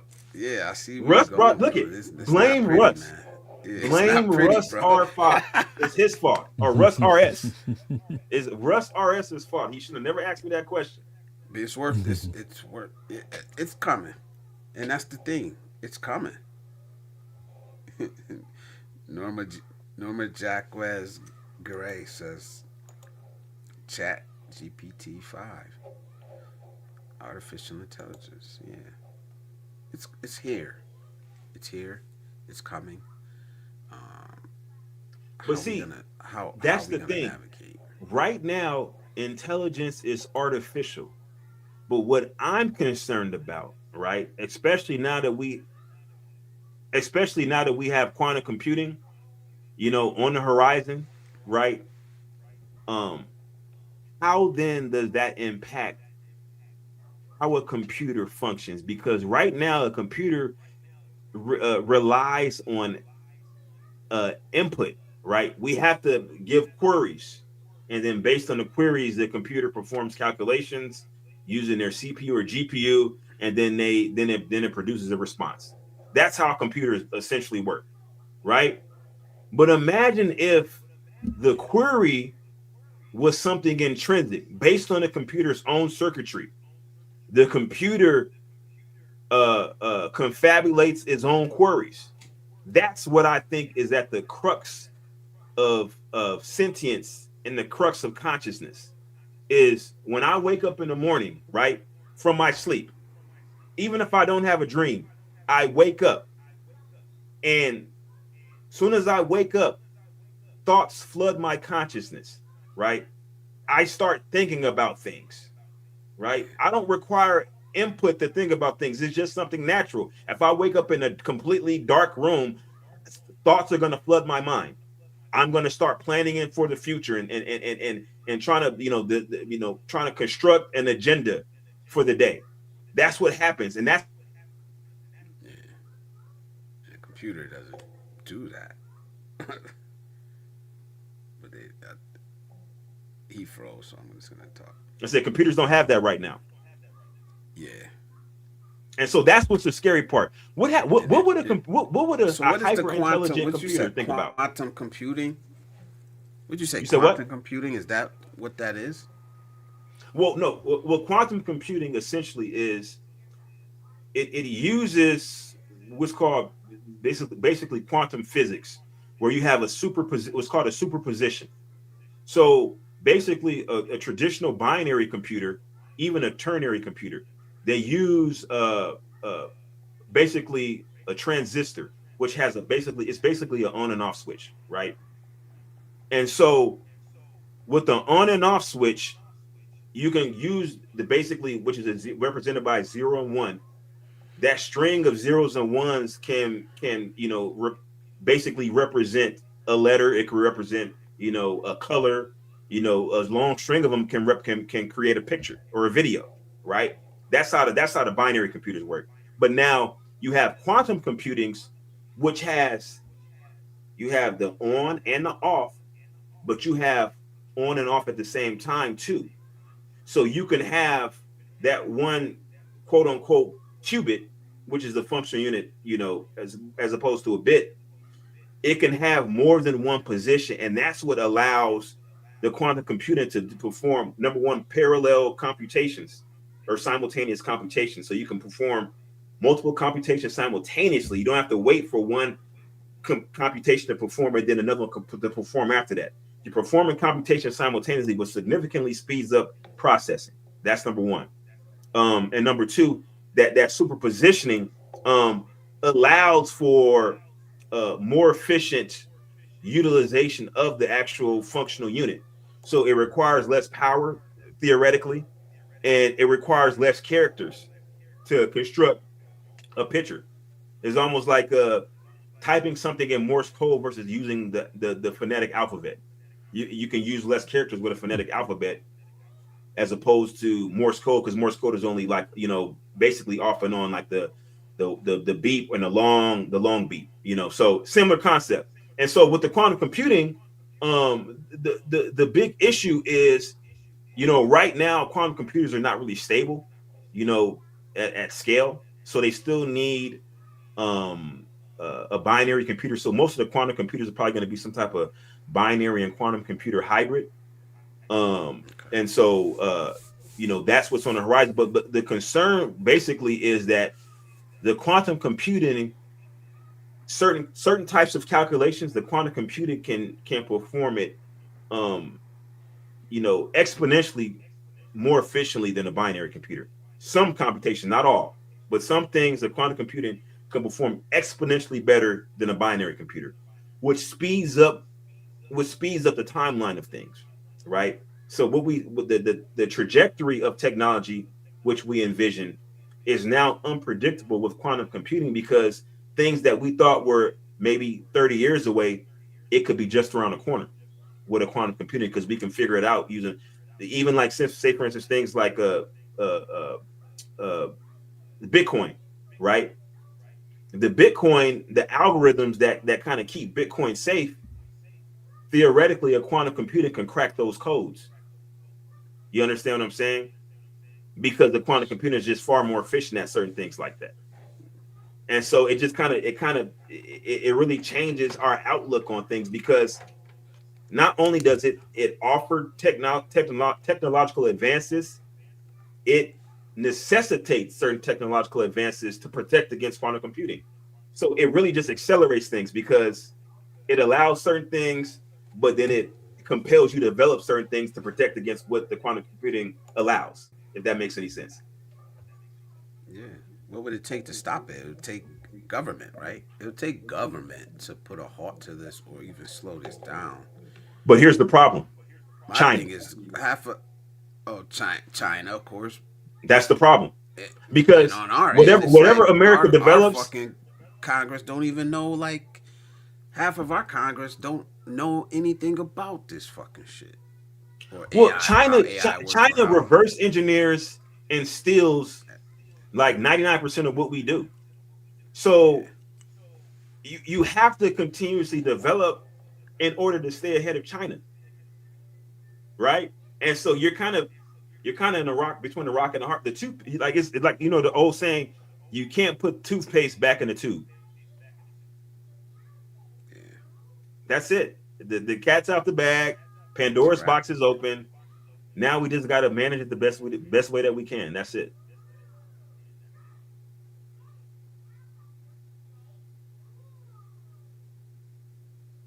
Yep, that's crazy. I'm just Big more concerned DIY, about the quiet over medical there, man. advances. Huh? I said DIY, quiet over there, man.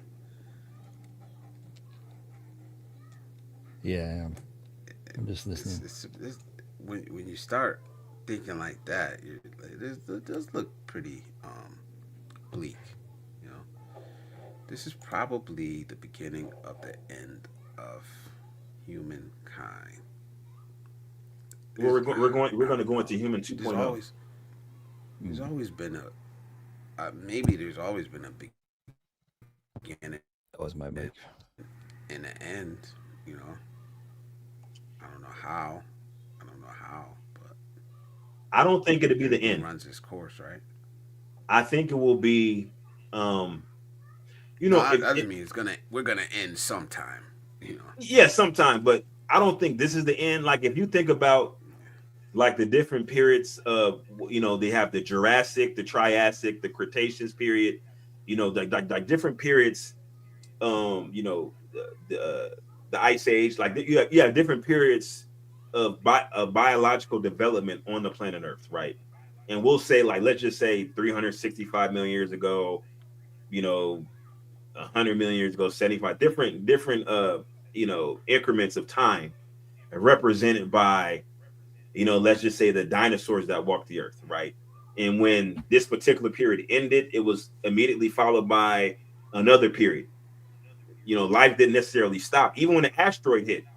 The Chicxulub asteroid, it destroyed, most of organic life on Earth, but it didn't end things. It just allowed for, something else to kind of take over things that were already there that survived the catastrophe, began to multiply, and it just changed the trajectory of biological, entities on the planet. So I think this is kind of like the same thing where this technology will kind of introduce different variables where I think that we'll have a kind of divergence in humanity where you'll have, the quote unquote regular people, humans 1.0, right?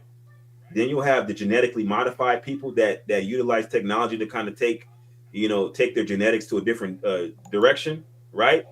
And then you'll have people who will and they're gonna be fucking us regular people up.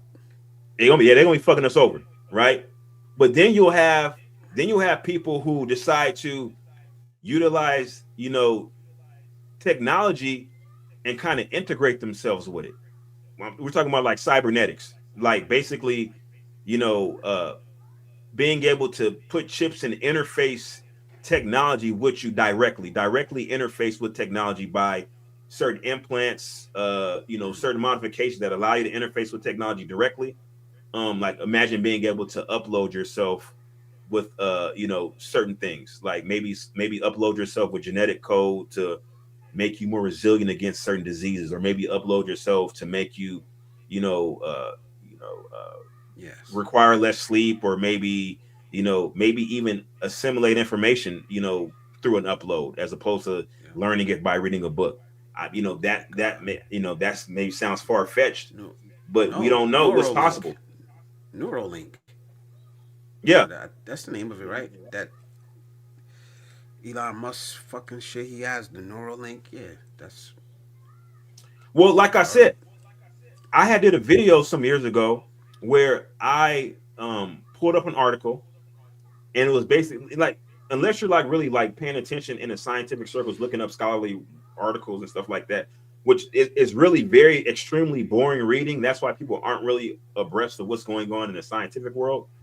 But if you actually read some of this stuff and see some of the experimentation that they're doing, one experiment that they did some years ago where they took a lab rat, they put essentially a microchip that had some type of Bluetooth or some type of wireless connectivity in the rat. With this wireless connection, they were able to have a rat negotiate a simple maze. Basically, using this wireless connection, they were able to wirelessly tell the rat to walk straight, walk left, or walk right. Now listen to what I'm saying. Yeah. Wirelessly tell a rat to walk left, walk straight, or walk right. Now you may say that sounds like some science fiction. How's that even possible? Well, we've been collecting data for decades through EEGs, right? So when somebody has, let's say somebody has some seizure activity, they'll do, an EEG. They'll basically hook up some electrodes to the brain, and they'll be able to monitor, the electrical activity of the brain and simultaneously watch that person with a video feed. So they're taking a simultaneous video recording and monitoring brain activity. So now you're able to take this data, put it into a computer and decipher and say, okay, when this particular brain wave appears, we notice that the person blinks.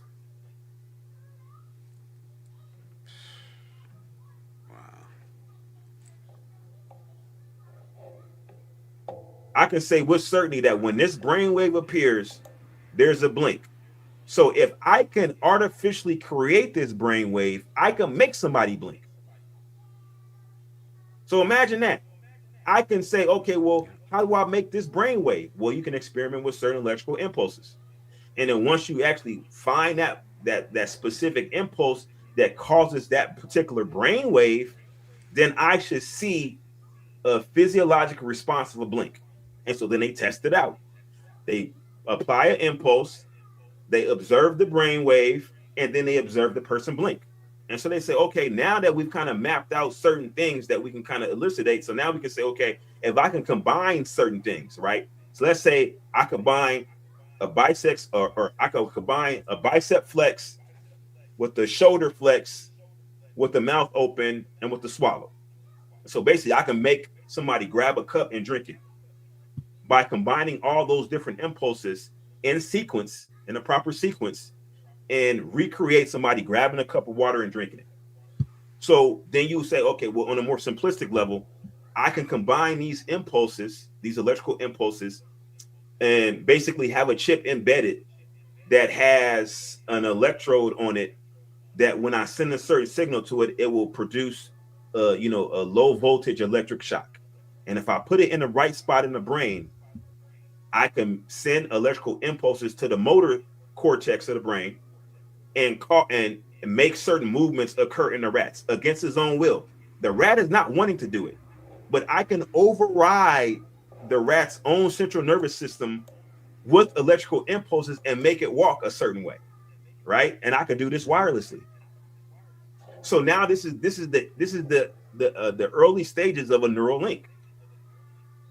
So now we know that we can interface technology with a mammal brain, and we just got to develop this technology further. So imagine if we take quantum computing and we add that into the mix, and now in let's say 15 years we'll have a rock solid neural link in 15 years. So now somebody can jack into a computer and upload data. And nothing, I don't even got to read a book. I want to read a book. I can just plug into a computer and I'll learn the book in 5 minutes, however long it takes me to upload that data. Like Neo, so how can a regular person compete with that? Shit? Huh? When Neo learned all that shit in the Matrix, how can a regular person compete with that? You can't. But we'll just be soldiers. Gotta be honest. That like the way my brain works, it's like they'll just. If they can make you do all that, man, they gonna use you. They're gonna make you a soldier. They're gonna make you, like we all feel like we already are, just disposable. But when it comes to that point, like you want to get even darker, check this out. Be true. Nah, I don't. Imagine this. Like, you gotta have all of us on here depressed, man. Imagine this. Say I'm a rich guy or whatever, right? And I see a woman I like. What if I were able to maybe hack her neural link and make her engage in certain activities with me? Even though she doesn't know me, she doesn't even like me, maybe she thinks I'm repulsive. But I'm like, you know what? Fuck that. That's crazy. I want her, I can jack into her neural link. And then let's say this, right? So in order to evade criminal charges, after I'm done, I'll make her jump off a bridge. Yeah, that's dark. I mean, but once you start fooling around with neural links and shit like that, there's no telling what's possible.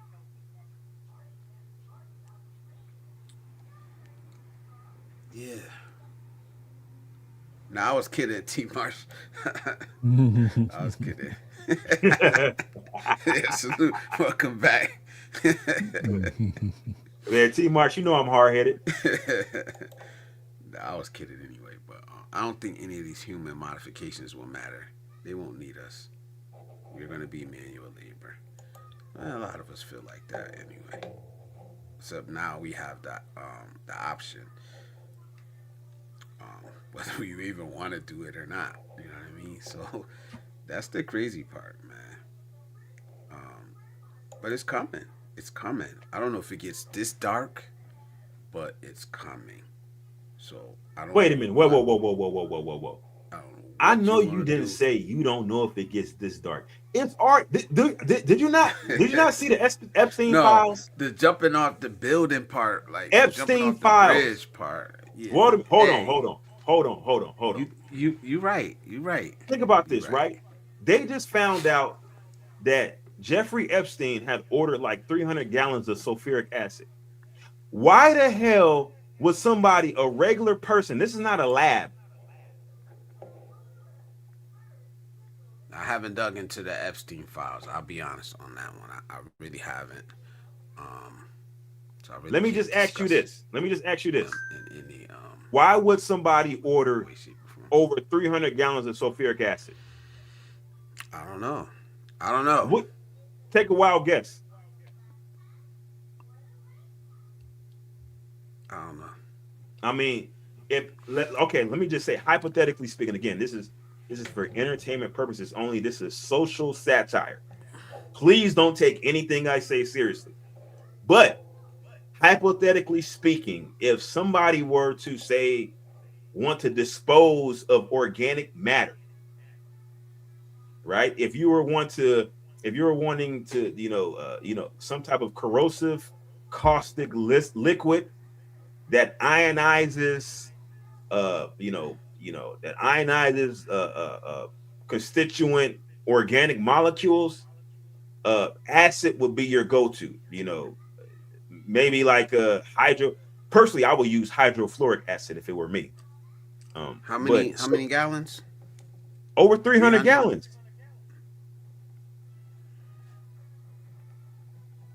Yeah. Some sickos, man. Those are the weirdos, bro. And it's a lot of them out there.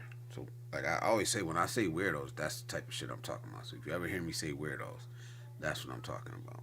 Yeah, I don't use that word lightly, um, but because you can't even call them what they really are. yeah. You know, but I could say the N word all I want, but I can't say pedophile. Well, I shouldn't say pedophile. PDF file. Yeah. That's Adobe the crazy PDF part. file. I could say the N word all I want up here. Yep. But I say the other word, and it's like that's who's protecting these people. Um, yeah, I want to dig into the Epstein files. It's not just the Epstein files. I guess it's the Epstein emails, the Epstein calls, the Epstein flight logs, the Epstein all type of shit. To the point now, it's like, is it too much for anybody to fucking ever get through? Well, number one, a lot of it is redacted, so you'll never get the full Hmm. story. Yeah. A lot of it's redacted. So the stuff that's not redacted is wild as hell. Ain't no telling what the redacted shit is. That's crazy. It's probably enough to bring governments down. Well, what it also shows is that there was a concerted effort. There was a concerted effort to create a permanent underclass, and that particular permanent underclass was destined to be African Americans. And I think that from the standpoint, and this is where it gets really dark. I don't care what society that you're in. I don't care what country you're in. I don't care what the ethnic makeup is of your country. In order for a country to function efficiently, there has to be an underclass. There just has to be. You know, and this is the really dark part about it. Um,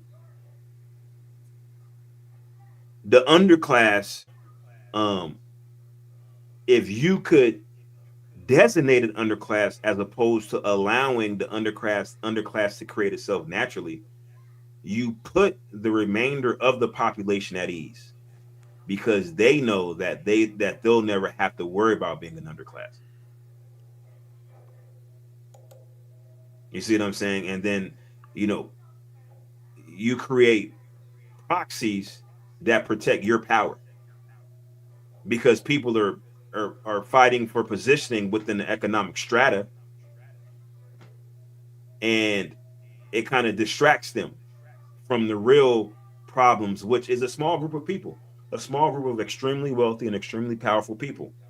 A lot of them are from specific families, um, and but they have the money and the means to manipulate media to create propaganda that makes it seem like, oh well,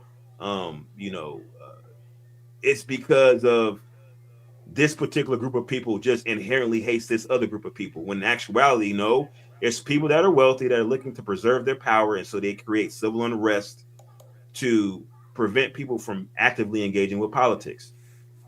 Exactly. And we eat that shit up. Eat it up. Eat it up. I speak about it all the time. I try to avoid it, but it's absolutely true. And they've mastered it. They've mastered it to the point to where they don't even really need to do it. Exactly. It's like also on autopilot now, but it's It's 100% on autopilot. 100%. 100%. Now,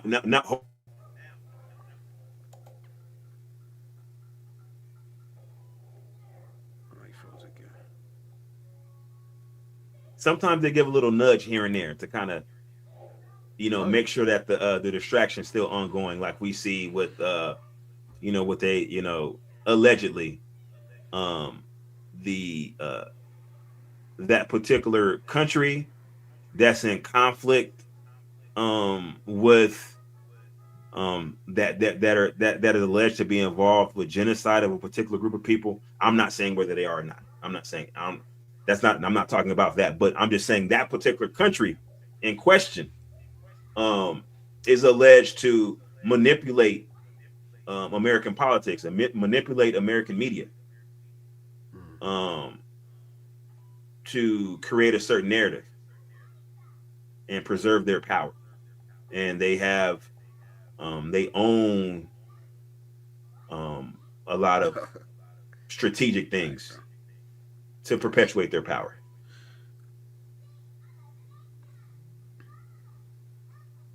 Yeah, and look, T Mark's crazy. I'm doing good, but it's so out. They're so outsized and they're so outnumbered, man. They have to come up with these tactics. That's the key. It's a fear. It's a deep seated fear of losing control, and that's why they operate the way they do. Oh, what's that guy's name? BYP, believe in yourself. BIY. Yeah. So I just now noticed what he was talking about. He was saying earlier that he used he created almost like a green screen effect where he replaces background with what appears to be the interior of a submarine. And with the red lights is when they're like at war or actively engaged in a conflict. They turn on the red lights in a submarine, and that's what you see in the background. But I was going to mention to him that instead of having a static background, he can also utilize a video loop or a GIF, what's called a GIF, which is basically a type of photograph format, but in actuality, the format has moving pixels, and it creates the illusion that the submarine is active, because right now the background is just static. But if you had something to where the lights were flickering on and off, or maybe dimming and more illuminating, or like maybe some of the computer screens were having data go across them, it'll give the impression that the actual background is live as opposed to being static. think he did it before where it was live. I'm not sure though. Yeah, I used to Oh, he's back. back when I used to stream, I used to have a background that was a GIF. I used the GIF format GIF, and I had this code software where I basically took like my face. This is like the early stages of AI where I could take my face and I made myself into a Terminator. I had like half my face with the other half being metal, and but it was in motion. It wasn't a static photo. It was almost like I was breathing, and like the like ash was coming down from like an explosion, and it was dope. It was dope. T-Mar's funny. T-Mar said, nah, you need your own show, bro. But he had his own channel, man. I just don't have the motivation to do that I hear anymore. myself echoing. But it's interesting though. I like having you come up, man. It's interesting. Like I said, I like listening to people who make sense, who talk about things I don't know about that I can learn from. I thought I was a talker. Now, I'm still waiting for you to come up here, T Marsh, man. I'm still waiting, man.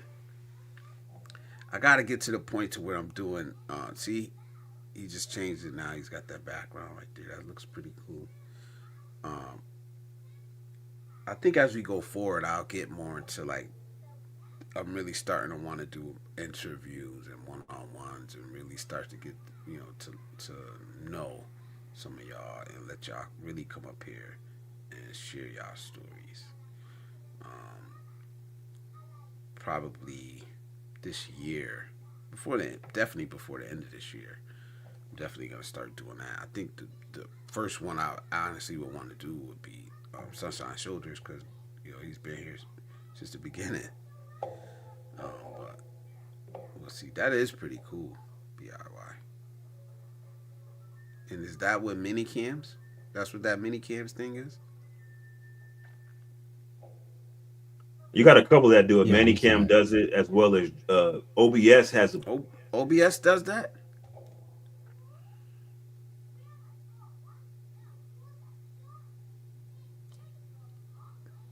You can take whatever's on your OBS and use it as a virtual webcam. Mm-hmm. So it's a plug-in for OBS called DroidCam. Okay. Actually, what am I doing? Oh, I see what I'm doing. Wow. Okay. That looks pretty cool. It doesn't cover the whole thing, but T-Mar says, I'll do it one of these days. Yeah, man. No doubt. And I'm not gonna pressure you to do it, but you see me. If you got something to say, I'm gonna let you say it. Like that's how I am, man. But definitely want to chop it up, pick some of y'all's brains, especially some of these expats or people that have done things that I haven't done, things that I want to do. Cause I'm coming behind y'all. I'm telling y'all. But salute. I'm not gonna be up here too much longer. Probably another 20 minutes or so. Shoot for 5.5 hours. But like I said, man, if y'all the numbers getting a little low, which don't really matter, but as long as the interaction is here, I'll stay up. I'm probably gonna shoot for 5.5 hours, which would be around 3:30 a.m. here. But T. Marshes, I talk a lot, but I'm kind of shy at heart, and I don't know, man. I've been like lately. I just come out of my shell a lot easier than before. Before you couldn't get me talking, man. So now it's kind of like it's just so fucking easy. Even in real life, a lot easier. Drop the link for Russ. Russ is coming up. There we go. Bring your ass up here, Russ.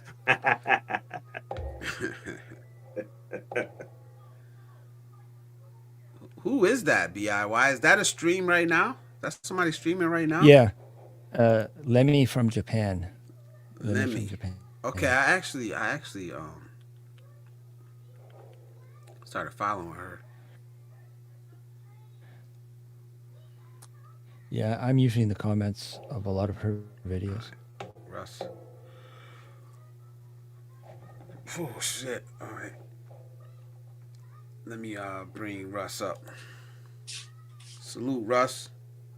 Welcome All to right, guys, how's the it going? How's it stage. going? Good, good. Don't try to come up here and bring a whole lot of energy. You see me winding down now. Nah, I'm joking. Russ ready to turn up. I know. I thought I'd jump in right at the end, and Icy got me like that one day, man. I ended up doing like a whole nother 3 hours. I was like, yeah, I'm about to wind this down. Here she got did like another 2.5, 3 hours, man. But maybe that's all I needed. So it's your turn, Russ. What do you think about anything we talked about tonight, man? I know you was big on the AI, but anything else? Anything else we talked about? no, I am concerned about the AI stuff. I'll try to get off that, but it is something I spend a lot of time on. And yeah, I think for older folks like me, it's not going to matter. I'm pretty much done with my work life. But for people that have, kids, I think it's going to be something to really contend with. And, it's going to be challenging, and it's going to happen quickly. Uh, I think in the next 5 to 10 years, unemployment is going to go up significantly, maybe up to 20% or so. And yeah, it's going to be tough. I mean, these rich folks, Elon Musk and the like, they don't care about any of us. They're trying to get rid of as many of us as they can. So, yeah, it's going to be interesting and difficult times. I have friends that are into AI and doing it professionally, but I have a hard time getting motivated because I feel like it's going to be a net negative and, hurt people in the end. But for people that are going to be working for a while, I think you don't have a choice. You're just going to have to get involved and, you know, Yeah. Like move ahead with the world. My kids' age, yeah, they need to be doing something around that because the future is Yeah, going to one of the involve things I would think change. about is, We're already deep, deep into AI. Even though some people don't know how deep, but we are deep into AI, man. yeah, we are. And one of the things I would think about if I had, well, I do have a kid that's young and still has her and her husband many years to go before they retire. And I think about maybe trying to buy land, if you can, because once we get to a point where unemployment is really high and people are living off things like universal basic income, it's going to be kind of a lowest common denominator sort of thing. And if you don't already have real property, it's going to be hard to ever get there for a lot of people. Not everybody, there'll still be a percentage that does well, but there's going to be a lot more people that don't do well. So, I kind of advise my daughter and her husband to, they have a little land, and to make sure they don't sell it, because, yeah, you look at, you guys are all looking at travel videos and you see what the living conditions are like in China. People living in 100 square foot apartments. And that's, probably in the future here. The timeline is hard to predict, but I think it's going to be, not so far off. Not in the next few years or anything, but 20 years from now, maybe, so uh, it's going to be tough, I think. And it's hard to really understand how this is going to really change humanity. We've never seen anything like this before, nothing close. And it's just, we're creating a new life form, really. And the implications of that, a life form that's infinitely smarter than we are, I mean, it's I don't know, going to Russ. be I, challenging. I don't know if we haven't seen something as big as this. Or do you mean in our lifetime, or in the Yeah, history of I don't think humankind? in history that we've ever experienced anything like this. But right now, it seems to people like, it's cool to go on Chat GPT and it's like a super powered Google search or something. But that's not really where we're heading. And we're soon going to find that there's no difference in the way our brain works than what we can make a computer do, except the computer can be much more powerful than our limited biology. Yeah, the So capacity is a lot, well, it's, infinitely bigger. yeah, on demand, bigger. Whoever has the most money, can create as many brains as they want. So it's going to be like a war, really. And I'm sure there will be wars fought over this technology, and So do we stop it? I don't think we can. I think you would have to, change human nature, and we got the nuclear weapons, and that was enough to prevent a lot of wars, but we still continue to develop them, and I think it will be the same with AI. Just the problem with AI is just we'll all become obsolete, so uh, it's just going to be very challenging to figure out how to keep everybody employed and with the things they need. And if you give people too much, then you get more and more people. You give people too little, and it's a depressing existence. So I'm usually very optimistic. I know it doesn't sound like it right now, but that's why I started really participating in these things, is because everybody was so positive, and but yeah, this is something else. I mean, I spent my career doing engineering and computer science. That's what my background is, and studied a bit of biology and chemistry as well. But so this stuff interests me, but it's yeah, it is very worrisome. I mentioned, if you go out and watch some of these videos of the CEO of Anthropic, which is one of the big AI companies, he's very worried too. And our government right now is trying to force them to do things they don't want to do because they're trying to be an ethical company. Yeah, it's a All the battle, other battling it companies, like, out. yeah, and all the other companies are going along with the government. Hey, whatever you want, we'll do that. But this one company's trying to do the right thing, and they'll probably get crushed because of it. I mean, it was in the news today. But it's interesting times. But you know, Terminator doesn't seem so crazy anymore. It doesn't seem like science fiction anymore. It seems like a potential outcome, of the future. I hope not, but there could be opportunities for an extraordinarily beautiful future, but we'd really have to see a lot of changes in the way So the wealthy you think. think you, you think they would turn us all into robots. I don't know. I mean, like you said, um, we created the nuclear bomb. There hasn't been one used.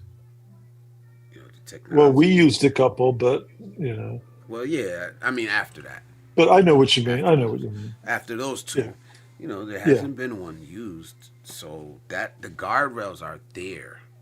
Maybe this technology will be um, produced but not yeah, used. Maybe there'll be some guard rails put up. I'm not saying that I have faith in yeah, fucking yeah, billionaires to do it, but I mean yeah. we can Right. try to push for that.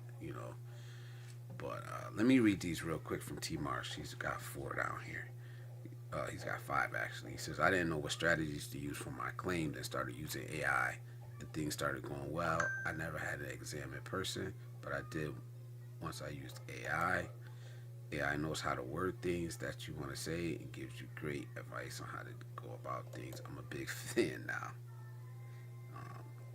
And he was saying, now look at you when you were talking about that you were interested in it. And then Well, finally he see, says, if I use the right way, if used the right way, it can only help us if used the right way. But that's putting a lot of faith in people that I know I don't have faith in them. but Politicians and fucking rich people. but that's the thing that that kind of gives me reservations about the idea that that will be replaced per se with machines. I think that machines will indeed supplant human beings, and and things that machines are just far more efficient at, and far safer at. But as T Marsh 62 has kind of illustrated, that we remain a primary consumer. So there is a reason as of now for our existence. So I don't think that humankind is going anywhere. As I said, I think there will be a divergence in humankind. We'll see, three distinct flavors: those that are normal, those that are genetically enhanced, and those that have integrated with technology at a cellular level.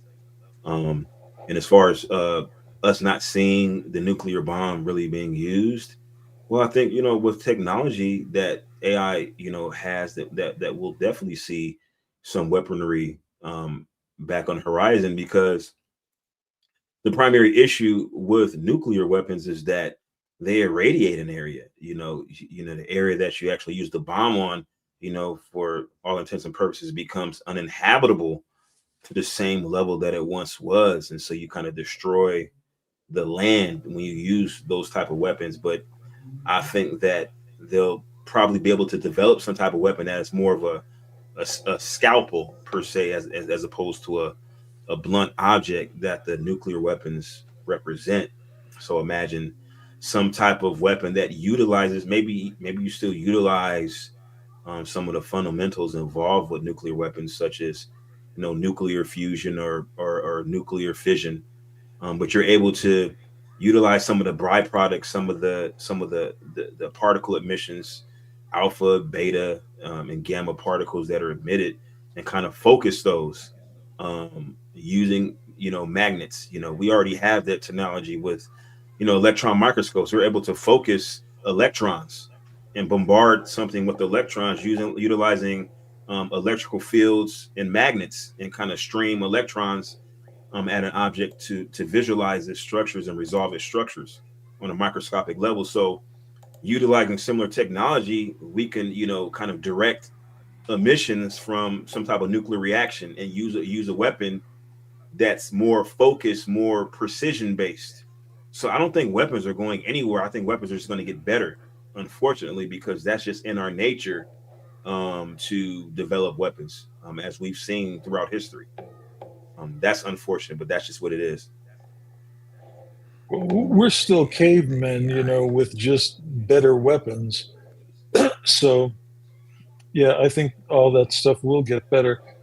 But we're seeing right now, as T. Mars says, we're already being placed by robotics, and I think, yeah, all I'm saying is I think the next 20 years are going to be very tough, and that'll determine, I guess, whether or not we can be wise enough to use this technology to create a better future, or whether it's going to be, an apocalyptic future. But I don't I see think it'll any be winners and evidence. losers. Yeah, and I think it's going to be a lot more losers than we're used to seeing. And the wealthy drive by. We all see people on street corners that are homeless, asking for a buck or two. And the wealthy, they could care less. Elon Musk could do something about all those people, but that's not what he cares about. He cares about his own little games and toys and goals and stuff. And the same way with, Jeff Bezos and the others. So they have wiped out all these mom and pop businesses. And so a lot of people lost their jobs and businesses because of that. And now they're going to automate all of their warehouses. So they just need a fraction of the people that they use now. I don't know who's going to have money to buy their products, but I do personally Exactly. know people already that are losing their jobs and having difficulty finding replacement, another job. So, I'm in and you, Seattle right now, and so that's one of the big discussions here. Is that number one, Amazon is downsizing, and they believe that the downsizing is going to accelerate because Seattle has passed the quote unquote millionaire tax. And so, now businesses have to reconsider, like, okay, is it worthwhile to have a business based here in Seattle, even though there's an aggregation of highly skilled personnel here. The actual overhead is just too high for our business to remain profitable. So they start looking towards states with more favorable business practices, such as Texas or well, yeah, it's kind of an arbitrage in a way. It's kind of a human arbitrage. These companies will go to places, like you said, where they have, people with the right educations and the right skill sets to do these jobs. They'll make a lot of money off the blood, sweat, and tears of those people. And then when it's the local governments or whatever try to force them to use some of that money to help everybody, then they just move to another area like Texas. and And the problem is people don't realize. I think most of Americans don't realize just how important business is to a particular area.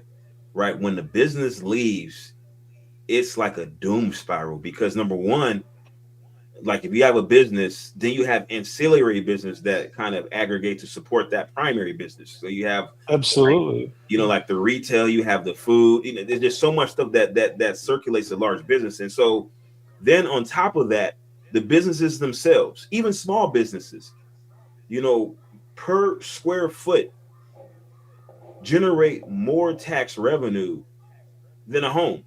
So people complain about, and I'm one of the ones that complain about high property taxes, right? Complain about our high property taxes. But imagine a business pays more per square foot of retail space or commercial space or industrial space, whatever type of commercial business it is. They pay more in taxes as a business entity.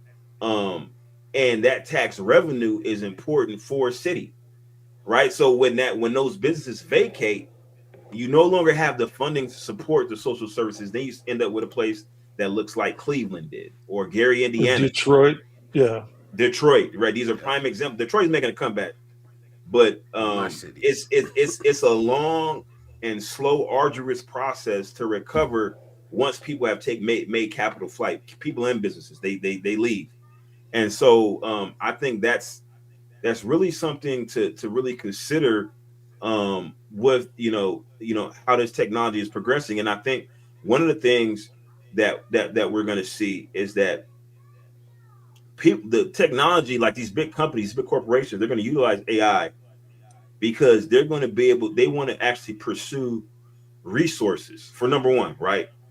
A lot of the precious metals. Obviously, precious metals are denser. You know, a majority of the highly dense precious metals, they sink based on gravity, and so they're not as easily accessible. So what we able to access in the Earth's crust is a mere fraction of what the precious metals that are, you know, deeper in the Earth, but we could never get to them because it's too deep, too much pressure, too much heat, right?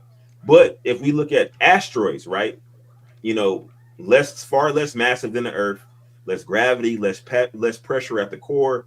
They're not nearly as deep, and you can easily access the precious metals. So, like some of these asteroids are estimated to be worth $400 trillion, which is far more than the entire net worth of the planet Earth. If you look at the, you know, just GDP and just start doing calculations of assets and everything all combined, is a mere fraction of what you can obtain from just getting one of these asteroids. And I think that's where the technology is trying to go, is like, okay, how can we efficiently, you know, farm asteroids for resources? And then now we have, you know, with the James Webb Telescope, we're getting better visualizations of everything, even within our solar system. Now people are starting to say, well, now we're looking at, say, for instance, Uranus, the planet Uranus, which we always thought historically was a gas giant planet.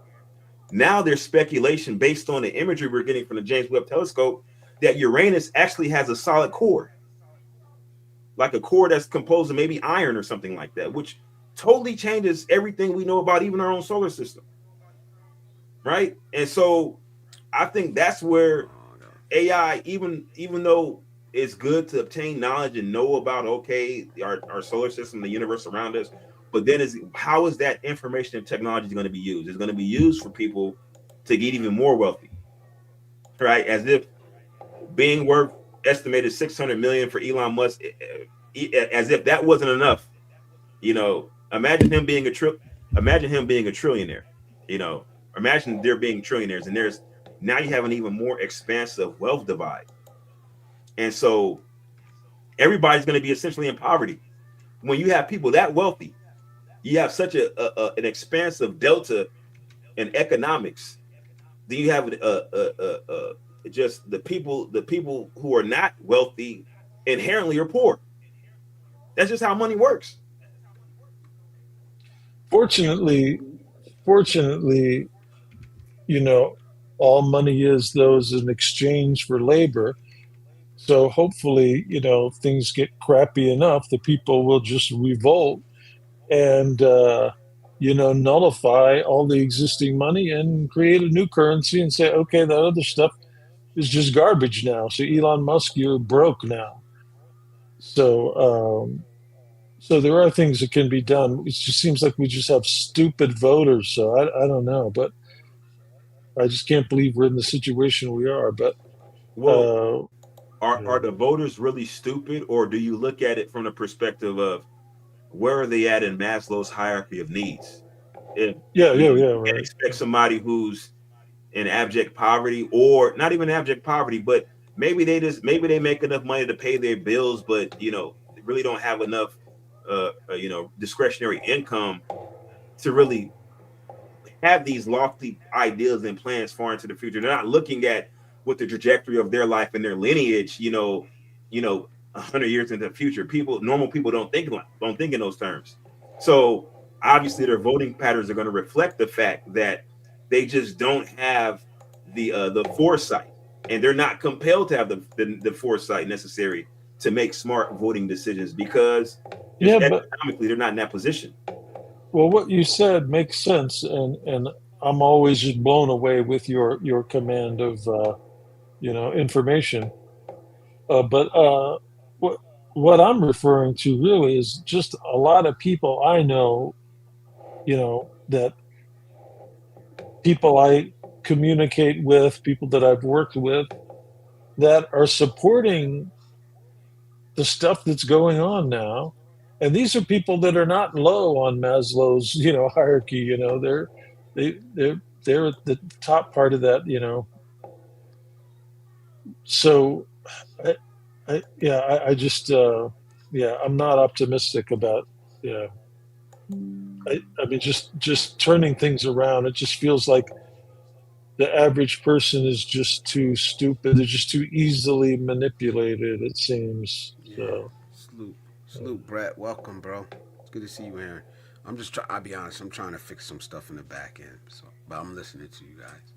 I'm messing Well, I around mean, with that. if Russ, if you can give me an example of what you mean when you say somebody, or just give me an example of like the voting pattern, or like a particular voting pattern of somebody who not necessarily low on Maslow's hierarchy of need, but for whatever reason they're just making bad voting decisions. Can you give me an example of that well, so I'm I can? just seeing, I know a lot of people that have money, and that have, the ones that are working are making, well in excess of six figures, which six figures ain't what it used to be.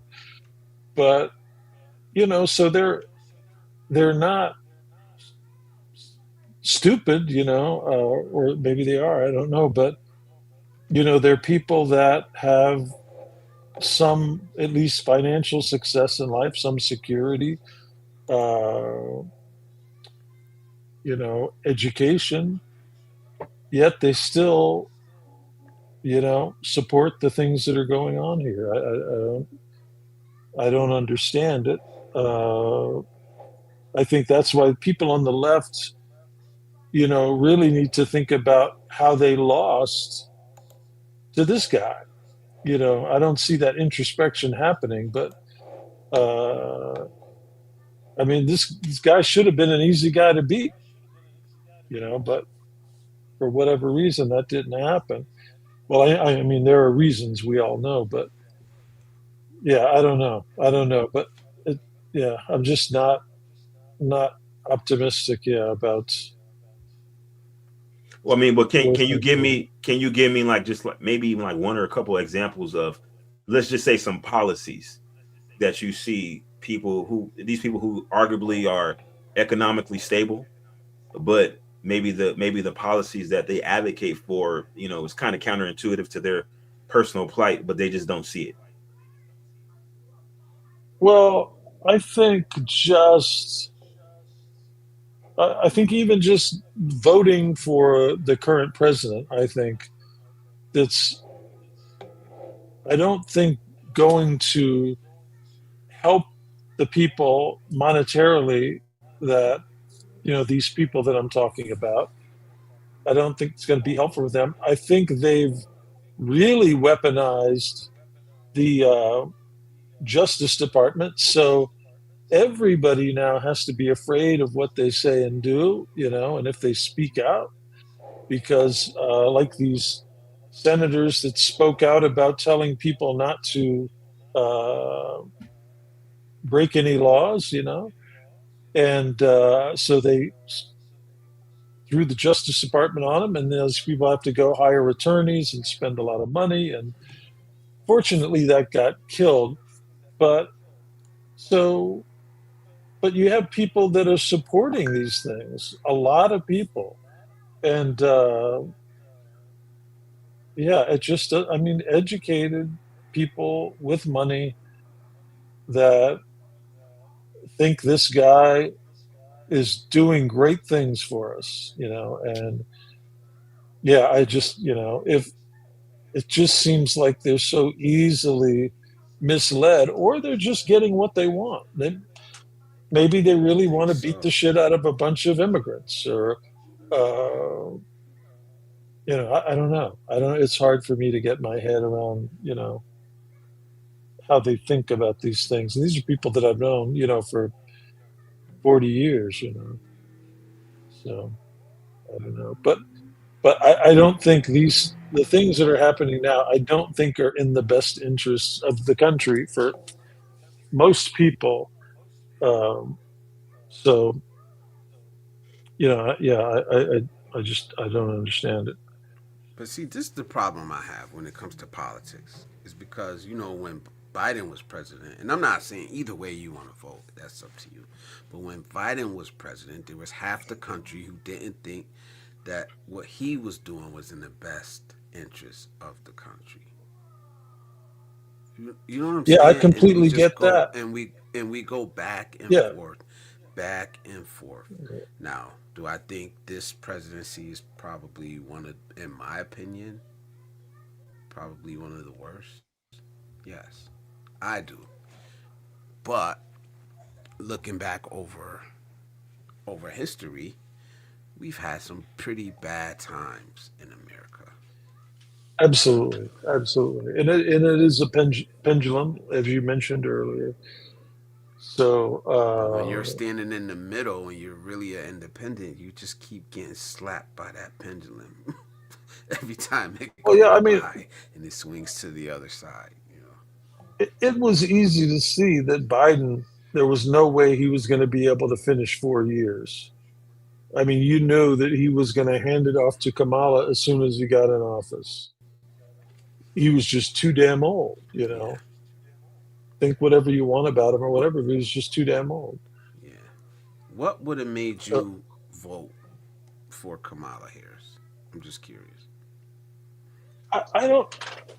I I would have voted if it would have come down to it. I would have voted for her over Trump, but I wouldn't have felt good about it. You know, Obama's the first.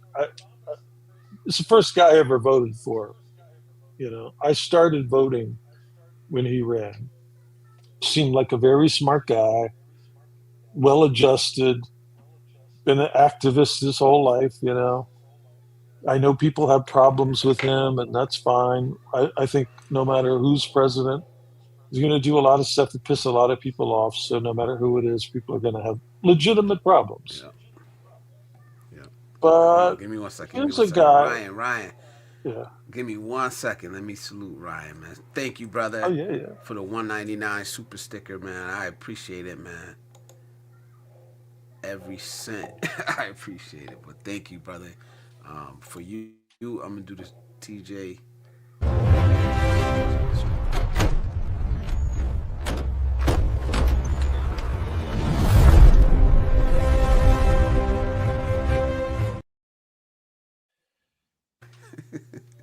Jay Shar says Superman. But thanks again, Ryan, brother. I appreciate it, man. Go ahead. You can finish, man. I'm sorry. Well, no, no, no, that's no problem. But yeah, they were. It was not great choices for president. You know, it just it wasn't good. It's like no matter what, you couldn't feel good about it.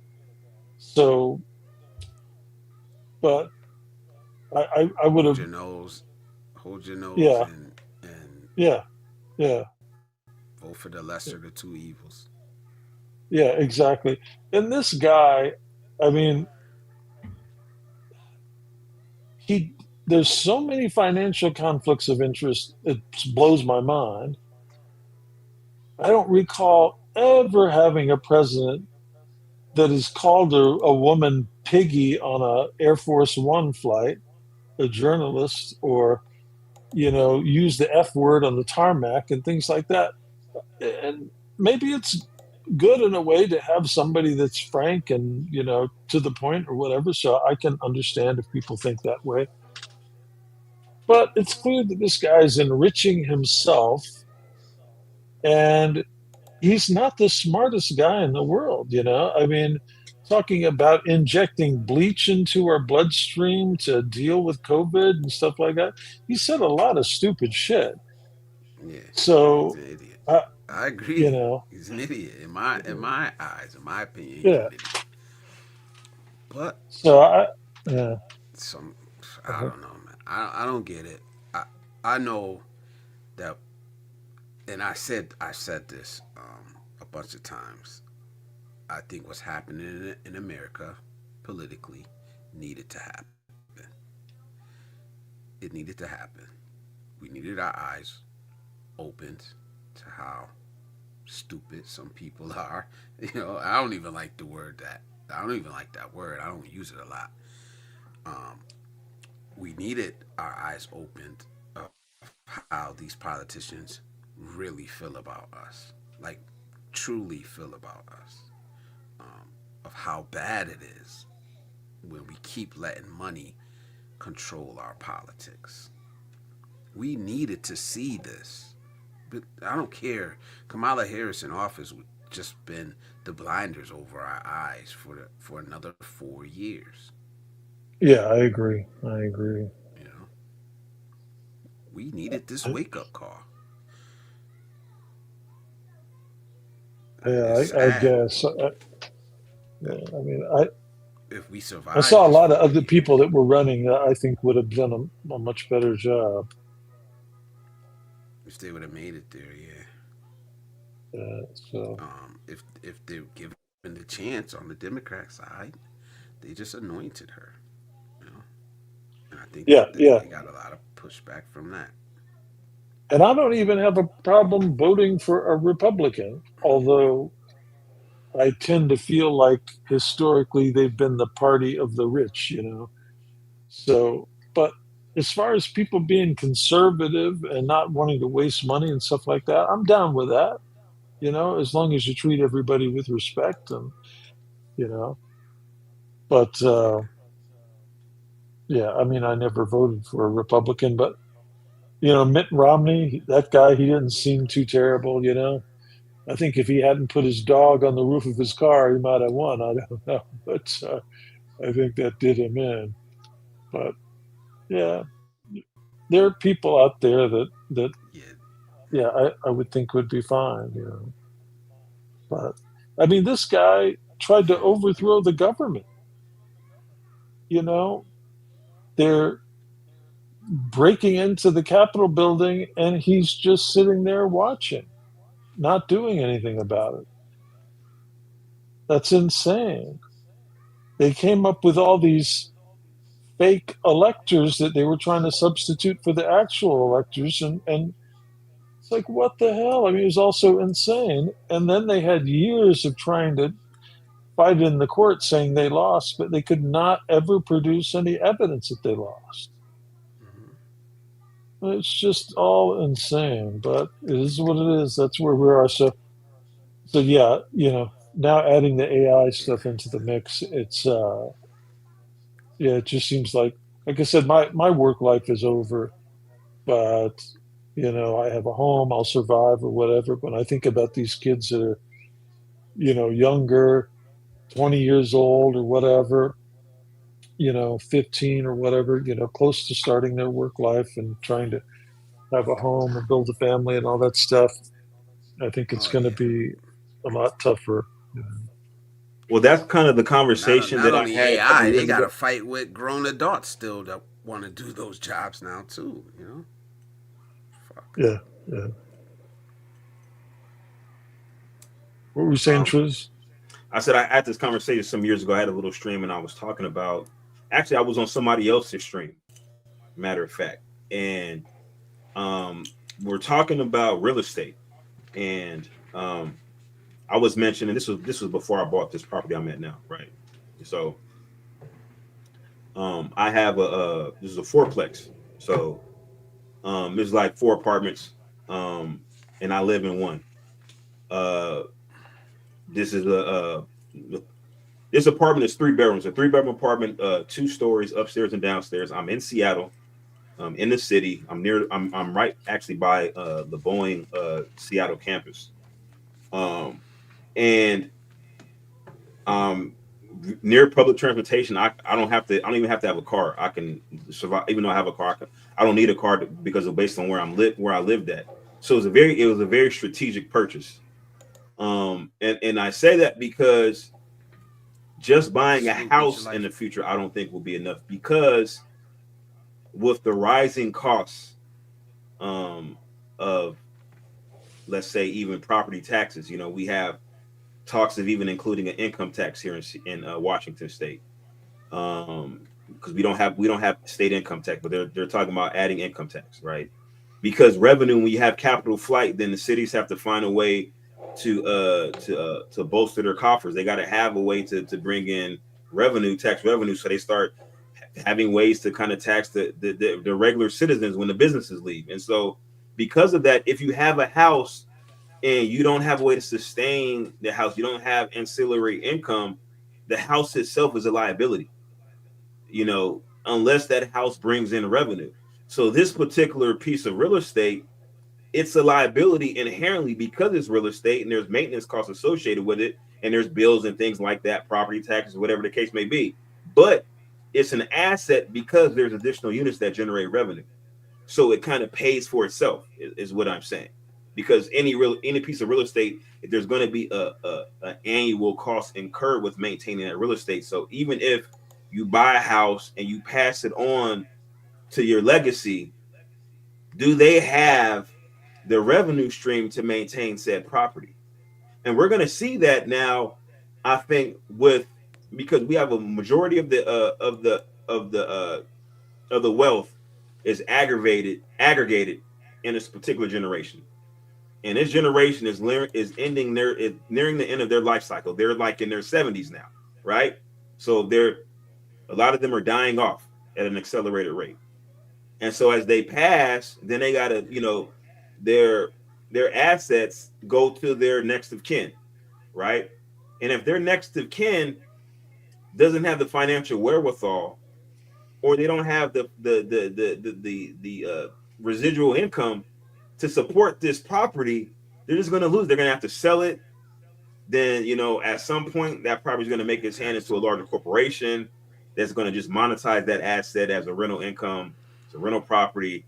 And so then, this properties just are becoming out of reach of everyday people, is what I'm saying. And even the people that have access to the property, if they can't maintain it because they don't make enough money, they have to sell it, then move further out of the city because the property they have doesn't generate revenue. So there has to be a discussion. There has to be discussions about the projects, methodical purchases and how to be strategic in real estate. Yeah, I think that's very important. Let me respond to this. Let me respond to T. Marsh real quick. I got pushed back a little bit because, like I was saying, a lot of people needed to get woken up. So he says it's still good to be Caucasian in America, and now we see it more than ever. I don't think it matters. I don't think it matters, and that's what I meant about people getting woken up. I don't think the rich give a damn what color you are. They don't care. And I think a lot of people are waking up and seeing that. We've been divided by color for so long. It's been engineered. It's been invented to have that effect on us. I think a lot of people are seeing that it does not fucking matter what color you are anymore. If you either gotta have money, or you gotta be doing their bidding. They don't give a fuck if you white, black. They do not care. In my opinion, from what I'm seeing. Now, I think that if you ain't deporting no Caucasians, but at the same time, if you're not doing their bidding, if you're not supporting them, if you don't got money, they don't give a damn about you. They don't. I think that if you live in an area with a high amount of racial tension, potentially, there may be advantages to being, a part of a certain ethnic group, depending on where you're at. I mean, that's entirely possible, but I don't think, as a whole, as you were saying, Blizz, I don't think as a whole, that, I don't think there's a significant benefit. What I think, is that you have certain groups of people who may have gotten comfortable with the idea that they had certain privileges or advantages because of, the demographic that they belong to, and maybe they felt threatened by the presence of, immigrants or the changing demographics, in America. What they called it, they called it years ago, about 10 years ago. They were having these news reports called the tanning of America, is what they were calling it. Basically, what they were saying is that there's a demographic shift based on low birth rates from Caucasians and the influx of immigrants, which was changing the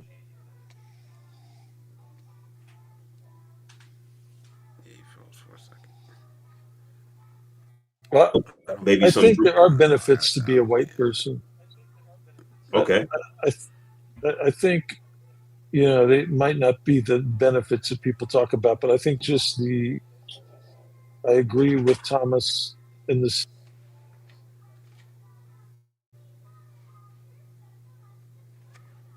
Yeah, yes, he could have. Yes, he could have. If the Democrats were in charge. That's what I'm saying. If the Democrats were in charge of Congress and in charge of the Senate and the House, absolutely, absolutely, he could have gotten away with it. That's what I'm saying, man. Like, I how don't do think you I don't think even Obama would get? have gotten away with those charges. I'm gonna be honest. You think the Democrats would have charged him, or you think they would have protected him? I don't think he would have got away with those charges. I just don't think it would have happened. I don't know. I don't know if he would have got reelected because I know I wouldn't have voted for him. Just me personally. I know a lot of people who did vote for Trump, but I think he could have got it. I think he could have got elected again if given the opportunity with those charges.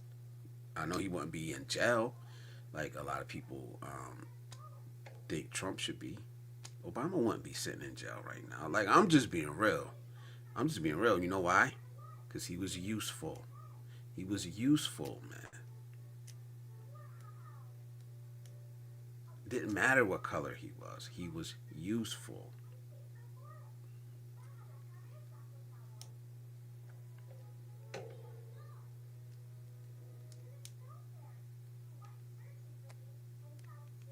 They should have been Democrats put Democrats in jail. Not if they're useful. I'm telling you right now, man. I'm telling you right now. What happened to Russ? Oh, I don't know. He's still there. His mic is muted. I think his sound went on or something.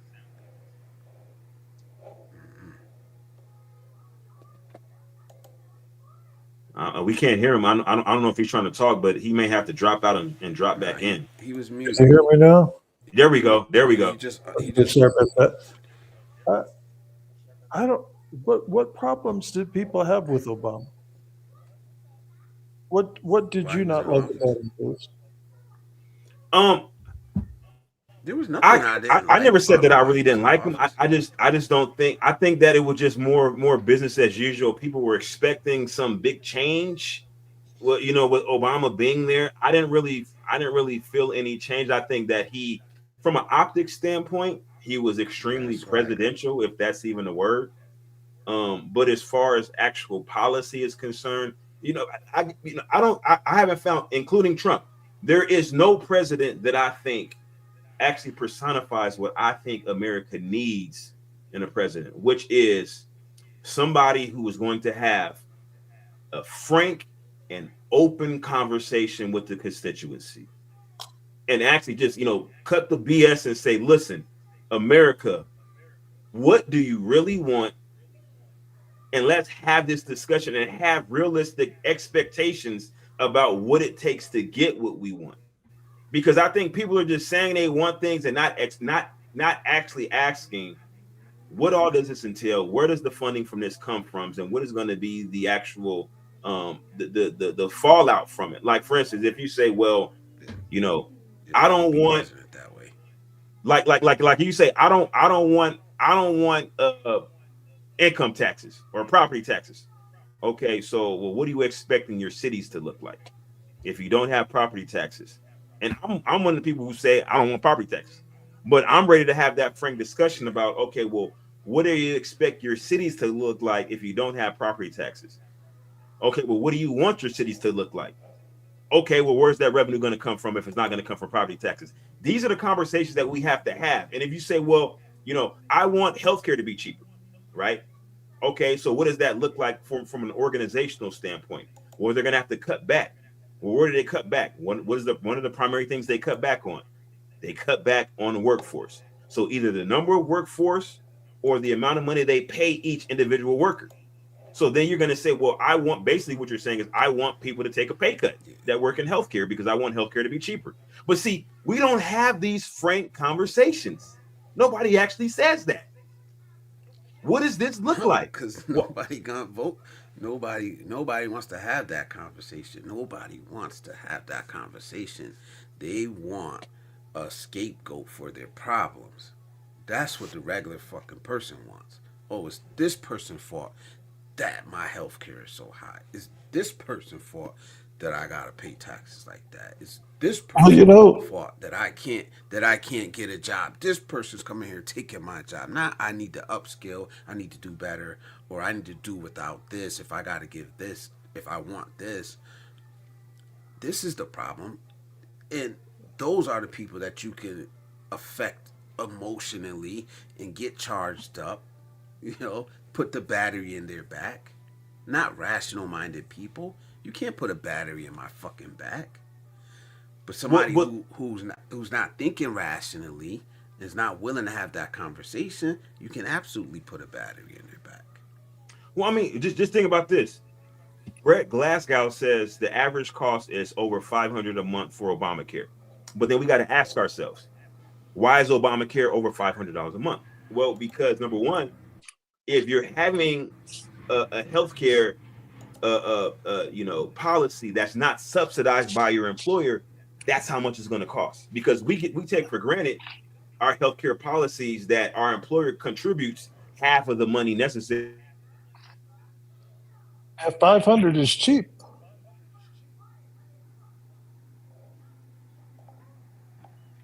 I only pay $50 a month for my healthcare. Well, your employer pays $300, so you're actually paying $350 a month for healthcare, but you don't really notice it because it's coming out of your employer's pocket. Well, and so then you ask yourself, okay, well, why else does it cost that much? Why does it cost your employer that much? And to add on so your total amount is $500 a month. Well, you got to think about the people who have pre-existing health conditions.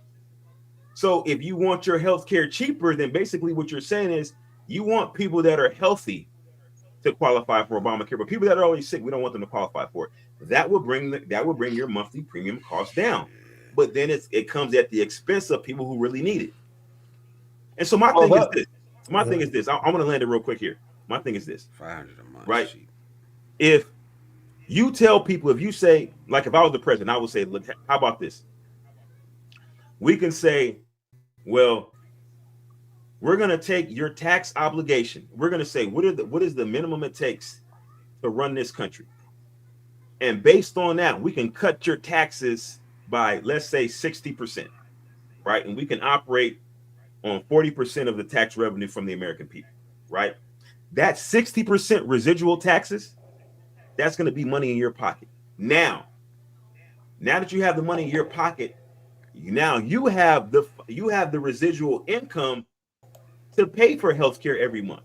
You have the residual income to donate to homeless efforts because that's what you feel is important, right? But what happens is that if you give the American people the money in their pocket and say, now do it with you as you please. Now, mind you, this is additional money that was already being deducted from their paycheck. Now they get to keep it in their pocket, right? And you say, do what you want to with this money. I'm going to give you the opportunity to have a pre-tax contribution to a healthcare policy. I'm going to give you the opportunity to have a pre-tax contribution to a homeless advocacy organization, whatever, right? Or a battered women's organization, whatever the case may be. Do you realize that 99 or 98.9% of the American population will keep that money in their pocket, even though they claim that they really care about universal health care? They claim they care about homeless efforts. If they had the money in their hand, they're going to keep it in their pocket. So then the question is, do you really care about these efforts you claim to care about? No, they spend that shit on DraftKings. So that's what I'm saying. But nobody's having these frank conversations and saying, listen, if you really want America to be free, you have to accept the freedom to fail. That's what freedom really is. Freedom doesn't guarantee success. Freedom means that I'm putting it all on the line. I could possibly fail, even though I have the opportunity. That's what freedom is. But nobody wants to have that conversation. People want a specific outcome, and they don't care how they get there. I'd like to give my take on Obama. Just so when he was running, I told my wife, "So no way this guy's going to win. He doesn't have a chance because the country's too racist. Just not going to happen." Then he gets elected president, and I'm shocked. And I think, okay, I misread things. The country is not that racist because he won. Then within 6 months, I knew, oh, it is still racism is alive and well in the U.S. And I was just a little off. So, but the first black president, it's like I felt like black people wanted him to do some big stuff. It's like, okay, now you understand what we've been through. Let's try to help us. At the same time, he's got to deal with Congress and can't go big just trying to do certain things because he's got to deal with them. So the first black president, he's just got to do a decent job so there can be more black presidents and people can become less racist and, all those things. So I think he had a really hard job to try to figure out how to thread that needle. And you got Fox News just beating on you all the time, So, yeah, he's definitely not perfect, but I thought he was one of the better ones that we had, The thing about healthcare is just expensive. I've had many people that are on Obamacare complain to me about the cost. I have employer-sponsored healthcare. I'm still paying $900 a month for it. So healthcare costs like $3,000 a month, for good healthcare. And so if you're on Obamacare, you're on it because there's a reason, because that's the best, cheapest healthcare you could find. If Obamacare wasn't there, you wouldn't have that. So they did bring us something. Now, you can't get rid of pre-existing conditions. It's good. I'm glad that he did. But if you do that and people aren't forced to enroll, then why would a young person get insurance? Exactly. Just wait. Yeah. So it just doesn't work. The whole system is based on healthy people. Me personally, I did not get insurance until I had kids. And I had to get insurance. Right, You know right. what I mean? Like, I ain't Yeah. needed no, I was healthy. I didn't need it. So I wasn't paying into the system. I wasn't helping out. And that's what the whole Check this system was out. based on, healthy people paying for older people. So when you I get rid had of pre-existing conditions, I rode motorcycles for years. When I was riding motorcycles, I kid you not. Hey Rose, how you doing, Lady Logan? Yeah, I was going I over agree. 200 miles an hour on a motorcycle on public roads with no health care. I thought I was invincible. You couldn't tell me to get no doggone health insurance. Health insurance? What? I didn't care about no health. You know what I did though? I did now, mind you, I did go to the doctor though. I would do annual checkups and I would just pay out of pocket. I would go to one of these outpatient clinics. I would see a doctor. I would pay like $300, and I would do that like once a year. But I wasn't gonna pay monthly to go for a healthcare premium. Not when I was in my 20s, even when I was in my 30s. No. It wasn't so until I was maybe like 35. so it's a very, very tough problem to fix, healthcare. And you have, it's so damn expensive. And all the insurance companies, when I was growing up, for decades, Tate, salute, Mr. Tate. Welcome. insurance companies always found some way to get out of paying using some kind of pre-existing condition. And it was a big problem. So people that didn't have those experiences for decades probably don't realize what a big deal that was. But it is a big deal. But it's just a very difficult problem. and he tried to tackle it, and I think he did a fair job dealing Yeah. with what he had to deal with. You know, I mean, I don't know. I never had Obamacare. Like I said, always had this blue. I never. I don't know the difference, to be honest. I had in employer sponsored health care my entire life, my entire working Well, life, since I needed it. I don't know the difference.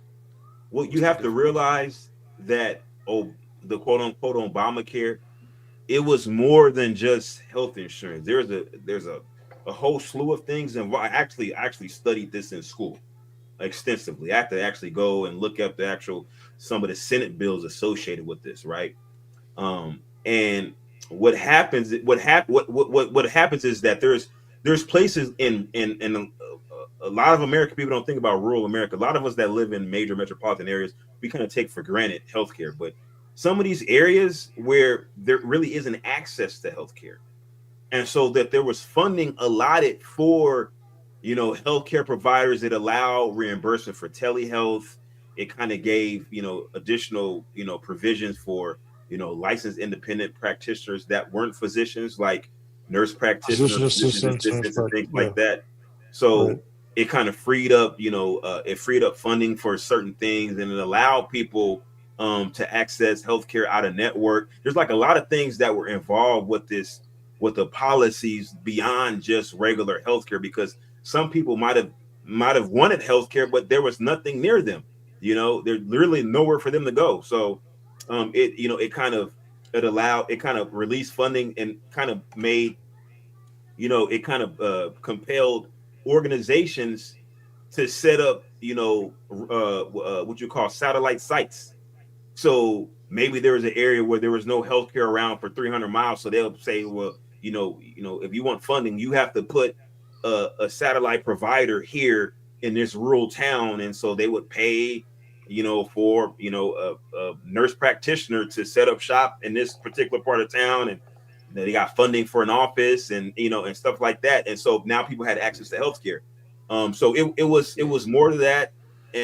But the thing about it is that, like Russ was saying, you have to have buy-in from a large percent of the population, not just the people that are sick. It requires healthy people, just like any insurance policy, any insurance agency. They need people who don't get in car accidents in order Yeah. for it to make business sense to offer you those premiums at that price and still remain profitable. And bear in mind that these companies are publicly traded.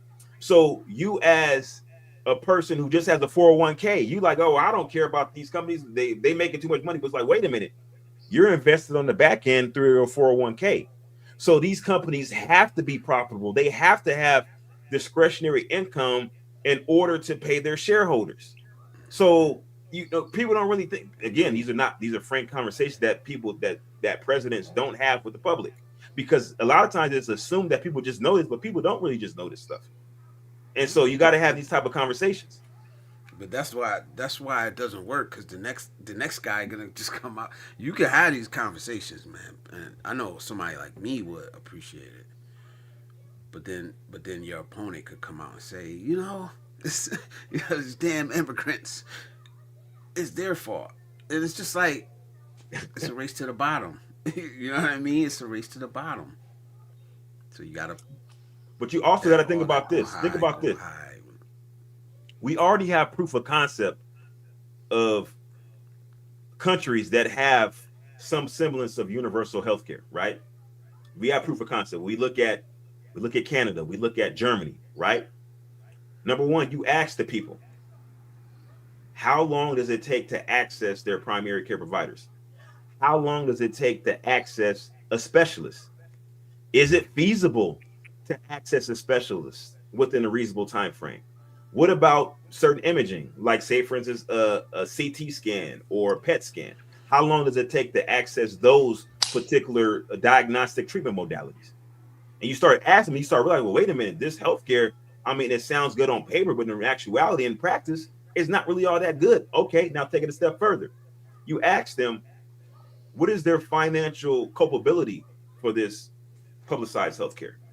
How much of their income do they actually have access to? Now, you may say, well, I work this job, it pays, let's say it pays $250,000 a year.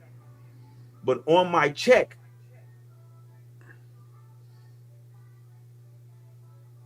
Oh, he froze again. All right, why he froze? Let me read yeah, this comment. I don't know why my camera keeps freezing. I think it's my Let internet. me I'm let having me. something with my router. Mine But was doing something crazy. Let me read this comment real quick, bro, because I gotta get Lady Logan's comments in when she is here. Um, she says, as a self-employed person paying for health insurance for both my hubby and me, I pay under $300. If I pay for the same plan without Obamacare, I'd be paying $1,600. We're required by law in Mass. Um, required by law in Mass. So I'll leave it at that one. I just had to get her comment in there, bro. Um, but yeah, that's essentially my point is that you know, you yeah, I definitely would in any third world country.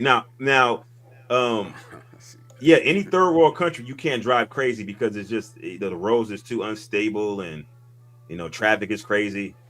I was telling somebody the other day when I went to Ethiopia, um it's people that drive on the opposite side of the road. Like, just don't even care. I'm trying to get to where I gotta go. I'm just gonna drive on the opposite side of the road, going against traffic, and you just gotta move the hell out the way. Just lawlessness. yeah. See, you went last long to flip things. Think, what do people do before health insurance? They just a lot of times people either they paid out of pocket Just pay. or they just did without health care. Or they did home remedies. He said, that's exactly what I mean. Rose, give me some money back for all the money I gave you. They still make money, but give me a discount. Something. But see, okay, let's take for instance fire insurance, right?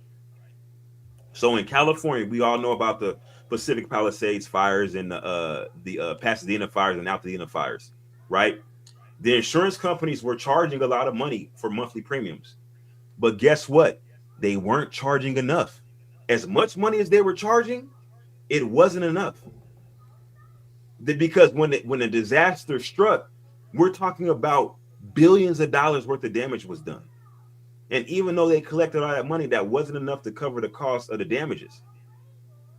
So this is what I'm saying. Like, you can never collect enough money depending on what. Let's just say we decided that the healthcare premium for everybody is $500 a month, right?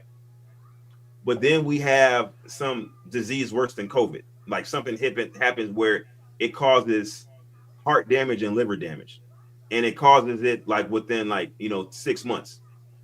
So now everybody needs a heart and liver transplant, or they need some type of you know external implanted device, a heart external heart pump, right? You know, these are $250,000 surgeries plus the aftercare involved with it, right? If everybody had to get that surgery because they got sick, or even like let's just say 50% of the population needed the surgery, that would bankrupt any insurance company because there's no way they could collect enough premiums for something like that.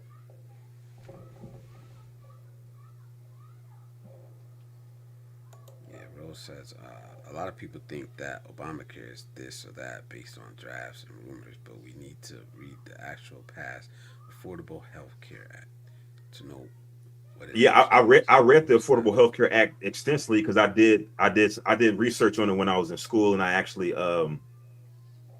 wrote some papers on it, several papers on the Affordable Health Care Act, because I didn't really know what it was. I mean, I just figured that it was just basically just some type of universal insurance. But then when I actually start reading about it and how the funding was and what the funding was used for, there was a lot of other stuff involved with it, like access, for remote areas for satellite providers. Damn.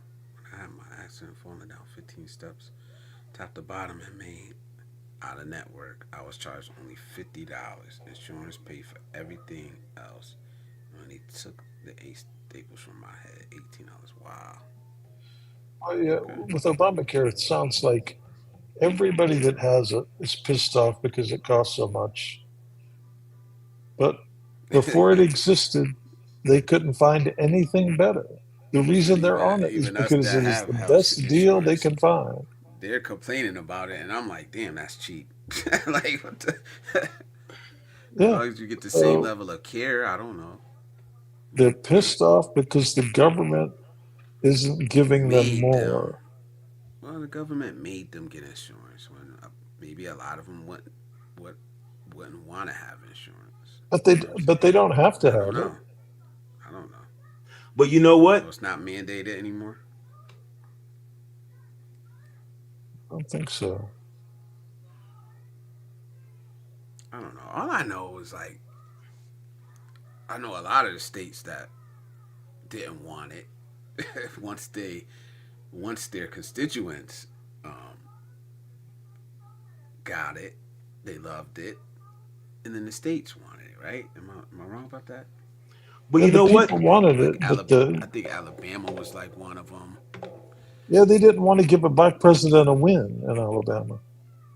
But you know what? It's the same concept as state-sponsored property insurance in Florida and Texas. As we know, California has the fires, Florida has the hurricanes, right? And so people are often dropped from their primary insurance carrier because they're too much of a liability. And so then those people are forced to look for, a different insurance provider. And so sometimes they can't find an insurance provider. Sometimes there is no insurance provider that will provide coverage.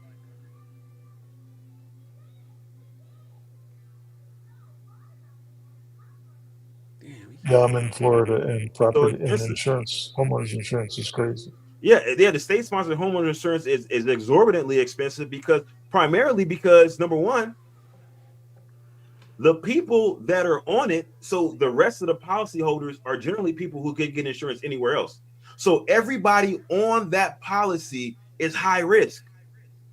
So there is no amortization of risk that you normally see with a regular insurance provider. Like with a regular insurance provider, they amortize the risk across an entirety of a population. So you have people who are very low risk, people who are medium risk, people are high risk, a couple of people that are high risk.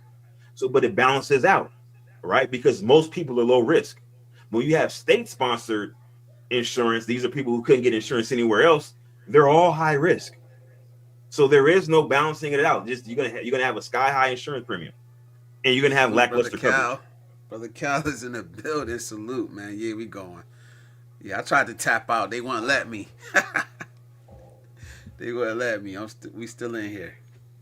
Probably gonna go for 7. If I hit 7, that'll be my all-time record. What time is 7? 7 hours. That's 38 more minutes. Yeah. So I'm pretty sure I got some 8 hour streams, under my yeah, belt. yeah. I think I did like 6:57, 6 hours 57 minutes, and then I stopped. So Like a Jerry Lewis telethon. yes, sir. You say yeah. Wow, y'all still going.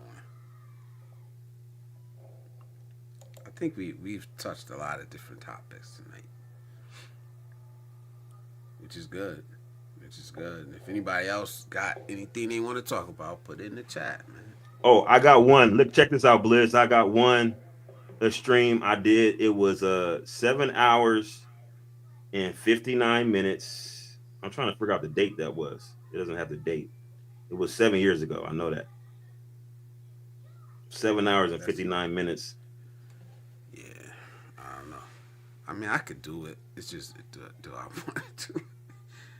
Like even now, I know I got it. I can't stretch it that much longer past 7 hours because I gotta get up with my grandson. You know what I mean? And save it for the future. Yeah, it's coming, man. It's coming, man. Once everything goes back to normal, you know. You get Joseph to come back and you can talk Yeah, religion. man. Get Joseph to come back. Oh, nah. I don't think I'm gonna be having too many more religious. Um, I'm not banning it. Definitely not gonna ban it, but I don't want to talk about it for 4 or 5 hours straight, and every time. It's not something I'm into. Well, we did politics and AI. Yeah, we did politics. We did AI. What else, man? What else could we do for the last, 30 Sports. minutes or so? Definitely do sports. I'm going to I put a down payment on damn, I can't even think of the name of the company. Um, the company that takes care of the NFL um, when they go overseas. They take care of the booking, the flights, and all that stuff. So what I did was, I don't know how I fell upon this site, but I ended up wanting to go to this 49ers game in Mexico City this year.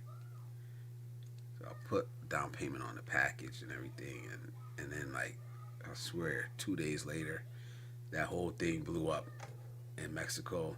They killed the damn cartel leader. Now all I'm thinking about, and I told TJ this, I said all I'm thinking about is the damn story Trez told on the live stream that night about when he was in Mexico and Juarez. That's all I could think about now. But Which one? that story you told Which one? about being I in have the I have a bar, ton of war stories. oh, being in the bar, Oh, that was and during the day.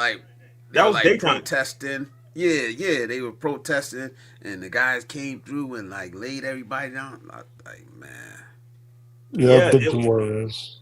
you said what? I've been to Juarez. Yeah, it's kind of crazy there. Well, thank you, I was Lady stationed. Logan. Thank you, thank you. I'll be honest, and I gotta say this. I plugged it earlier.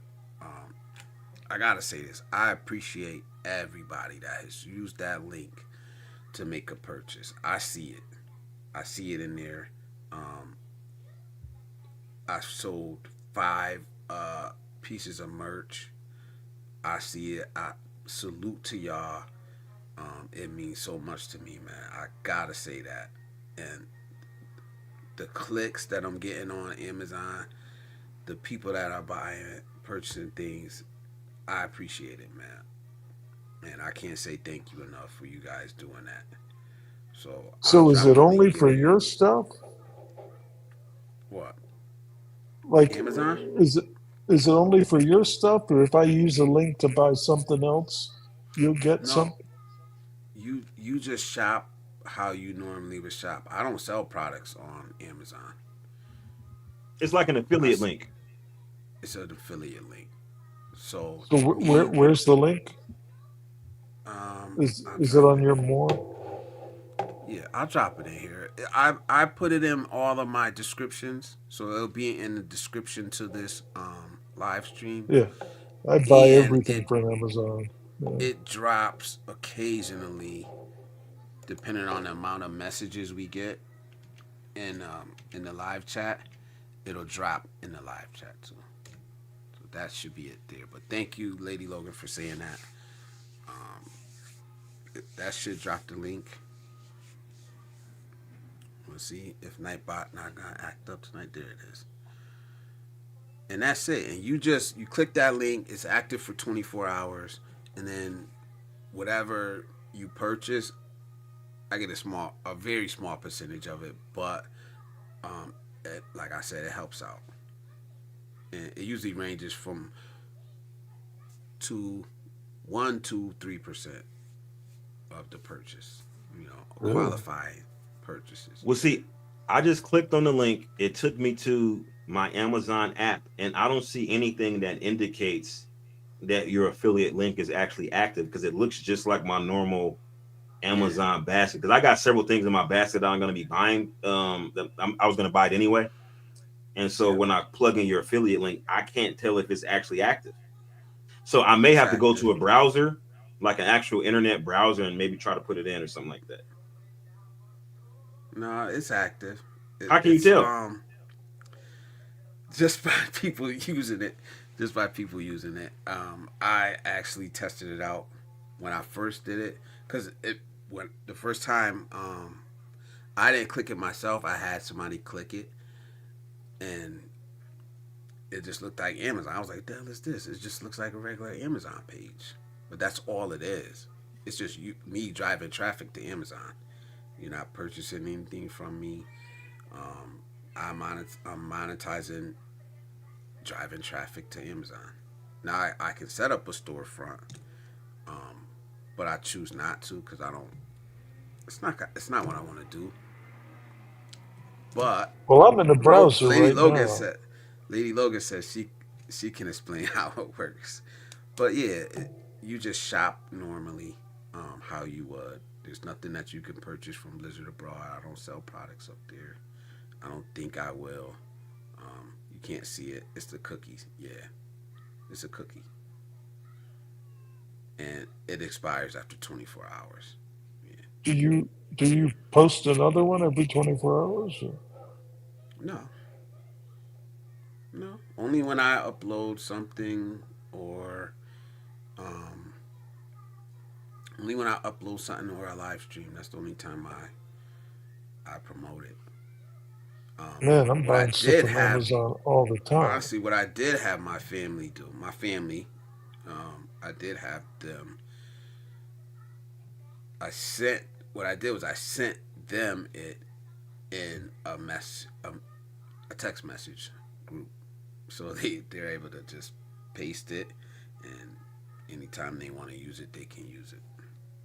Yeah, you should automate that somehow. I don't know, man. I mean, I'm buying It's the like, same link. It's never, yeah, and it's never.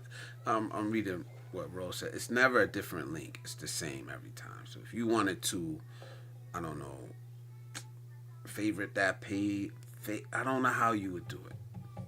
If there's a way that you can paste that link, but it's the same every time.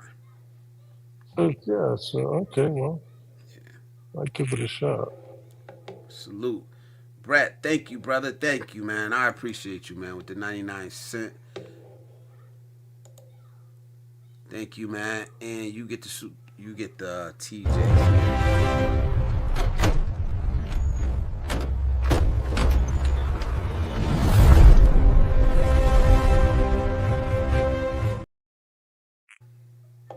Thank you again, man. But like I said, thanks to all of y'all, man.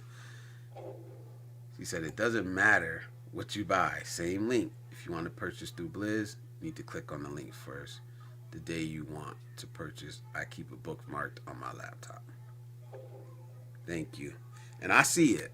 I see what y'all purchased. I can't see who purchased it, but I got a pretty good idea. It ain't nothing crazy yet, but So when I when I so so if you see somebody purchasing a fleshlight, it wasn't me.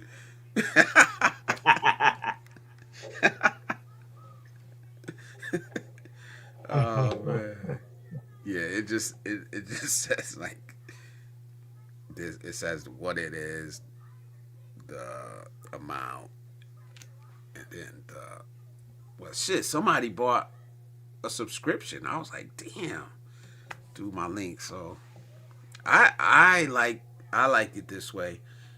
I'm not good. I feel weird like promoting it. I do it. You guys see me do it, but I'm still not real comfortable with that. Like, You're hey, providing a service. hit the super chat, or hey, so I like being able to say, hey, look, just shop the way you guys shop, and you can support me that way, and I appreciate it, man. I really do. But selling 5 pieces of merch is like that shit is amazing. That's amazing to me.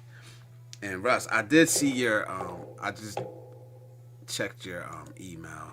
I Okay, see you, bro. I see you. Yeah, okay. it went to the spam box. I don't know why. Cause I was like, damn, Russ didn't hit me up. So salute. I'm gonna give it to somebody else. I'm gonna give it to the next Well, I person. just I Which will just did be it before this because I knew you were going to say something. So I yeah. figured I'll email you real quick. How you knew I was gonna be like Russ? What's going on, Yeah, man? trying to keep from getting in trouble. so yeah, salute. So I'll give it to honestly, I'll give it to the number 2 tonight. You know what I'm saying? So, yes, I did, Lady Logan. Yep, I seen it. that was you. Oh man, yeah, I seen that one. I want to know who bought the subscription from Amazon. I don't know. Like I said, I couldn't see what it was, but Well, I'm spending like I $500 a month from them, so you'll be seeing stuff all the time. oh wow, me too. And that's the crazy part. Like I buy so much from Amazon, man. Sometimes I feel bad, Convenient. but it just is what it is, man. There's no more mom and pop stores around here anyway. Um, so it's Well, either that's the thing. Amazon I or got mom Walmart and or pop Target stores, or but my biggest aggravation is like I'm very particular, right? Like when you're gonna see when I purchase some shit, Blizz, you're gonna see some fly ass shit. But because I spend a lot on Amazon too. I probably spend probably at least $500 a month, probably, sometimes a lot more, But yeah. so like for instance, I bought these webcams. I bought this YOLO cam from Amazon as well. And I bought this is a Lumix S9. This is a full frame camera, Lumix S9. I bought that from Amazon as well. Um, and so yeah, I spent a lot of money um on the website. But my question to you is, when you buy stuff yourself, do you get a kickback using your own affiliate link? No, you can't. I can't use my own Oh, okay. affiliate link, or and they caution against anybody in the house really using it. Oh wow. It might end up being the same IP address and you get flagged. So Well, Thomas Marshall says if you see a vibrator, it's definitely him. yeah, yeah, yeah, right. It doesn't work in the Philippines though. I haven't opened it yet, um, internationally, which I should do it. I be procrastinating on certain things when I gotta go digging into something. I ain't gonna lie. So I gotta open that up soon. But I know a lot of. I think a lot. Like somebody was telling me that they keep their Amazon America thing open. Like they still use it. I don't know how that works, but he said thanks, Rush. And Lady Logan says, I wish Um, I had known the link in early November for Christmas shopping because I got so much from Amazon. And yeah, we kill it. We love some Amazon, man. Just convenient. It's just convenient. I know they don't do next day anymore like they used to. Yeah, they do. Some They do things, same some day. things, some things they th- do. they do some stuff in 1 hour. Yeah. Yeah. I mean, I've seen same day pop up, but it's never like a lot of. It seems like before when I first started using Amazon, like you get a lot the next day, and now it's just certain things. It's got to be Well, stuff like Or maybe I don't live paper close enough to. towels, toilet paper. Yeah. they kind of rotate stuff out. They try to stock the stuff that's like more popular. Um, Yeah. I would and say probably so, by region, by your but region or something. They probably got it. but then you got to think about it, like to be an Amazon seller, there's like different tiers.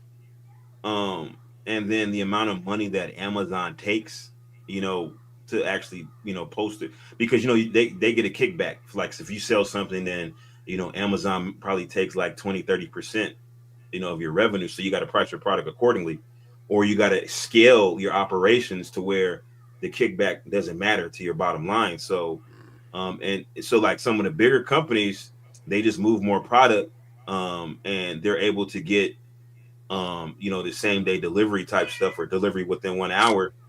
um and so you can filter your search to include 1 hour deliveries, or same day deliveries, or overnight or next day deliveries, or even 2 day deliveries.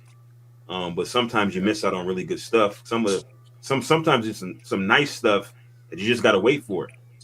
Yep. But I think we've gotten so I coddled, want it. and I we're want it so now. we want stuff right away. Yeah, most of the stuff I order, it's not available. Definitely not same day. Most of the time, not next day. So it's like 2 or 3 days.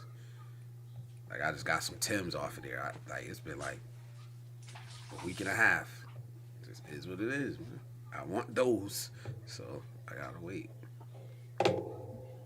Somebody said they wear lugs Tims in Connecticut. They don't even wear the real Tims in Connecticut. That's just what I heard. What the hell is Lugs Timbs? What the hell? I ain't gonna ever. I'm not gonna say I never had a pair of lugs though. I definitely had. No, I be seeing these little beams on Facebook where they make fun of people, Lugs and they'll Timbs. say based on what part of New York City you from, your Tim's gonna look like this. So they'll have like Harlem Timbs that be like the fly, extra, what Oh, I seen that. you know what I'm talking about? Yeah. I seen that. Yeah, And yeah. I they seen that always meme. do they'll do like Staten Island, or they'll do the Bronx. They do Staten Island and the Bronx dirty every Dirty. time. Yeah. She said there's a dude who lives in the upstairs apartment. What you? Oh, BIY. What's that, man? Oh Oh, you well, wanna I'm gonna tell you. salute BIY, man? Yeah, I'm heading Have out. a good one, brother. I appreciate you, man. I appreciate you. Bye, everybody. Peace out. He said he He love said Yeah, there's a nice dude who lives in the submarine. upstairs apartment who buys all his groceries the same day, like a month's worth. And I think the reason why is because like the same day delivery. So Amazon has like a deal with like HelloFresh or what's the other? There's like another store, Whole Foods or something like that. And what happens is that you have to buy a certain amount to get free shipping if you want it the same day. Yeah. And so with the groceries at least. And so that's why you got to buy like a certain amount, because I did that. I bought some groceries from out. I only did it one time. I don't know. It's available. I don't even know if it's You're like available. I halfway don't know. there to get free shipping. And so I had to get like a certain amount of money's worth of groceries to have them delivered the same day free. Yeah, I don't. I Yeah, don't everybody's have a starting to get certain. into that business. Yeah, Walmart now delivers yeah. Walmart 12 delivers. bucks a I've month, ordered off. no I've ordered tips. off of Walmart. Yeah. Amazon does not have a direct retail site in the Philippines. Okay. And there it is. Right. Look. Right. I didn't drop it right there. But no. Thanks, Brett, because you actually put up the Nightbot too. Rose says, I need to find something like that, some affiliate link that can be used globally because we aren't making any money on our channel yet. I need to offset my annual license cost and gear costs. Yeah. This one, I would say sign up for it. Or you might have to sell some merch. Rose colored glasses. Logan. Um, Yeah, Lady Logan. where is he located at? She's in Mass. Where? Massachusetts? Yeah. She said it on the stream, so that's the only reason I ain't trying to dox nobody. Mm. Yeah, she's in Mass. But yeah, this one I like, and I suggest it. And like I said, as long as you're cool with promoting it, then why not? Why not? And I don't think it's asking too much. You know what I'm saying? It's not asking for a super chat. It's not asking to purchase a course. It's not asking. It's nothing. It's just saying, hey, use Amazon. Okay, you can support me through just shopping the way you shop. I think I had suggested it to AJ also the last time we were up here. You're not gonna you gotta scale it. You know, I've probably made $15 since I started doing it, but I don't mind. I don't mind starting small and building. You know, because it started. The first sale was like I made 30 cents or something like that. The second, I made 40 cents. You know, now it's like I made $1. I made $3. So it adds up. It adds up. And there's nothing wrong with trying to earn money on YouTube. It's like any other job. I know people try to shame people for it, but believe me, man, you see, you've been a content creator, Triz, Rose, Brad. Y'all know what goes into this, man. It's not easy. I mean, it could be easy depending on what you want to do with it, but it's not. Shit, we've been up here almost 7 hours, and we're not talking about no light subjects. So I would suggest it. I would suggest pushing for that monetization. I was the same way in the beginning. Oh, I'm not here for that. I ain't gonna lie. Once it became a reality, it changed. You know, first it was the What's first this? the first the first email I got saying that I helped somebody. It was like, oh shit. Then the first shout out I got on somebody else's stream, it was like, holy shit. And it's like every step was a different step to make me want to go another step further. Do you know I never actually withdrew from my AdSense, my Google AdSense? Really? I'd like all the money, like, people sending me super chats and all that type of stuff. And, from the ads and stuff like that, I never even cashed out. They send me the emails and all that stuff, for the It's AdSense still in to there. cash out the money. So you never even set up like a payment method. Nope. Okay. I should have But did I, that. I got super chats. So it's definitely some money because they send me emails, that it was, I had, money, I had funds in there. At least it was a couple $100 at least. T Marsh funny, bro. Yeah, we supposed to be getting another storm, man. I think Monday they said in another storm. But I mean, shit. Is that true, Lady Logan? Because I thought they said it was gonna miss us. I don't know. What's the Maybe they status of your app? Aren't you building an app? Yeah, yeah. It's gonna be a nice app whenever I get around to it. It's like 50% done, to be honest. I think that's a great idea. There's a lot that I spent a lot of time with it, and there's a lot more that needs to be done. Well, I think there are all these channels out there with thousands and thousands of subscribers, and I think there are features on an app that would enhance your ability to communicate with your community or whatever, which is apparently what you're doing. And I think so too. And it would be nice to be able to do it directly, not through a yeah, third party. Honestly. yeah. And if you make something that's good, you can also sell that to every other channel out there, just an app service, they can tailor to their channel. Yep. Yes, sir. I think it's a good idea. I'm not saying like I said before. I don't think it's gonna be anytime soon. It is something that I want to work on. That I'm gonna keep working on. Um, right now, finding the time to sit down and work on it. Time is like the most precious thing I got right now, and I have very little of it. It seems like every day. Well, So I'm just making the best of it, but it's still in the works. It's not going nowhere. I'm gonna work on it. I well, think it's fortunately, gonna be AI can do most of it today. If you just find some yeah, young geek that has made one before. yeah. I could put it in. I could have AI build it, but I don't want to. See, I don't. I have AI sing for me, but not build me an app.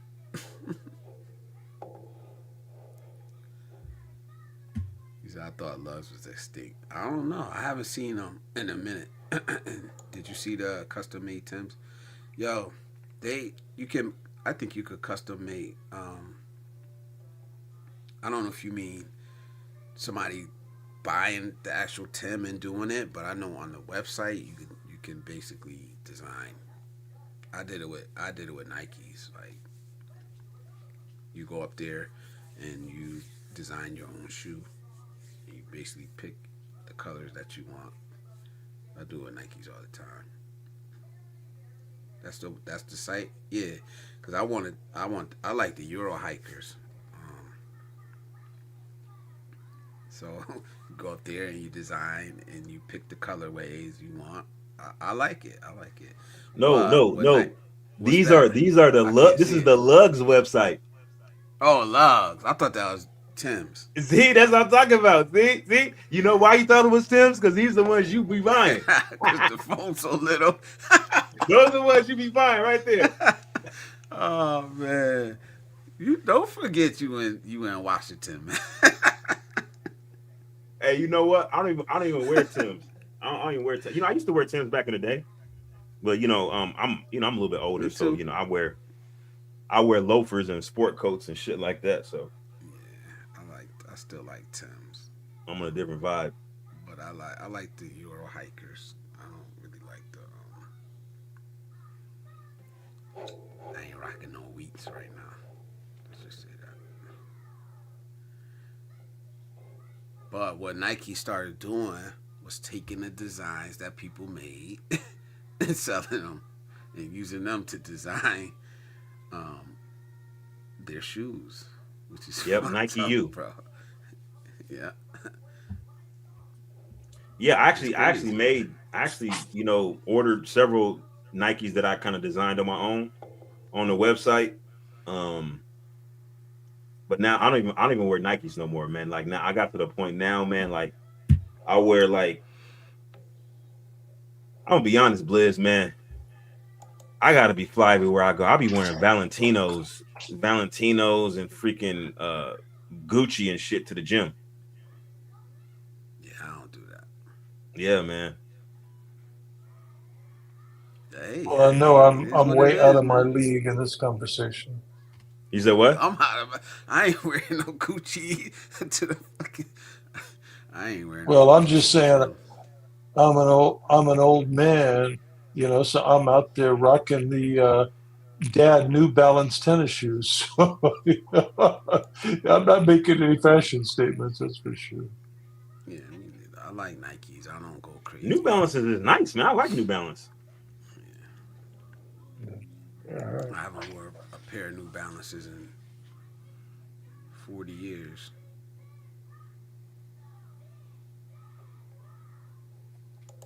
She Well, I got to is find in like Boston. size 16. So. There's your answer. I didn't see that. I'm behind. That's funny, No, it's fine. I don't want to do Amazon because we're in the same circle, Blizz. I want you to get that. I want. No, don't even worry about me. Like for real, it don't matter because honestly, I would shop off of your link. As much as I buy from Amazon, like I buy so much off of Amazon, I just get it delivered to my job. It don't even come to my house. It goes to my job. Blizz, your cat need to be fed, man. Go feed your cat, Blizz. I don't got no cat. That's Russ. Yeah, that's Blizz's cat. That's Blizz's Nah, cat. I don't Quiet even that like cat down, cats, man. Blizz. No way. Damn, No Blizz. way. I hate cats. Whose cat is that?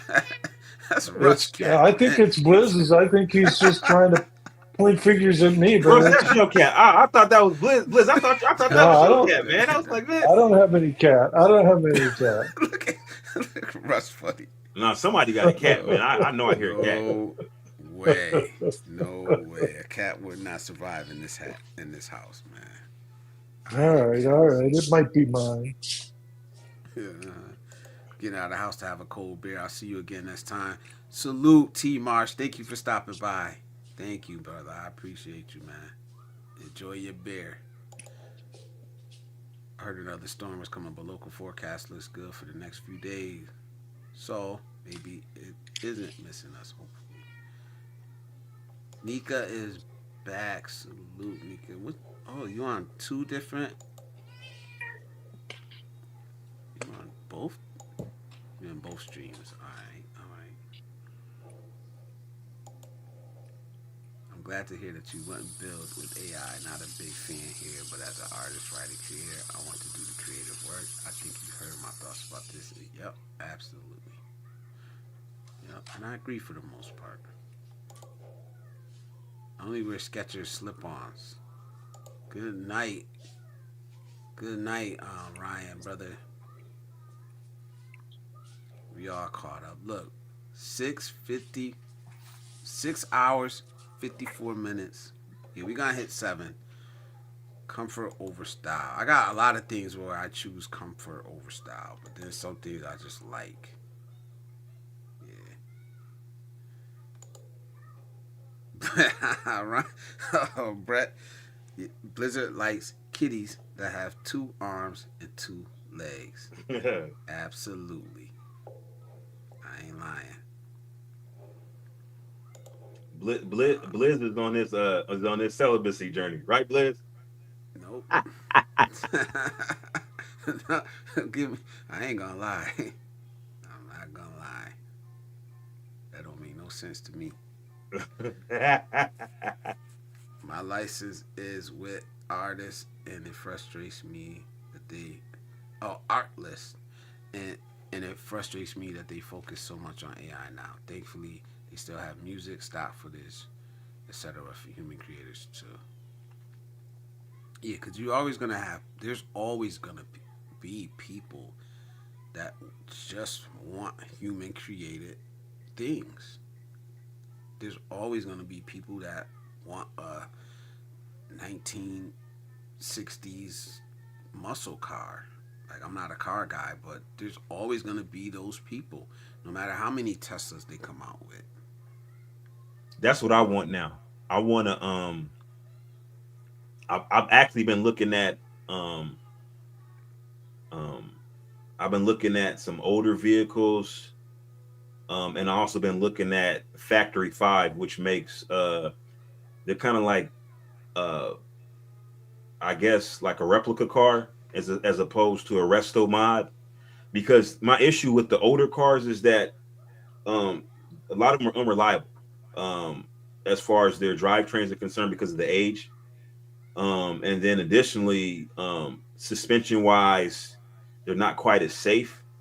So you end up wanting to do a resto mod where you take basically an older car, you basically break it down to the shell, and then take that shell and put it on a newer drivetrain that has, fuel injection, that has modern suspension, independent rear suspension, AC, things like that just make the vehicle, a lot more feasible for daily driving. So that's kind of what I'm looking for now because I like the aesthetic of an older vehicle, but um, I want the reliability and consistency of a newer drivetrain, if that makes any sense. Yeah, but it takes a lot out of it, though, man. Like, you want it as a daily driver or a weekend driver. No, I want it a daily driver. So I want I want to be able to drive it every day. But this is what I want though. Nah, you I get you a want a Toyota big Camry to. I want a big V8 manual transmission. And when I say big V8, I'm talking about a big block. I probably want something at least 9 liter, at least a 9 liters of displacement.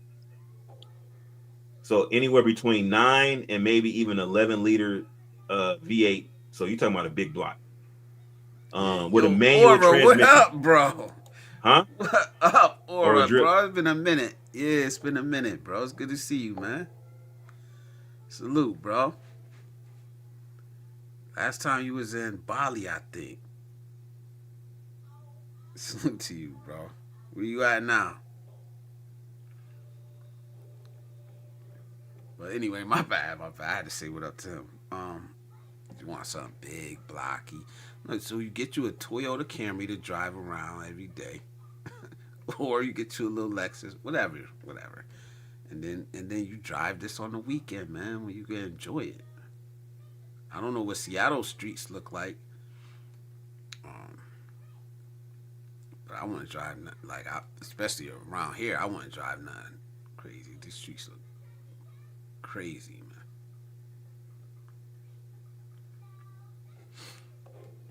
But teach his own, man. right, I'm about to get ready to get up out of here, man. Trez, always a pleasure, bro. Always a pleasure, man. You be dropping so much knowledge up here, man. You like, honestly, you like Yes, encyclopedia, man. You like it encyclopedia, bro. You know what I mean? Russ, salute, salute. I got you, is. bro. And honestly, let me know whenever you're ready. Just reach out to me. You got my email. Um, All right, man. Thanks. yeah, no problem, man. But thank y'all. I'm about to sign off. I'm gonna close it out. Before I do, let me see something, man. Let me see something. I think I gotta go through the YouTube to see what this is. Top top fans today. Super Trez at number 1. Believe in yourself at number 2. So there you go, bro. You just wanted the merch of your choice. Like, if you want it, let me know. Email me. We could get in contact. I'll ship it. I could ship it to FedEx or whatever, the FedEx store or whatever you want. UPS store. I'll ship it to your crib. Just let me know the size. Go look on this on the in my merch store. Let me know which item you want, the size, where to ship it, and I'll ship it. DIY. Same with you, brother. When you watch this back, or I'll let you know the next time I see you, brother. Since Russ wanted to pass his on to the next person, and number 2 is BIY. So that's the same thing goes for him, man. Again, I tell you thank you what. guys, I tell you man. what, Blizz. What's up? I'm a look on your merch site. I'm gonna buy some merch, and you could take the merch that you was gonna give to me and give it to somebody else. I'll buy the merch. You ain't got All to right, send it to I'll me do for that. free. No doubt, no doubt. I'll do that on the next stream, man. On the next stream, I'll do the number 1 and the number 2, again, and I'll send it. And I think Where's I'll your merch find a link way to at? randomize this as I Where's go. your merch at? Um, Is it in your description? it Yes. should be in my description. Yeah, yeah, it should be in there. Like I said, I like this shirt, man. I don't know why I like it. It's the man up shirt. Like I like it. I don't I'm see saying it. man up. You don't see the? No. I see your affiliate link, but I don't see anything about your merch. Did I Well, add it it? seems like Triz would be rocking the hoodie. Yeah, the black hoodie. Oh shit! I ain't even Hey, do have me it a favor. posted. Just drop it in the chat. Just drop it in the chat real quick. Drop it in the live chat. I gotta pull it up. Yeah, I will. Let me pull it up real quick.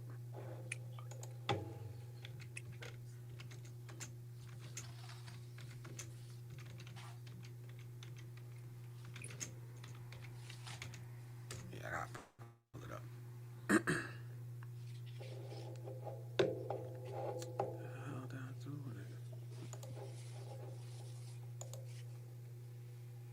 it? It be in everything else, and I think I got a little to the point now where I'm just used to just hitting the thing without having to type it in there.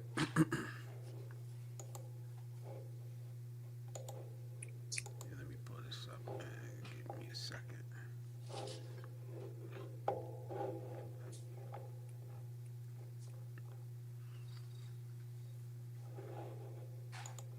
Cause now it'll just say like when I'm doing the video and I'm setting it up, it'll just say like click on a ad or something, promote a product.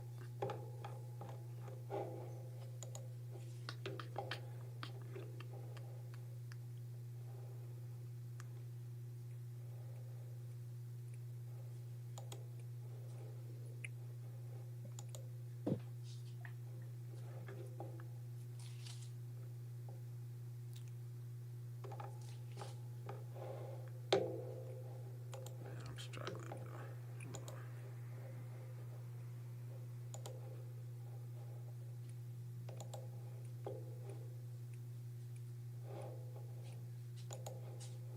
Here it is.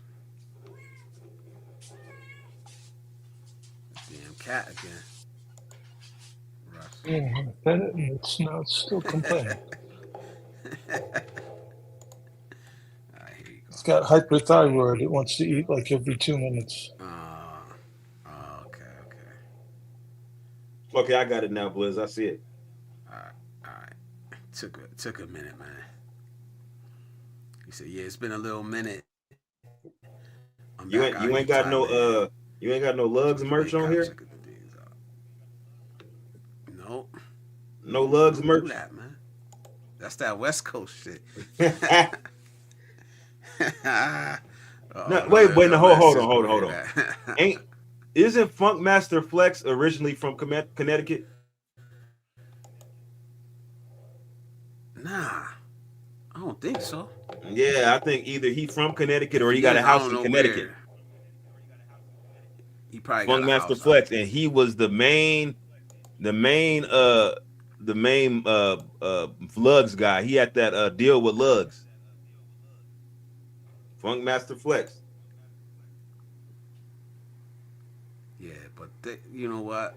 He probably got rich and then bought a house in Connecticut, like a lot of them New Yorkers do. So they Hey not man, us. that's They your we call homeboy, that's them your Lugs comrade. carpetbaggers. That's your Lugs comrade. Stop playing. Yeah, we don't rock with them. Oh, I found the But shirt I anyway, want. salute. Thank you, man. Okay, word.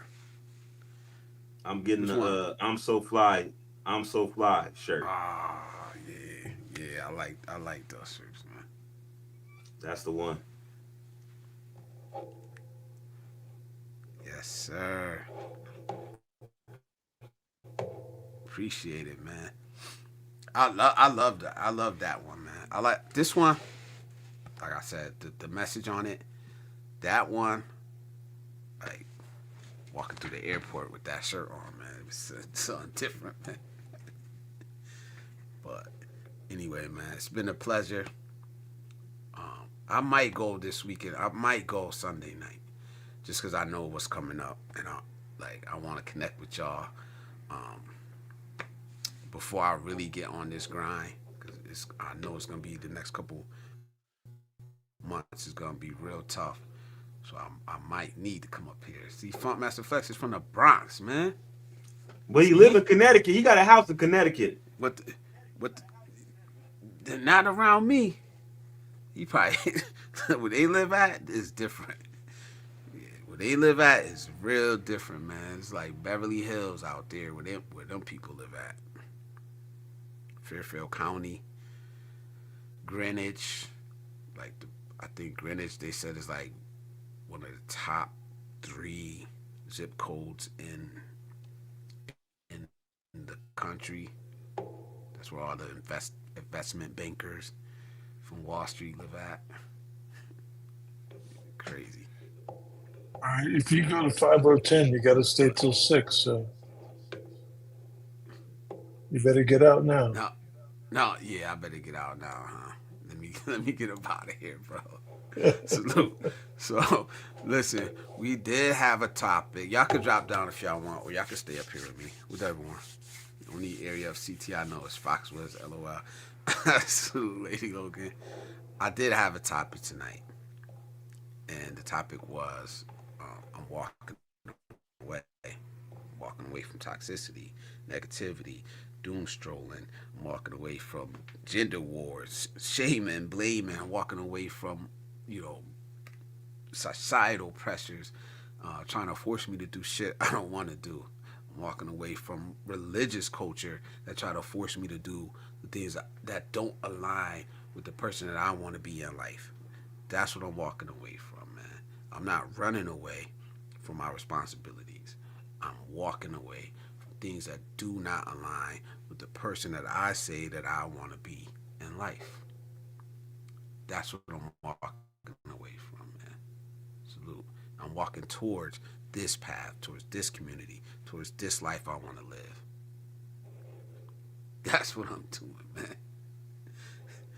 You know what I'm saying? So yeah, but or we talk the first like hour and a half, 2 hours is always about the topic. After that, we just kick it. We just barbershop talk about whatever comes up. So salute. Fire topic. I have to run it back. Yes, walk away from anything that prevents you from being true to you. Absolutely. So with that being said, man, we gonna run it back. Listen, if I say it, I gotta do it. So join me right back here Sunday night in the U.S. Join me right back here. We'll chop it up. We'll kick it. I'll come with another topic, and we'll chop it up and we'll talk about it, man. So salute Trez again. Thank you, my brother.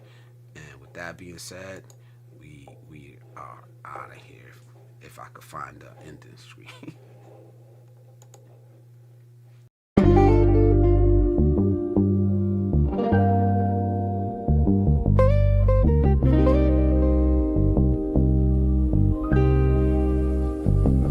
Don't confuse a message for the man that was sent with it. Some lessons meant to heal, others to build. I ain't repenting shit. Now my scars are my armor, and I'm equipped with it. Pain taught me discipline, now I move different with it. They used to call me two guns, now I'm mentor to a sons. Taught them how to crawl, how to walk, and how to run. And I still sit and deliver, I ain't done.